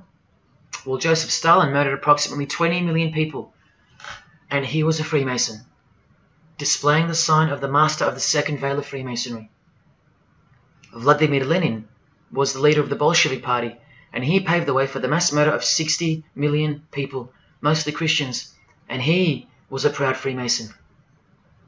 And ladies and gentlemen, this is Adolf Hitler, a Freemason, clearly giving the grip of a Master Mason. And here he sits next to his military leader, Hermann Göring, who is also displaying his allegiance to Freemasonry with a hidden hand. He even displays the Masonic triangle, just like fellow Masonic brother Jay-Z. The mind of Hitler surrounds you now. It just hasn't pounced yet. The mind of Hitler isn't isolated to some portion of the world anymore. It now encompasses you. Hitler is everywhere. Far more clever than you can imagine. Evolved and sleeping in your bed. It's easy to say that's impossible. Once upon a time, 70 million Germans adored him. Once upon a time, Hitler was named Man of the Year by Time magazine. You've been fooled by the satanic machine. Please don't try to get inside to the mind of Freemasonry. It's like trying to understand Satan himself. You can't, and you don't want to. Freemasons will make friends with their most hated enemies. They will cross-dress their morals to move closer to their goal. They'll make the English language void of any meaning by turning everything inside out and upside down to camouflage its objectives. They will simultaneously create charities along with the greatest machines to ever destroy the hearts of men, like pornography. They will sell their souls to gain the world. They are a dichotomy, a paradox, a lie that loves to speak the truth and a truth that loves to lie. They are a snake eating their own tail, consuming what they produce. Freemasonry is hell dressed as heaven, death dressed as life.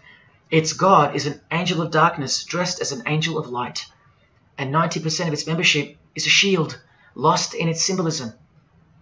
Freemasonry has become the ally and the opposition. Who are the biggest voices on so-called climate change in recent years? Which is more order out of chaos? Al Gore, a Freemason, and Greta Thunberg. From a Jesus-hating, secret society family. Freemason and former Russian President Mikhail Gorbachev said this in 1996. Yes, the whole world is under the control of the evil one, like the Gospels say. Freemasonry controls the opposition, with the most popular conspiracy theorists Alex Jones and David Icke both banned, yet both secretly Freemasons, who will lead you in every direction except into the arms of the ultimate power of the Gospels. Every noteworthy religion is comfortably caught in the Masonic net because they all stem from a lie. Here's the Dalai Lama with a bunch of Freemasons. He just loves hanging out with famous people. Here he's throwing up the devil's horns with Freemason Gene Simmons. But there's no way the Dalai Lama can be a Freemason, right? Well, here he is displaying the hidden hand of the Freemasons next to George W. Bush, a fellow brother.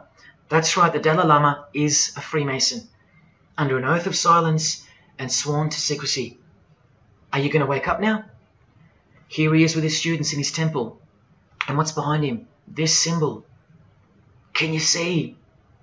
The pyramid with the emanating eye on top, symbolized by a sun, which you know now is the phallus of the god of this world, shooting forth his generative light, his mystical sperm that gives life, and whose one eye transcends good and evil, both of which are just illusions of the mind. Understanding this comes by initiations, and yes, tantric initiations are used in Tibetan Buddhism. Gerald York was the Dalai Lama's emissary, his personal representative to the West, and he was personal friends with 33rd degree Freemason and Satanist Aleister Crowley, who wrote 20 essays named Aleister Crowley, The Golden Dawn, and Buddhism. And he also served as a consultant to the movie Lucifer Rising, the Dalai Lama's representative. See how the eye can also be represented by the sun, caught behind the moon in this movie poster. That's just like the Dalai Lama's logo. And here's a scene from the movie with the Masonic square and compass hidden in plain sight. Look at the symbol of Buddhism, and look at the floor inside every Masonic lodge, symbolizing opposites and equilibrium, which creates life, and where evil is not what it seems, it's necessary.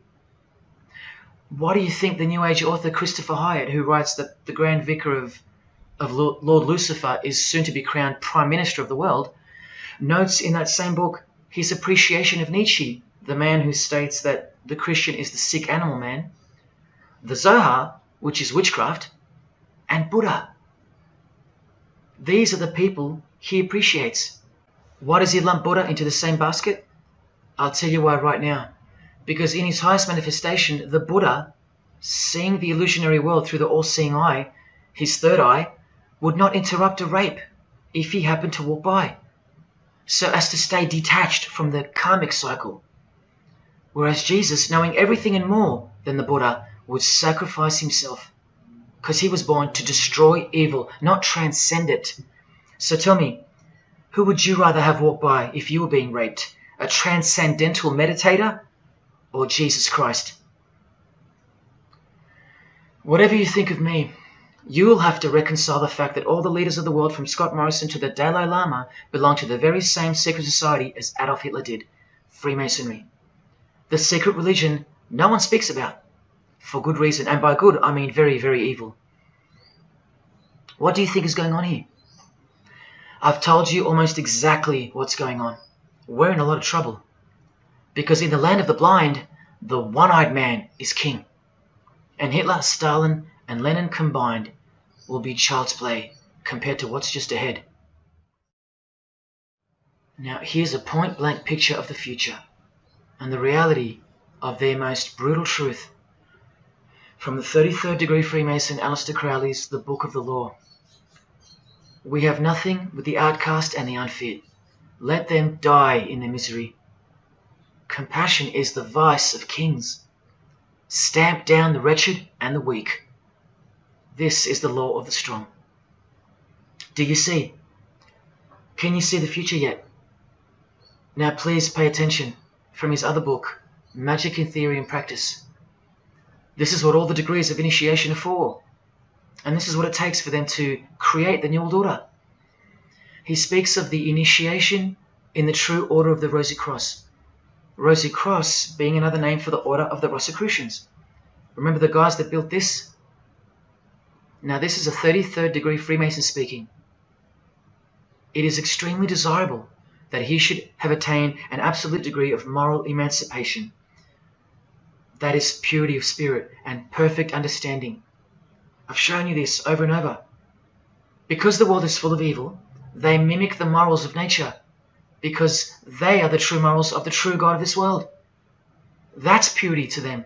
That's true honesty and perfect understanding. Evil is good.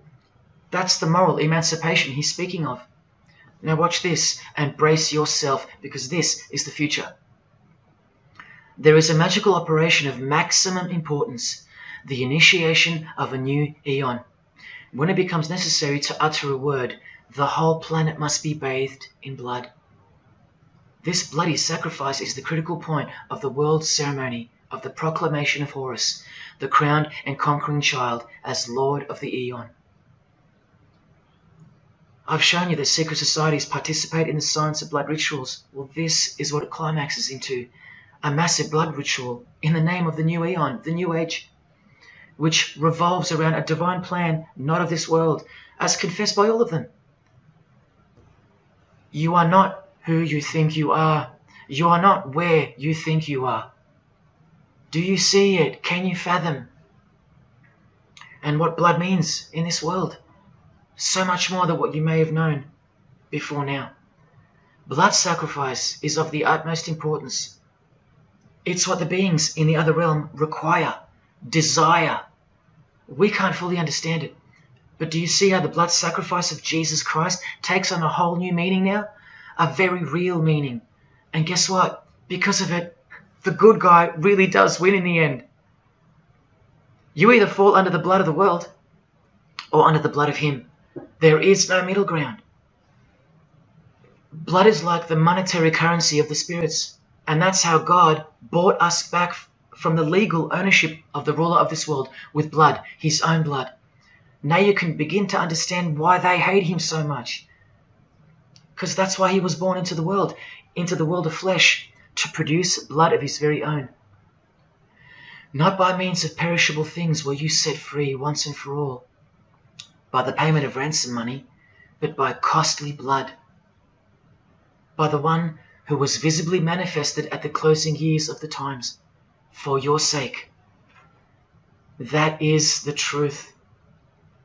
Do you think it's just a coincidence that this is the last age before the long planned for new order of the ages? That's ages, plural. That means forever. That's the plan. That's why the Gospels say that he was visibly manifested at the closing years of the times, at the end of this last age. In the book 1984, George Orwell told us, if you want a vision of the future, imagine a boot stamping on a human face forever. I've shown you that this so-called new age is in actuality a new satanic age. And it's not really new at all. It's very old indeed, it's ancient. But like I said, its progress was derailed by the appearance of Jesus on the human scene. Now I'll prove to you that the New Age is an old religion. Novus Ordo Seclorum is part of a quotation taken from the Roman pagan philosopher Virgil's 4th Eclogue, which was borrowed by him from the Sibylline records, which were ancient prophecies delivered by an oracle through witchcraft or divination. That's where the phrase Novus Ordo Seclorum comes from. Now look at what the full phrase actually says. A mighty order of ages is born anew. Both the prophetic virgin and Saturnian kingdoms now return. Now a new progeny is led down from the lofty heavens. Favour, chaste Lucina, the boy soon to be born, in whom the iron age shall come to an end, and the golden one shall arise in the whole earth. We've just been told that the new age is a Saturnian kingdom, which returns. So it's been here before.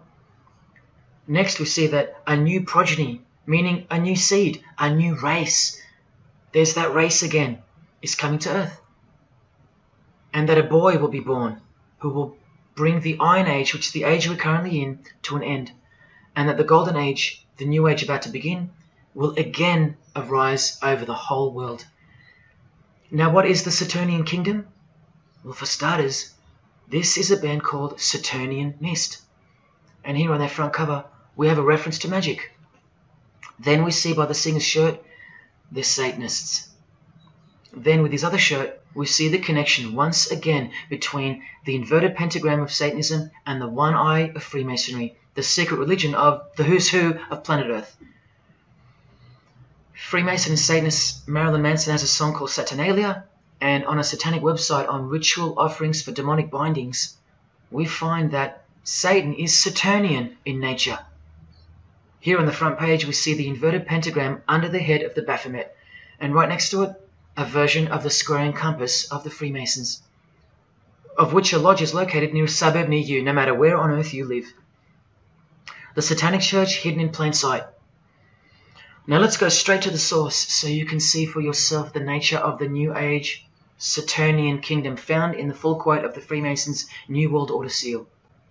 From this book, which is a factual study of the single most influential occult organization in modern Germany, the Fraternitas Saturni, or the Brotherhood of Saturn.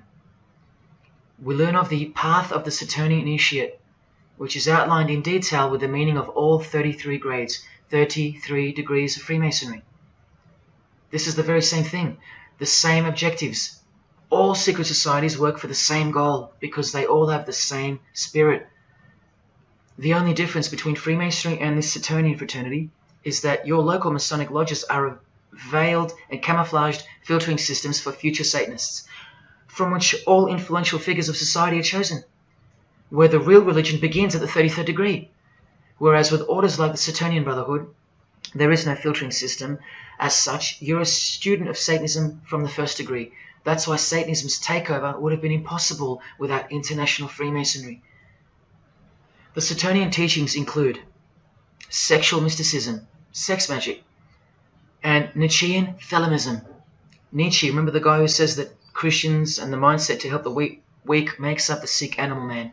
The guy who wrote this book and doesn't believe in good and evil. And Thelemism, from 33rd degree Freemason, who says that in this book that to initiate the New Age, the whole world must be bathed in blood in a bloody sacrifice before man can accept the law of Thelema. Nietzschean Thelemism. That's what the New Age Saturnian kingdom, from which the Freemasons took this phrase from, actually looks like. This factual study on the Saturnian Brotherhood is filled with references to Lucifer, Satan, magic, sex magic, blood, sacrifice, the number 666 as mentioned by Jesus Christ himself, and of course, Freemasonry. The secret society that all of our politicians and entertainers belong to. And what's the demonic sigil for Saturn? The Masonic square and compass. Are you going to snap out of it now? When you see a beautiful sunrise and smell the fresh air, or hear a great song, or see a great movie, are you going to forget where you really are? When you hear people using Jesus Christ's holy name as a cuss word, are you going to forget where this phenomenon really came from and why it's taking place? Now that you've seen how actual and bona fide the reality of 666 is from their own mouths and symbols, let me show you where else it's revealed. Do you see these Roman numeral numbers down here? They add up to 1776, the year that America officially became the country we know of today. And also the year of the birth of another secret society, which was absorbed into Freemasonry after it was banned in 1785. But look, the base numbers. M is 1,000, C is 100, and X is 10. All you have to do is subtract the base numbers. 1776 minus 1,000 minus 100 minus 10. Or simply remove the Roman numerals which represent the base numbers. No, I'm not playing tricks on you. Neither are your eyes. But someone else is. Now that you've seen the prevalence and seriousness of this horrid number, now that you've seen what you've seen, I can show you where else it appears. This figure is represented by the numbers. To make this work, they had to remove the number 1 altogether and separate the 2. Of course, we'd be too dumb to pick up on it. But 789 minus 456 is this, multiplied by this lonesome 2. That's right. This dark and mysterious figure is none other than the long-anticipated Antichrist, the ruler of the Saturnian kingdom, which is on its way. And Australia has been steeped up to its neck in secret societies since the early 1900s.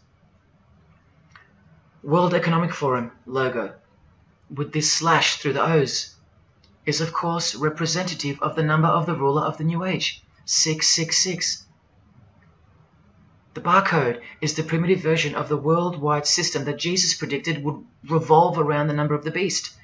And as you can see, the base of every single barcode in all the world is 666. No matter if the lines are on the ends and in the middle are elongated or not. I found that out from the horse's mouth in an interview with the man who was commissioned by IBM to come up with a new way to automate data collection. There are in fact 3 6s in the Google logo, which comes from this occult symbol. Coincidence? And he found in a Masonic lodge the square and compass symbol appears in the middle of a hexagram, which is a symbol used in the royal art of Freemasonry, witchcraft, as shown in this book. Well, among other things, the hexagram itself can be broken down to quite clearly represent 666. This is a Masonic square and compass designed by the Manaus Masonic Lodge, symbolizing world unity. Up the top you find the logo of the United Nations. Well, there are 33 segments in the UN logo, symbolizing the 33 degrees of Freemasonry. See this crop circle here with the Masonic eye on top of the pyramid? I know nothing about crop circles and the phenomenon of them, but I know how many rays are coming off the eye. 33. 33 degrees of Freemasonry. Don't forget that the highest authority of Freemasonry already admitted to be the designers of the pyramidal seal in a 1962 edition of their magazine, The New Age. I've shown you how the inverted pentagram makes for the spelling of the word Mason in the same seal. Well, that same pentagram with the elongated top horns appears here in a European Union logo. An inverted satanic pentagram right in front of our eyes. Here's the European Union building architecturally mimicking the Tower of Babel. That was the very same tower that the God of the Bible destroyed thousands of years ago, according to the Bible, when Nimrod, one of the admitted founders of the original craft of Freemasonry, tried to unite the world under one world government. So this logo and this building design is a clear statement to the God who intervened the first attempt at a world government. This is England's Secret Service logo for MI5 with the word intelligence being symbolized by the eye of Lucifer, who was viewed as the most intelligent entity in existence by the secret societies. And this is the symbol for the Information Awareness Office. You know exactly who's in control, and now you know exactly what they want, and they will get it. In a 1962 article written by former US President and Freemason's wife, Edith Roosevelt, in the New Hampshire News, and speaking of the spiritual counterpart building for the United Nations, called the Temple of Understanding, she writes that the symbolism planned for the building dates back to the black magic practiced by the high priests of ancient Egypt, and that the building will contain a giant eye. You don't have to wonder why now, because you know why. This clothing designer is fully aware that the one eye symbol is synonymous with Satan and a hatred of Jesus. Does this movie poster make any more sense to you now? Well, are you ready for the second biggest shock of all? Whatever you think of what you're about to see, please come see me on the other side of this so I can show you something. This clip only goes for a few minutes.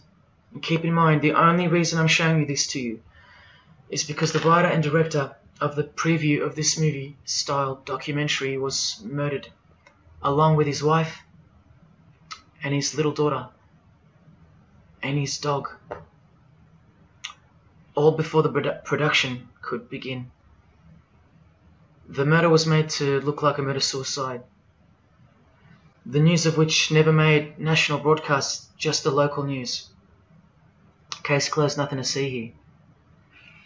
You have to ask yourself why. After so many movies with a dystopian, World War, totalitarian type theme, why was this movie so dangerous and strictly unacceptable for public viewing that a whole family would be murdered? Well, this movie was going to tell us about America's secret destiny. And one other thing which you'll see on the other side of this clip, an amazing thing. As titled by Manly P. Hall over 100 years ago, what's the secret destiny of America? Well, it's this.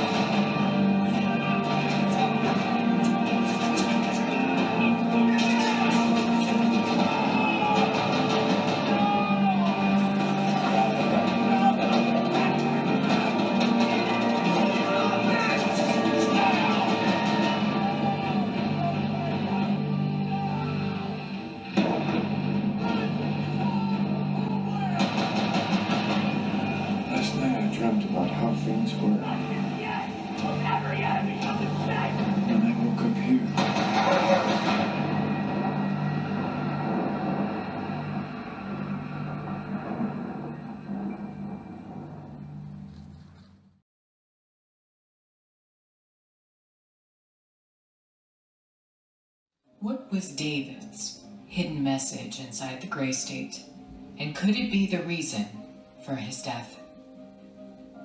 Perhaps the scariest part of Grey State's conceptual trailer is this character here, who appears to be operating a guillotine. David Crowley was very intentional in this frame of the movie.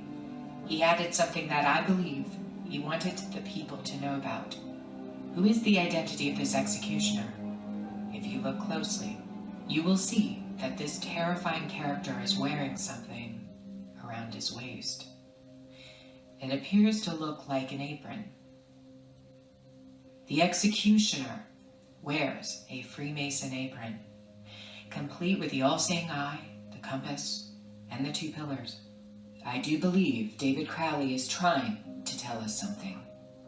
He is telling us that the organization behind the French and American revolutions, the organization behind the Italian Revolution of 1830, the organization that outlined a plan to overtake the Vatican in a document called the Alta Vendita, the organization behind the Trail of Tears and the deaths of thousands of Native Americans under Freemason Grandmaster Andrew Jackson, the organization behind the Ku Klux Klan in the United States post-Civil War and its rebirth in 1915, the organization behind Hiroshima and Nagasaki during 33rd degree Freemason Harry Truman's presidency.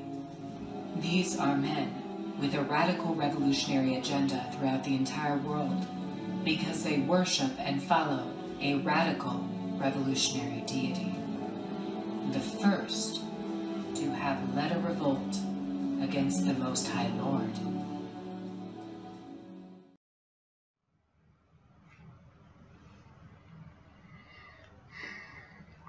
When I was in high school, coming from a completely non-Christian and non-religious family or background, I distinctly remember the first time that I decided that the Bible or the New Testament, to be more precise, was definitely not true. Made up, fairy tale, whatever. It was one verse, one scripture that to me at the time proved unequivocally that it wasn't written for our time. A prophecy that was impossible to be fulfilled. Here's the verse. And I saw thrones, and they sat upon them, and authority to administer justice was given them. And I saw the souls of those who had been beheaded, because of the testimony they bore of Jesus, and because of the word of God. No way could guillotines be introduced as a form of execution in the 21st century, right? No way. Proof that the Bible was a prehistoric book written for prehistoric people. And this is long before he woke me up on a midnight highway to spare my life from a high-speed collision into a concrete wall. Ladies and gentlemen, in 2021, like the smartphone or the smartwatch, this is called the smart guillotine. Built by Chanel. You know, the perfume and clothing and accessories brand for the rich. What on earth does a perfume company have to do with chopping people's heads off? Well, I thought I told you that all of this is just the tip of the iceberg. I wonder who really owns Chanel. Well, here's their logo, and there is an eye in the design. And have you seen their drip design? How odd. Welcome to the real world. You ready? This is from a legislation archive from the Georgia House of Representatives in the 1995-96 sessions. This is Bill HB 1274 on the death penalty, guillotine provisions. How far along are we into enacting these bills worldwide? I don't know. Maybe they've been enacted already. But I just wanted to show you that in 1995 the ball was already rolling. Another ball that's rolling are the 7 universal Noahide laws. They sound great from the outside, designed so to conceal some terrifying details on the inside. Firstly, they were signed into US law in 1991 by George H.W. Bush on March 26. Here's the bill and resolution. It was named Education Day. As you can see in the details of Resolution HJ 104, they are the 7 Noahide laws, resolved by the Senate and House of Representatives of the United States of America in 1996. Every single president since H.W. Bush has annually re-signed this resolution. Many world leaders have called for the acknowledgement and observance of the 7 Noahide laws, including the President of the European Union in July 2014 and the Australian Governor-General Michael Jeffrey in 2008. And this will be international law. So what's the problem? Well, just for starters, the law against idol worship will include, quite specifically, the worship of Jesus Christ as the Son of God, which the Noahide laws will classify as blasphemy, and the punishment for transgressing the 7 Noahide laws and for blaspheming the ineffable name of God by calling Jesus God is decapitation. I'll let you take that in for a second. This will be governed by a world court with no possibility of appeals. Something like this, an international Sanhedrin. Who do you think is truly behind these laws? Well, I can show you that right now. Here is the bill being signed into law by H.W. Bush, and here is their signature hidden in plain sight, the hidden hand of Freemasonry, displayed by this sinister and gloating-looking individual. And you know what Freemasonry is a cover for now. Who do you think designed the guillotine in the first place? This guy, Joseph Guillotine, a Freemason. Still don't believe in the prophecies of Jesus Christ? You're still in denial?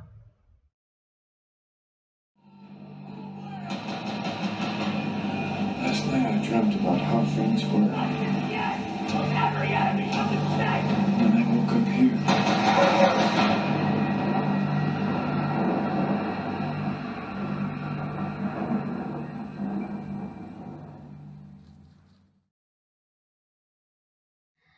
Well, that's why the director was murdered.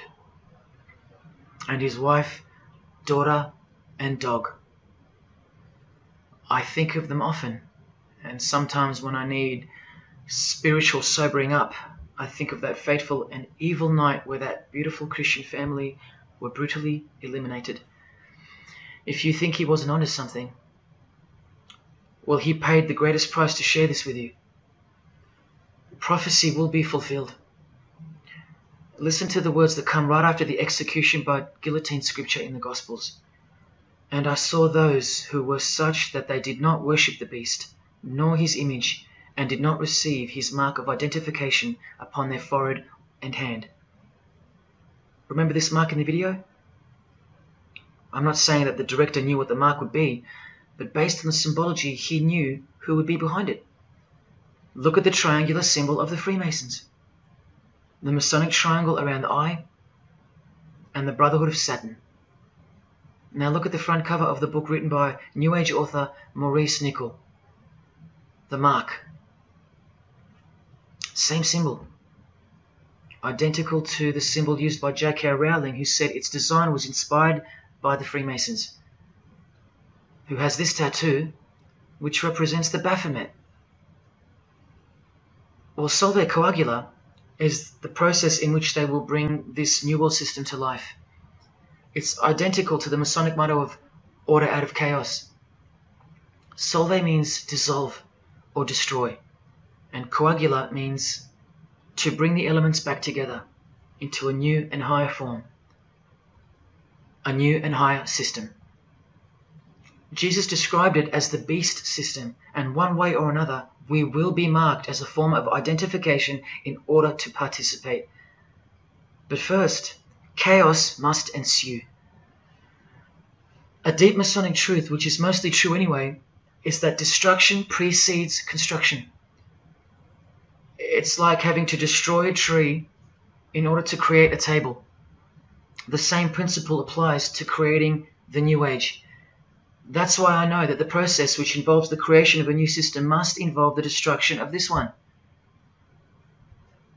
Now, this is the last referenced work I'm going to use to show you who will be the head of that system, that one world government. A book by David Spangler, considered as one of the founding fathers of the modern New Age. He also has an intimate relationship with the United Nations, as shown in 1975 document which was uploaded to the UN archives in 2006. Please pause to confirm that, where you can find his name listed under the Board of Directors for the Planetary Citizens Group. In his book, Reflections on the Christ, David Spangler, remember, one of the founding fathers of the New Age and a member of the Board of Directors in a United Nations sanctioned program, repeatedly upholds and honors the entity known as Lucifer. He tells us all about what is required to step into the New Age. Well, mainly, what's required is a new understanding of the angel Lucifer. He writes that when this great project of evolution began, man went forth as consciousness to learn his divinity, and Lucifer went with him. It is important to see that Lucifer, described as an angel, a being, a great and mighty planetary consciousness. He says that, just like in Halloween and trick or treat, if the person offers a treat to Lucifer who knocks on his door, And the person says to Lucifer, come in, and I will give to you the treat of my love and understanding, and I will uplift you in the light and presence of the Christ. Christ meaning my outflow. Then Lucifer becomes that being who carries the ultimate treat, the light of wisdom. Lucifer represents experience. Lucifer is literally the angel of experience. The Luciferic element becomes the true revealer of light, the angel of light. The light that reveals to us the path to the Christ comes from Lucifer. The Christ that he refers to obviously is the Antichrist spirit, who will eventually manifest on earth as one man. But for some odd reason on page 60 he feels compelled to clarify that he was only joking once when he said maybe to enter the New Age we all need to take a Luciferic initiation. Well, that's definitely no joke. That's right, Lucifer is the savior of the secret societies. The solar system was the manifestation of the consciousness of a very great being known as the Solar Logos.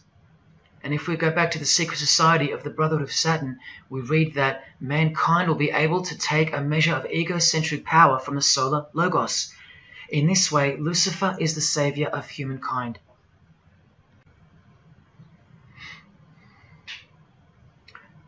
Do you see who you're dealing with? These are the people above you, the rich, powerful, influential, overflowing in all areas of those who are steering society, and they're about to reach their destination. Who showed you? Who told you? Who warned you? Jesus Christ did. Oh, those pesky Christians. In the animation flushed away, the villain Toad conspires to genocide all the rats in the sewer world and replace them with a superior species, a new species. No one is aware except for this one rat who's briefly seen in the beginning. He's a Christian rat, a nut job, carrying around a plaque, as some real-life Christians used to, warning everyone of the impending doom that is upon them. What's the twist that's hidden in plain sight for no one to see? Well, the villain Toad, planning the New Age, wears the ring of a Freemason. This ring. And he wears it exactly on the finger that a Master Mason should. It is worn on the third finger of the right hand. There is one who predicted it all, and they know that. That's why he's been so thoroughly discredited, or so it seems. Yes, the nutjob Christian was right all along. Remember one last thing before I close. From Masonic New Age author Christopher Hyatt, who spoke of the well-planned-for and long-awaited invocation of the Prime Minister of the world, when he wrote in his book, A Massive Truth That I Wish with All My Being That You Would Grasp. Both satanic cults and Christian fundamentalists are closer to seeing the truth than most normal people. The world has always been at war, a spiritual war from the beginning. And if you don't know it, then you're losing the battle. The Gospel tells us so accurately that the enemy we wrestle against is not made of flesh and blood, but it is made of spiritual forces of evil in heavenly realms. That's where the real war is being waged, in the spirit. And now that we know what secret societies are and what they've tapped into, we can rest assured that that statement from the Gospels is true. That's why the common denominator between all of the secret societies is the anti-Christian sentiment. You need to ask yourself why. Why the negative obsession with Christianity? It's not as if Christians run the game. Freemasons have banned Bibles from schools. They teach evolution as a fact. Pornography is thriving. There are no Christian protesters left. Homosexuality is rampant and protected, and Christianity is buckled. Which church preaches against Freemasonry? Which church is telling you about Satan and his hidden church, which has permeated every vein of society? So why do they hate Jesus if they're at the top of their game? Because Jesus Christ is real, that's why. And he left us prophecy that they can't escape. See, the more they win, the more they fall into the hands of the prophecies of Jesus and his Gospels. What a blessing for you, those who would grasp this as truth. What good news for you, and what a terrifying conundrum for them. If you've come this far, and you still don't care, or still unwilling to trust, then you deserve what's coming, as a law of nature. because you've been warned of all of it.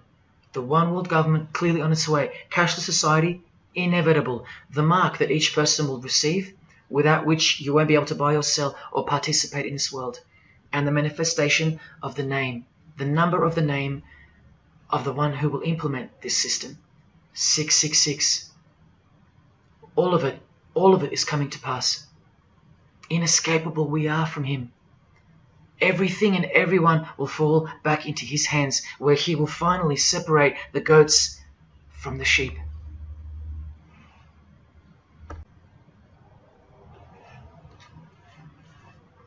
Now watch the Bible destroy Freemasonry like no other book in 2 minutes. Regarding their lodges and obelisks, their heart is faithless. Now they must bear their guilt. The Lord will break down their altars and destroy their sacred obelisks. And speaking of the bloodline that gave birth to Jesus, God says, "You shall not set up for yourselves a sacred pillar, which the Lord God hates." See what you're up against, Freemasonry? While Freemasonry meets and speaks in darkness and secret, Jesus said, "I have spoken openly for all the world to hear, and in secret I've said nothing." Freemasons are known as builders. Well, the stone which the builders rejected has become the cornerstone. Everyone who falls on that stone will be dashed to pieces. Anyone on whom it falls will be crushed. Every Masonic lodge is built so that all the members face the east. Who are these men with their backs toward the temple, facing the east and worshipping the sun? It is detestable. Freemasonry does evil in secret with their hidden hand, but they blow a trumpet over the hand that does good. But Jesus says, when you give to the needy, do not let your left hand know what your right is doing. Your good deed must be in secret, and your Father who sees what is done in secret will reward you. You can't become a Mason if you're broke, blind, maimed, or have a criminal record. Jesus said, but when you give a banquet, invite the poor, the crippled, the lame, the blind. Freemasonry takes pride in its secret rituals and is hungry to rule the world. The Gospels say that their destiny is destruction. They make appetite their God. They take pride in what should bring shame. Their minds are set on earthly things. Freemasonry believes that the light is but darkness visible. The Bible says, woe to those who call evil good and good evil, who put darkness for light.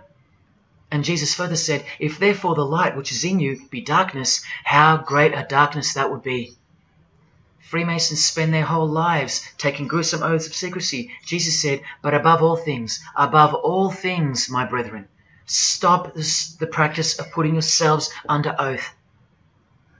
Freemasonry is built upon a hierarchical system, a pyramidal system. Jesus said, for everyone who exalts themselves will be humbled, and whoever humbles themselves will be exalted. We could go on and on, but we're going to end on this one. Exclusively written for the practices in the lodge room of political Freemasonry. A troublemaker and a villain who goes about with a corrupt mouth, who winks with his eye, signals with his feet, and teaches with his fingers, who plots evil with deceit in his heart. He always stirs up conflict. Therefore, the disaster will overtake him.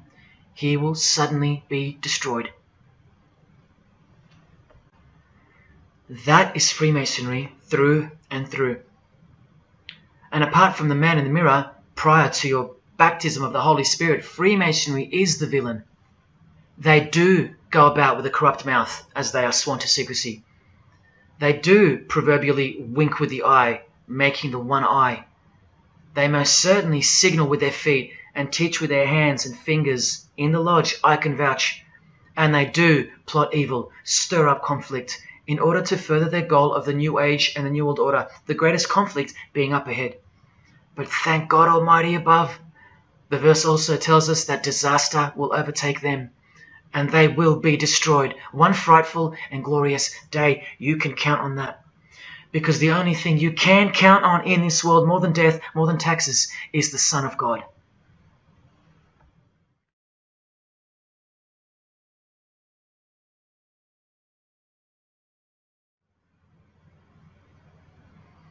This is it. This is the last shock, and by far the biggest. If you ever needed intellectual proof that Jesus Christ is real and living right now, this is it. If Jesus and the Gospels weren't true, then Luciferians wouldn't be running the world. Atheists would, or some other version of modern man. Anyone, but not Satanists, not the passionate enemies of Jesus. If Jesus wasn't real, then so-called Satanists would be scattered here and there over the world in little local covens by silly teenagers rebelling against society and living in their own la-la land with their own little make-believe devils, being make-believe rebels. But no, people who believe that Lucifer is God run the world from top to bottom. They are dedicated to the core. They're highly sophisticated. They make the movies, they star in the movies. They write the songs, they sing and dance. They are worshipped as idols. They set trends, they live large, and they practice witchcraft, complete with sex magic and blood sacrifices. Why? Why do they do that? Why would they bother? Because witchcraft is real and has been since before civilization began, hidden from the vile multitude who have been stupefied by propaganda to the point that they don't believe in anything anymore. And who waged a war on witchcraft on your behalf? God did, the God of the Bible. If Jesus wasn't real, Luciferians wouldn't be building their paradise on earth. Atheists would. If Jesus wasn't real, Luciferians wouldn't be passionately hating him to the point of keeping their existence hidden under penalties of torture and death. Lo and behold, in the 21st century. Yes, if Jesus was a myth, Luciferians wouldn't be working overtime to inadvertently fulfill every prophecy that Jesus gave us. Can anybody read me? What part of Jesus foretold a worldwide cashless system, a worldwide government, and a worldwide religion do you not get? If Jesus wasn't real, why do former Satanists freely admit that only the true Christians are immune to witchcraft? They have no power over the disciples of Jesus. How is that possible? And what about this one that's been going around? If the Gospels were written by the Catholic Church in order to control people, then why didn't they include a Pope in the Scriptures? There's no Pope here. Why didn't they include instructions to obey the priests? There's no priests in the New Testament, except for God himself and all his disciples. We're all priests. If the Gospels were an invention of the Catholic Church, why does Jesus say to call no man Father except your Father in heaven? Yet every priest holds the title of Father. If the Gospels were an invention of the Catholic Church to control people, why were only priests allowed to own a Bible and not the common people? Why did they burn William Tyndale at the stake, a Christian scholar who translated the Bible into English? Are you with me? Please help me understand how you don't believe in Jesus when even your enemies, the high-ranking Freemasons, think that you're stupid for not believing in Satan. There was the first shock, which was the fact that an international secret society exists at all, and that all people in power, prominence, celebrities, they're members of it. That was the first shock. The second shock was the oaths they take and the rituals they perform. Decapitated heads, brains exposed to the sun, drinking wine from human beings' skulls, all done by the people you respect the most. Pretty shocking if you have any brains left in your skull and heart left in your ribcage. The third shock was the reason they took the oaths and performed the rituals. And that reason is that the secret society they all belong to is in fact Satanism.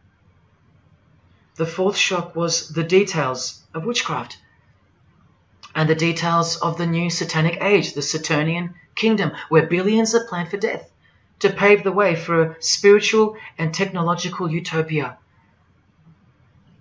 But do you know what the biggest shock of all is? The shock that surpasses all of them combined. It's Jesus. Jesus is the shock. He's the shockwave, the reality and truth of him. Because that changes everything. He changes everything. The greatest news you could never think up, that God left his abode to come here a form of hell, manifest on earth, to be ridiculed and executed to save our sorry asses by taking a bullet for us. Don't worry, his second coming won't be so sacrificial.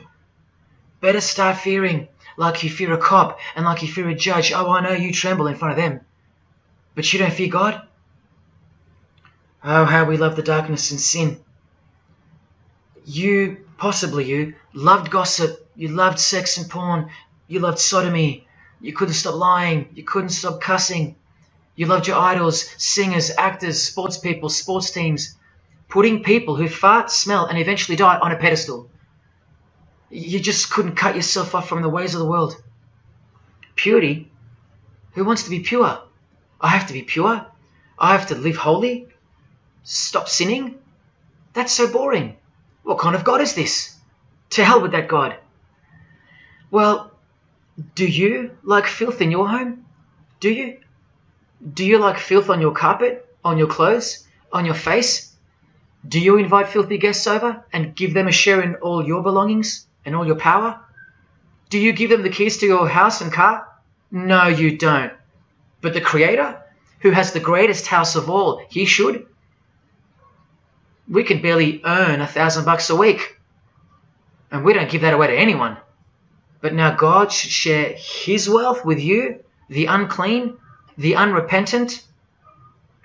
Is it too much to ask your filthy guests to clean up before they enter? To watch their mouths, to control their willy? Is that too much to ask? Oh, but if God was real, what about all the children that die? What about them? What are you doing about them? Are you still stuck on which phone you're going to upgrade to or what's for dinner? Why don't you leave your abode, your luxuries and your loved ones and risk it all to go save some children yourself? Oh, but what about all those who've never heard of Jesus? Let me ask you, what's your excuse? I know they have one, but what's yours? You've heard of him. Every morning you wake up and look at the calendar is a testament to his name, because it's 2021 in Australia, it's 2021 in Brazil, it's 2021 in China, it's 2021 in every single country in the world. So let me ask you, 2021 years since what? Like I said, just waking up in the morning and knowing what day it is a testament to him. But if God was real, why wouldn't he just show himself? Show himself to who? To you? You can't even get on your knees and repent. You can't even hate sin and scream out to him. So why would he? How do I get the girl if I don't ask her out? And if I do, maybe she rejects me the first time and the second. How bad do I want her? How hard will I try? Most haven't even knocked on his door. Well, I did. I just kept knocking and knocking, and then I started banging and banging. I refused to leave his porch. I lay there like a hungry puppy. But even when he answered the door, I did the runner, because he was too big for me, and I loved sin a little too much. Yet he still left the light on for me. But here's the craziest part about people who ask me why he doesn't just show himself the way they'd like him to. Their hearts have been so hardened that even if he did appear to them, in 2 weeks they would go back to being their old self, and he knows that. That's why. They might even forget it ever happened. Oh, that was just a crazy day. That was probably all in my head. Oh, how we love to make excuses. But if God was real, what about all the other gods? What other gods? Did Buddha perform a miracle for you? Did he affect a plethora of witnesses? Were his followers stoned to death, sawn in half, eaten alive? Did historians of his era leave any trace of him? Did he prophesy all the kingdoms that would appear on earth, and in what order? Did he foretell of worldwide floods, of enemies that would despise his followers, use his name as a cuss word, and eventually attempt to set up a world kingdom? Did his appearance change the calendar from one end of the world to the other, and predict that his appearance would in fact change the calendar? What did the Prophet Muhammad do for you?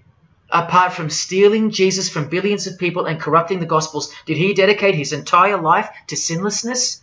Did he remain celibate so that his blood could make a difference in the hidden realm by the science of sacrifice, which is practiced in secret every day, in order to shield your very soul? No, he didn't. Instead, he had 11 wives. One of them was 9 years old, and he lived like a king, while the real king lived like a slave, and died like one too, and washed the feet of his disciples, while demons trembled at his name and presence, and still do. And let's not even bother with the other pagan gods, Osiris, Odin, Vishnu, all inventions of fertility cults that worship the sun, sex, genitals, death, destruction, agricultural religions. Did anyone else apart from Jesus Christ ever say the words, "I am the truth"? Have those words even ever come out of someone's mouth? I've heard of "I know the truth," "I have the truth," but "I am the truth"? That doesn't even make sense. Unless truth itself was once upon a time born on earth as a man. Well, of course he's the truth. Where are all the heart-wrenching, knee-buckling testimonies about the indescribable power of this Holy Spirit, which comes in to sweep you off your feet and drown you in its tides, changing you forever? Where are all those testimonies? I'll tell you where they are. In the Christian column. That's where. Oh yeah, you'll get them here and there in every genre, but Christian testimonies simply outclips the rest. Where are all the life-changing, electrifying Hindu testimonies? The Muslim testimonies? A Muslim, Buddhist, or a Jew on the street corner, or from the proverbial rooftops, shouting the truth for all to hear, no matter the cost, because they love us that much, because he loves us that much? Where are they?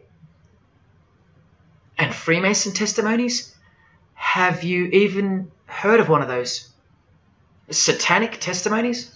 You ever heard of one of those? A Freemason on his knees, sobbing from joy because of the overwhelming knowledge that Lucifer loves him? No Mason or Satanist has ever done or heard of such a thing. But the biggest cult in size is the cult of society. Where do you think the word culture comes from? And the TV, the doctors, the idols, the PhDs, the scientists, they are the priests of the cult of society. You atheists think you don't live in a religious world of your own, filled with daily rituals and daily worship? Even your beliefs require faith in what your priests teach you. Evolution, no proof. Age of the earth, no proof. Distance of the sun, all faith-based on what you are told by strangers. You can see the rings of Saturn with your telescopes, but you can't see the buggy on the moon that was left behind in 1969, yet you still believe, because you have faith. Don't you worry, no matter who you are, you live in a religious world, because life is religion. And if you're still in the "I'm not religious" category, think again. You all worship something or someone, and your religion is futile. But for you, for the one, whoever you are, remember the advantage that evil has over good. A little good doesn't destroy evil, but a little bit of evil destroys all good. See this glass of water? One single drop of poison is enough to render the whole lot useless or deadly. That means that 99% of the goodness and purity of that water amounts to nothing, all because of one single drop. The whole glass is evil.